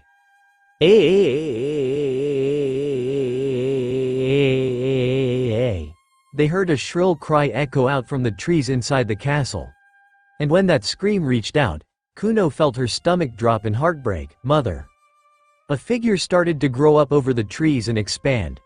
A giant beast with 9 tails swirling around it started to overshadow them and crush the trees around it. The occult club looked at the growing beast in shock before it finally stopped and stood over all of them. A mighty fox with 9 tails that towered over everything. Okay. Maybe she is as tall as me. On a side note, I prefer when I'm the one towering over people and not the other way around. Mother. Kuno desperately cried out to her mother, hoping that she would look her way and return to her. But as the giant Kyuubi just stared ahead blankly, Kuno's hopes were dashed. Mother, it's me. It's Kuno. Please say something. As Yasaka continued to ignore her, Kuno's eyes brimmed with tears. What happened to her? Sorry, little one. Cao Cao spoke up. Your mother's cognitive functions have been hampered while under our control. We need her to control the vast source of Kai and power running through Kyoto's ley lines, and we couldn't risk her turning on us before our mission was complete. I know it's not much of a consolation.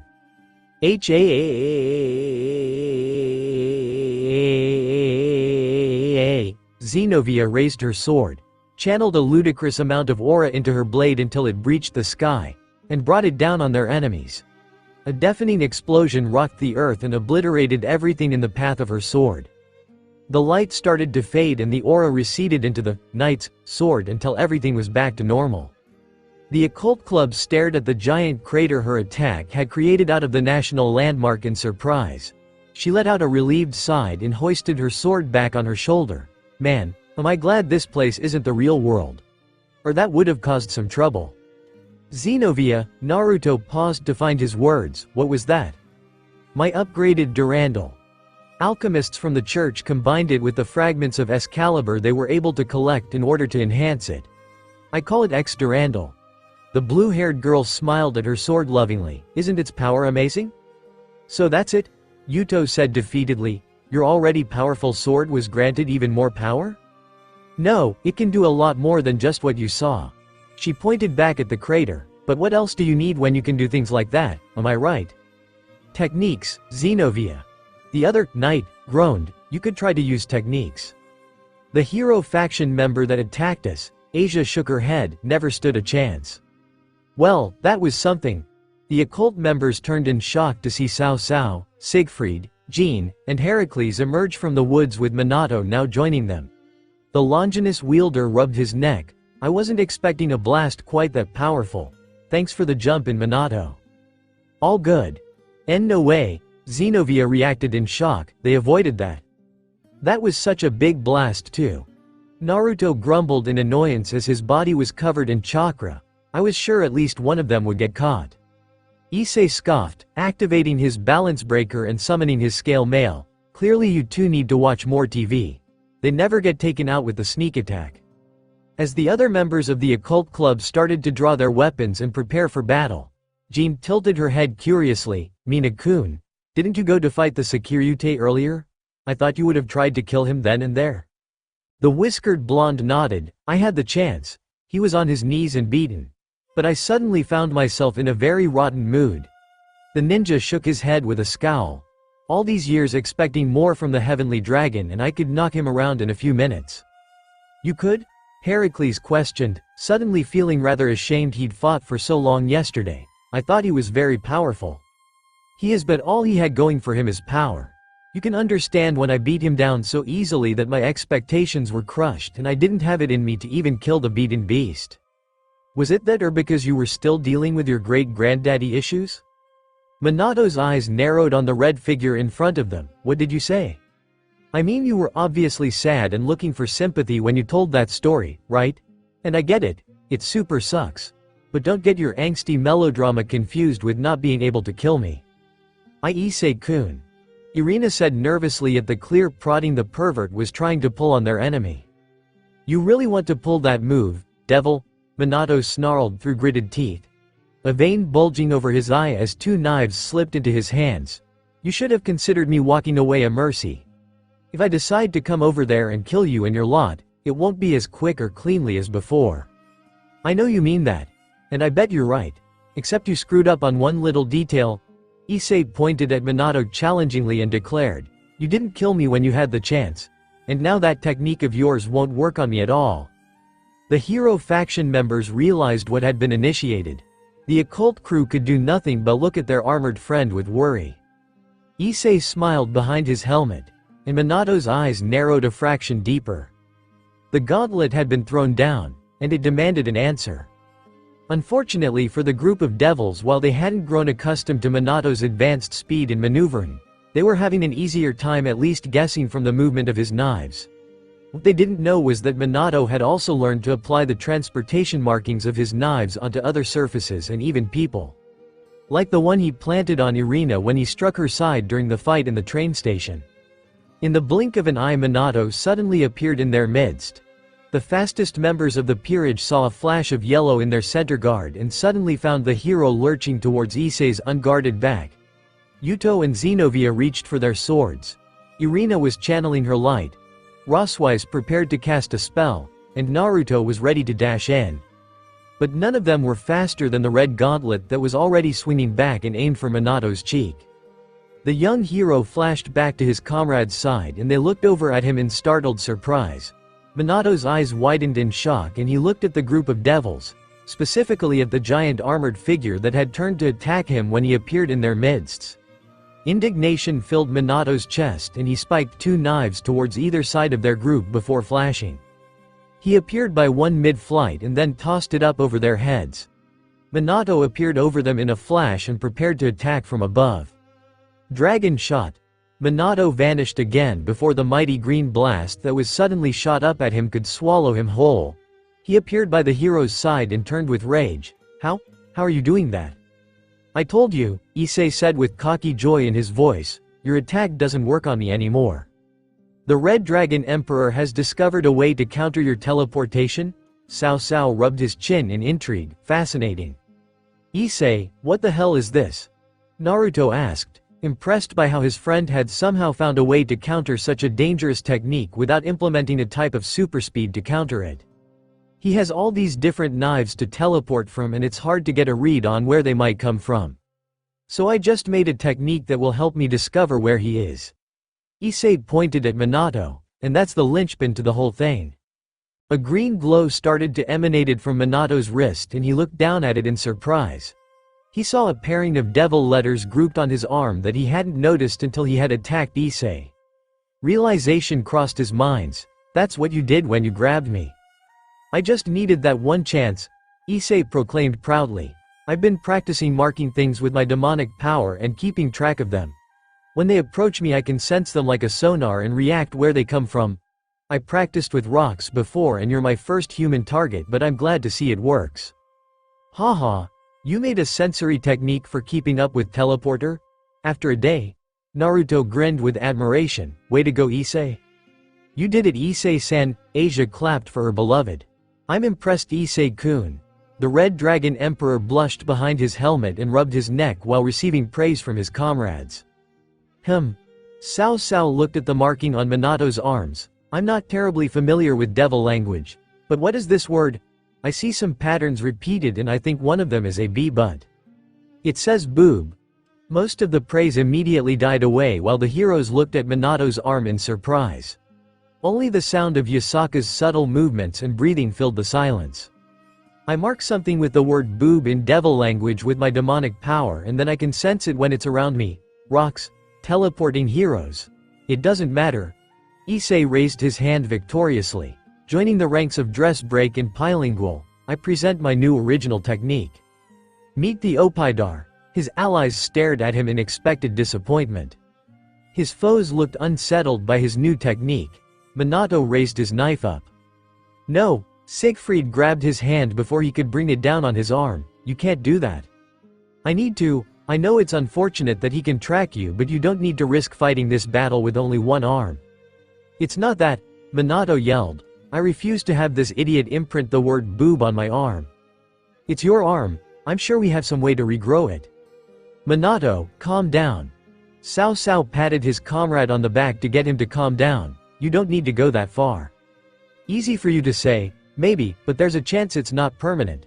The Securite imprinted it with his energy in a hurry. It's possible it's only temporary. Or it might fade if you killed him. He looked to Issei and Minato quickly followed his gaze, and even if you killed him and it didn't fade, well, you'll feel better before amputating yourself. The young blonde ninja slowed his breathing and relaxed until Siegfried let go. Minato nodded. Yeah, kill him. He pulled out two knives that started channeling lightning. That I can do. This time Minato didn't flash towards his enemy but charged towards them. He spun both knives in his grasp and gripped them tightly as he sped towards the devil he had in his sights. A flash appeared in his eyes and Naruto was immediately in front of him to block his way. Minato abandoned any hesitation facing his ancestor's doppelganger as he swung his lighting blades around. He slashed at Naruto's head and neck and the older whiskered ninja had to parry his attacks aside while they circled the grounds of the castle. "Look out!" Yuto called out and everyone jumped aside as a missile flew towards them and exploded the ground they stood on. Most of the Kuo visitors jumped into the crater Xenovia had created while Issei grabbed Asia and Kuno before they were engulfed in the blast. Heracles cackled as he flexed his arms and summoned more missiles. The fun finally begins, ha ha ha ha ha. Saji picked himself up and saw the giant fox still cresting over the edge of the crater. He sighed and summoned his sacred gear. No time to waste. Ready, Vitra? And who is it we're draining this time? The Kyuubi guarding Kyoto. My, now that sounds like a tasty treat. Let's dig in. Saji's body was steadily engulfed in a black miasma that solidified and changed his body into a serpentine dragon. The black dragon Vitra hissed and roared before launching itself out of the crater and over the heads of the hero faction. They could only watch as it tackled into Yasaka's giant fox form and started wrestling with her that shook the ground around them. The sight of the yokai and dragon fighting spurred the heroes on to make their move. Siegfried activated his balance breaker. Several arms sprouting out from his back, each carrying demonic swords of their own. Jean laughed with glee as she created a giant dragon made of swords that acted on her will. Xenovia, Irina, and Yuto immediately jumped into action. The two knights attacked Siegfried in a pincer move as their swords clashed together brilliantly. Irina sweated as Jean's huge sword dragon swept down towards her and released a breath attack made of blades. The angel was forced to fly and maneuver away from the onslaught of blades. Heracles cackled as he saw his comrades engage their foes in battle. As the wild brawler chambered his fists and prepared to launch his missile barrage across the castle grounds, he stopped when a wall of magical circles and water encircled him before he could launch his attack. He looked down and the muscular hero spotted Roswise cutting him off from attacking, her silver hair covering one of her eyes as Isobu's influence empowered her. "Oh ho, you wish to test your magic and aqua skills against my strength, Vixen of the North?" Heracles reveled in the idea of testing his mettle against a Valkyrie. Without any hesitation he started throwing punches, cracking his fists against the wall of magic and water as his sacred gear launched waves of missiles around him. The giant superhuman was swallowed by a cloud of explosions and fire as Roswice's control of the wall she created waned and faltered. After just a few more hits her control wavered and she dropped her hands, letting water and magic flutter away around her. "Ha!"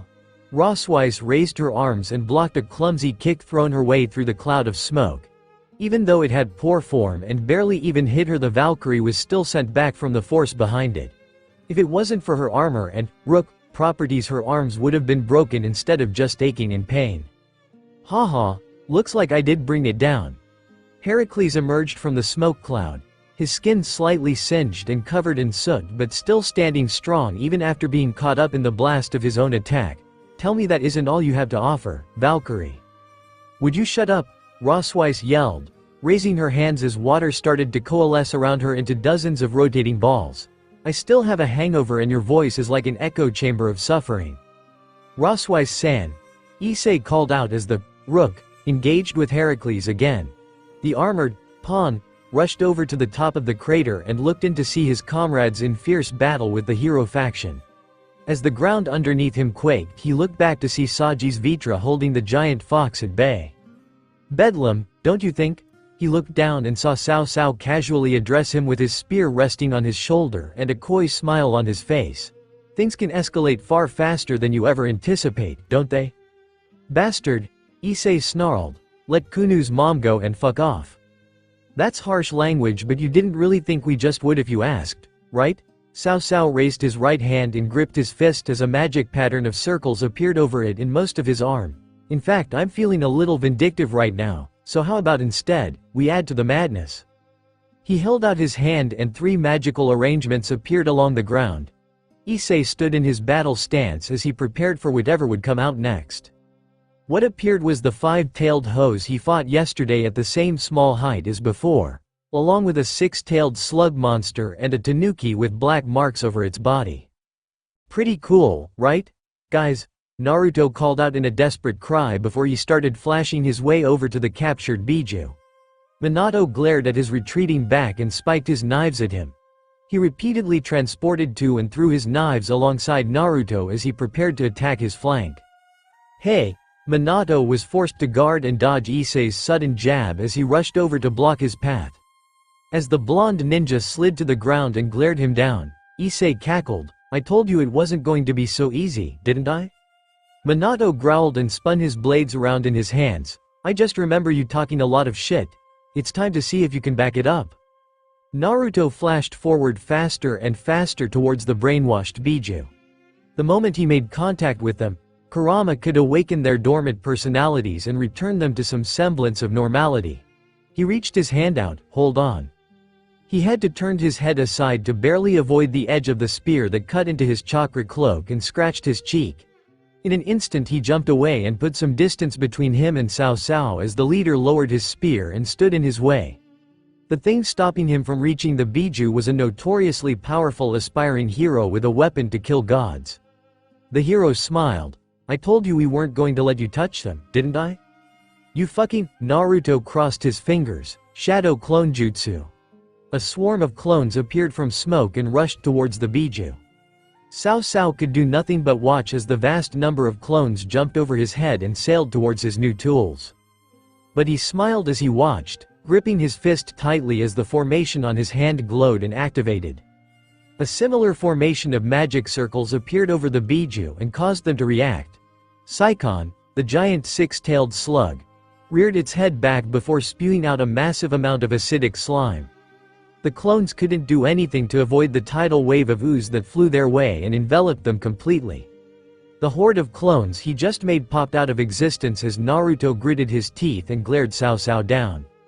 "Your little gifts to the Chaos Brigade have a few nifty abilities."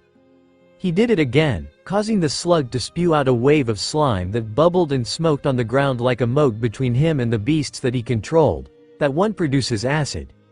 The horse one can match Heracles and then some in sheer power output. The tanuki can use wind, which we thought would be exceptionally useful for a flying dragon. Cao Cao lowered his spear and faced Naruto directly. "Truly the gifts Ophis got from you were blessings for our cause." "They're not gifts. They're not tools. They're not your fucking weapons," Naruto screamed. Veins pulsing and spittle flying off his lips as he rushed Cao Cao and slammed his foot against the spear's length in a vicious flying kick. "They're my friends. And I want them back, you piece of shit." Several mini Rasen shurikens appeared along his fingertips and he launched them at his heroic foe, "So let them go."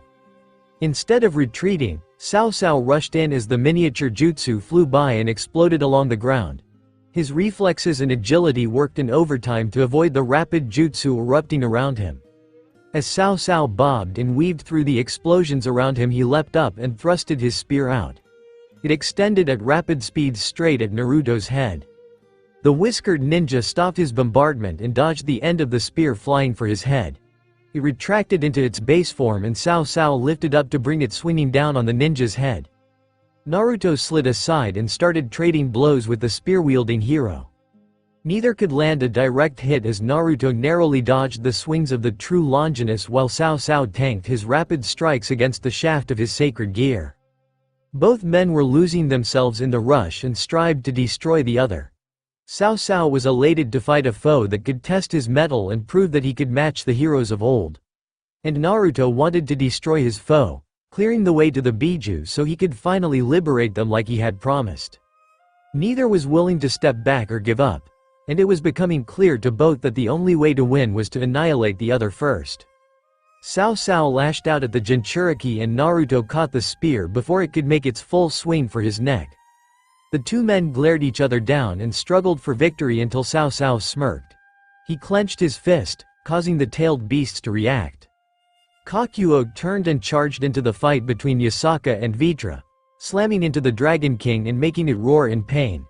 And Saikon's altered size had changed, returning it back to its gargantuan original state before it reeled back again. With one mighty spew it sent acidic slime flying into the sky and over the crater below them, where their comrades were fighting. "No!" Naruto yelled, looking back in horror, "You bast ga!" Cao Cao punched Naruto across the face, swinging for his chest and missing when the ninja flashed a few feet away. He rubbed his cheek and glared Cao Cao down as the hero faction's leader smirked. "I can trust my comrades to look after themselves. Can you say the same for yours?" "Devil, ha! Aya!" Yuto and Xenovia brought their swords down and clashed against the numerous demonic blades Siegfried wielded. A shockwave surged out from where their attacks connected before the aspiring hero flexed out and forced them back. The four arms emerging out of his back relaxed slightly as the white-haired looked between his opponents. This is truly a thrilling experience. You two are truly exemplary challengers to cross blades with. I can't remember the last time someone other than the hero faction could keep up with my Chaos Edge Asura Ravage. Kind of a mouthful, don't you think? Yuto joked, trying to ignore how nervous he was as every swing he made was blocked by one sword and countered with two more. And as much as I wish to take your compliment as earnest praise, it's hard not to consider it facetious when you're holding back both of us without breaking a sweat. I apologize if I come off like that. Two of the silver dragon arms sprouting from his back raised their blades at the two knights. It's just usually what happens when I use my balance breaker.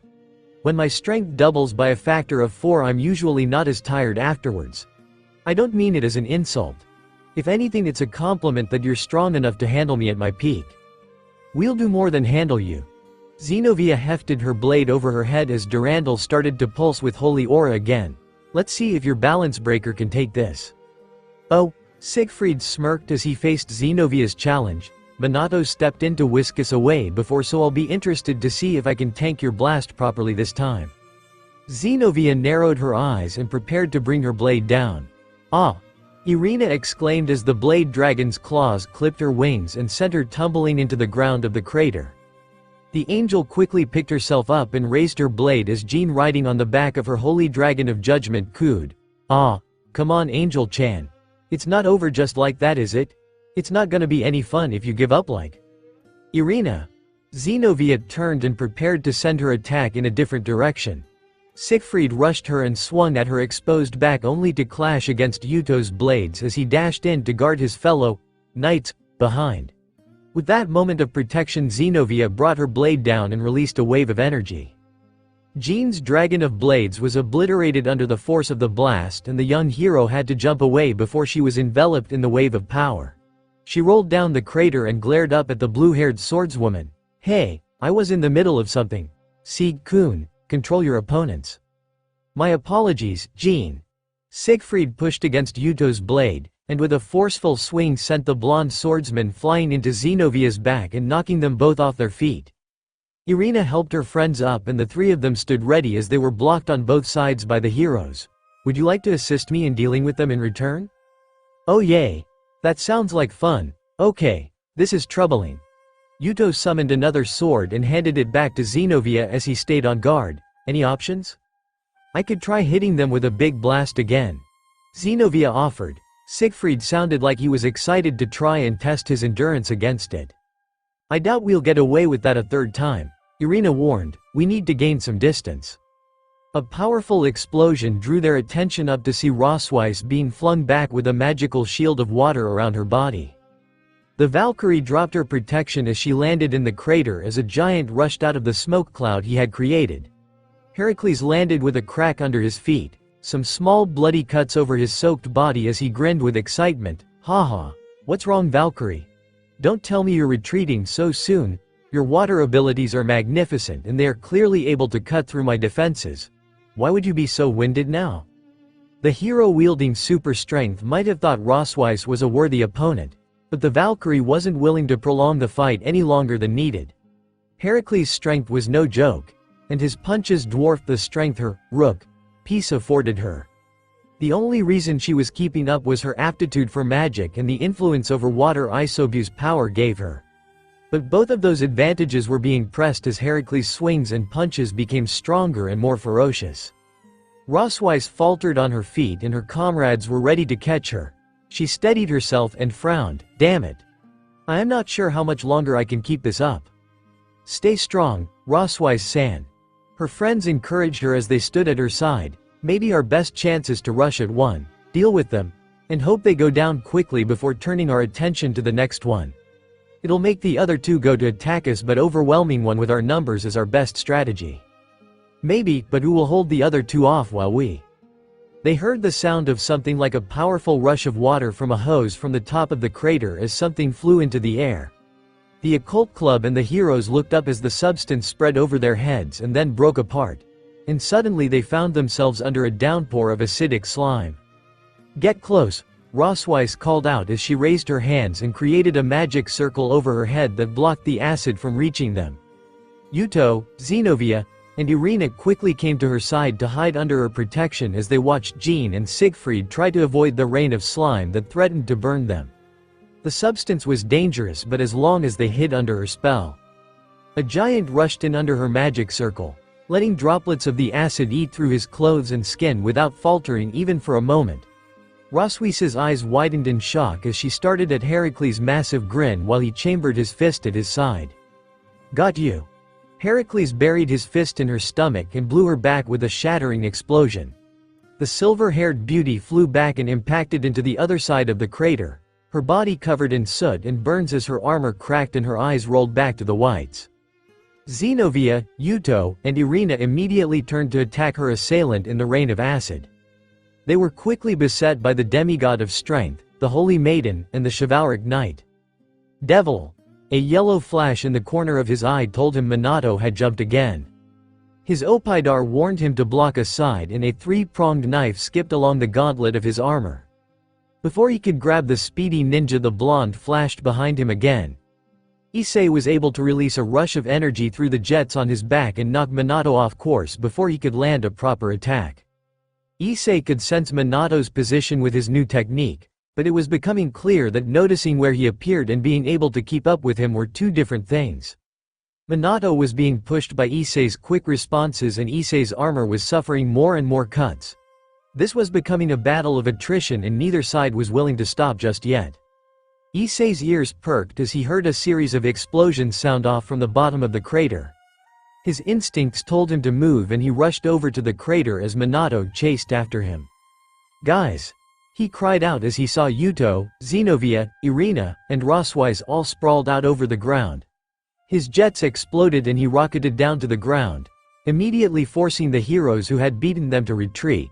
None of them had come out unharmed from their fight with his comrades, but it was clear his side had taken far worse damage than theirs. He gently lifted Irina's back. "Hey, say something, can you hear me?" "Issei-kun?" the angel weakly spoke as she opened her eyes to look up at him. "I am sorry. We tried to hold them back, but they were so strong. We couldn't do it." "It's okay.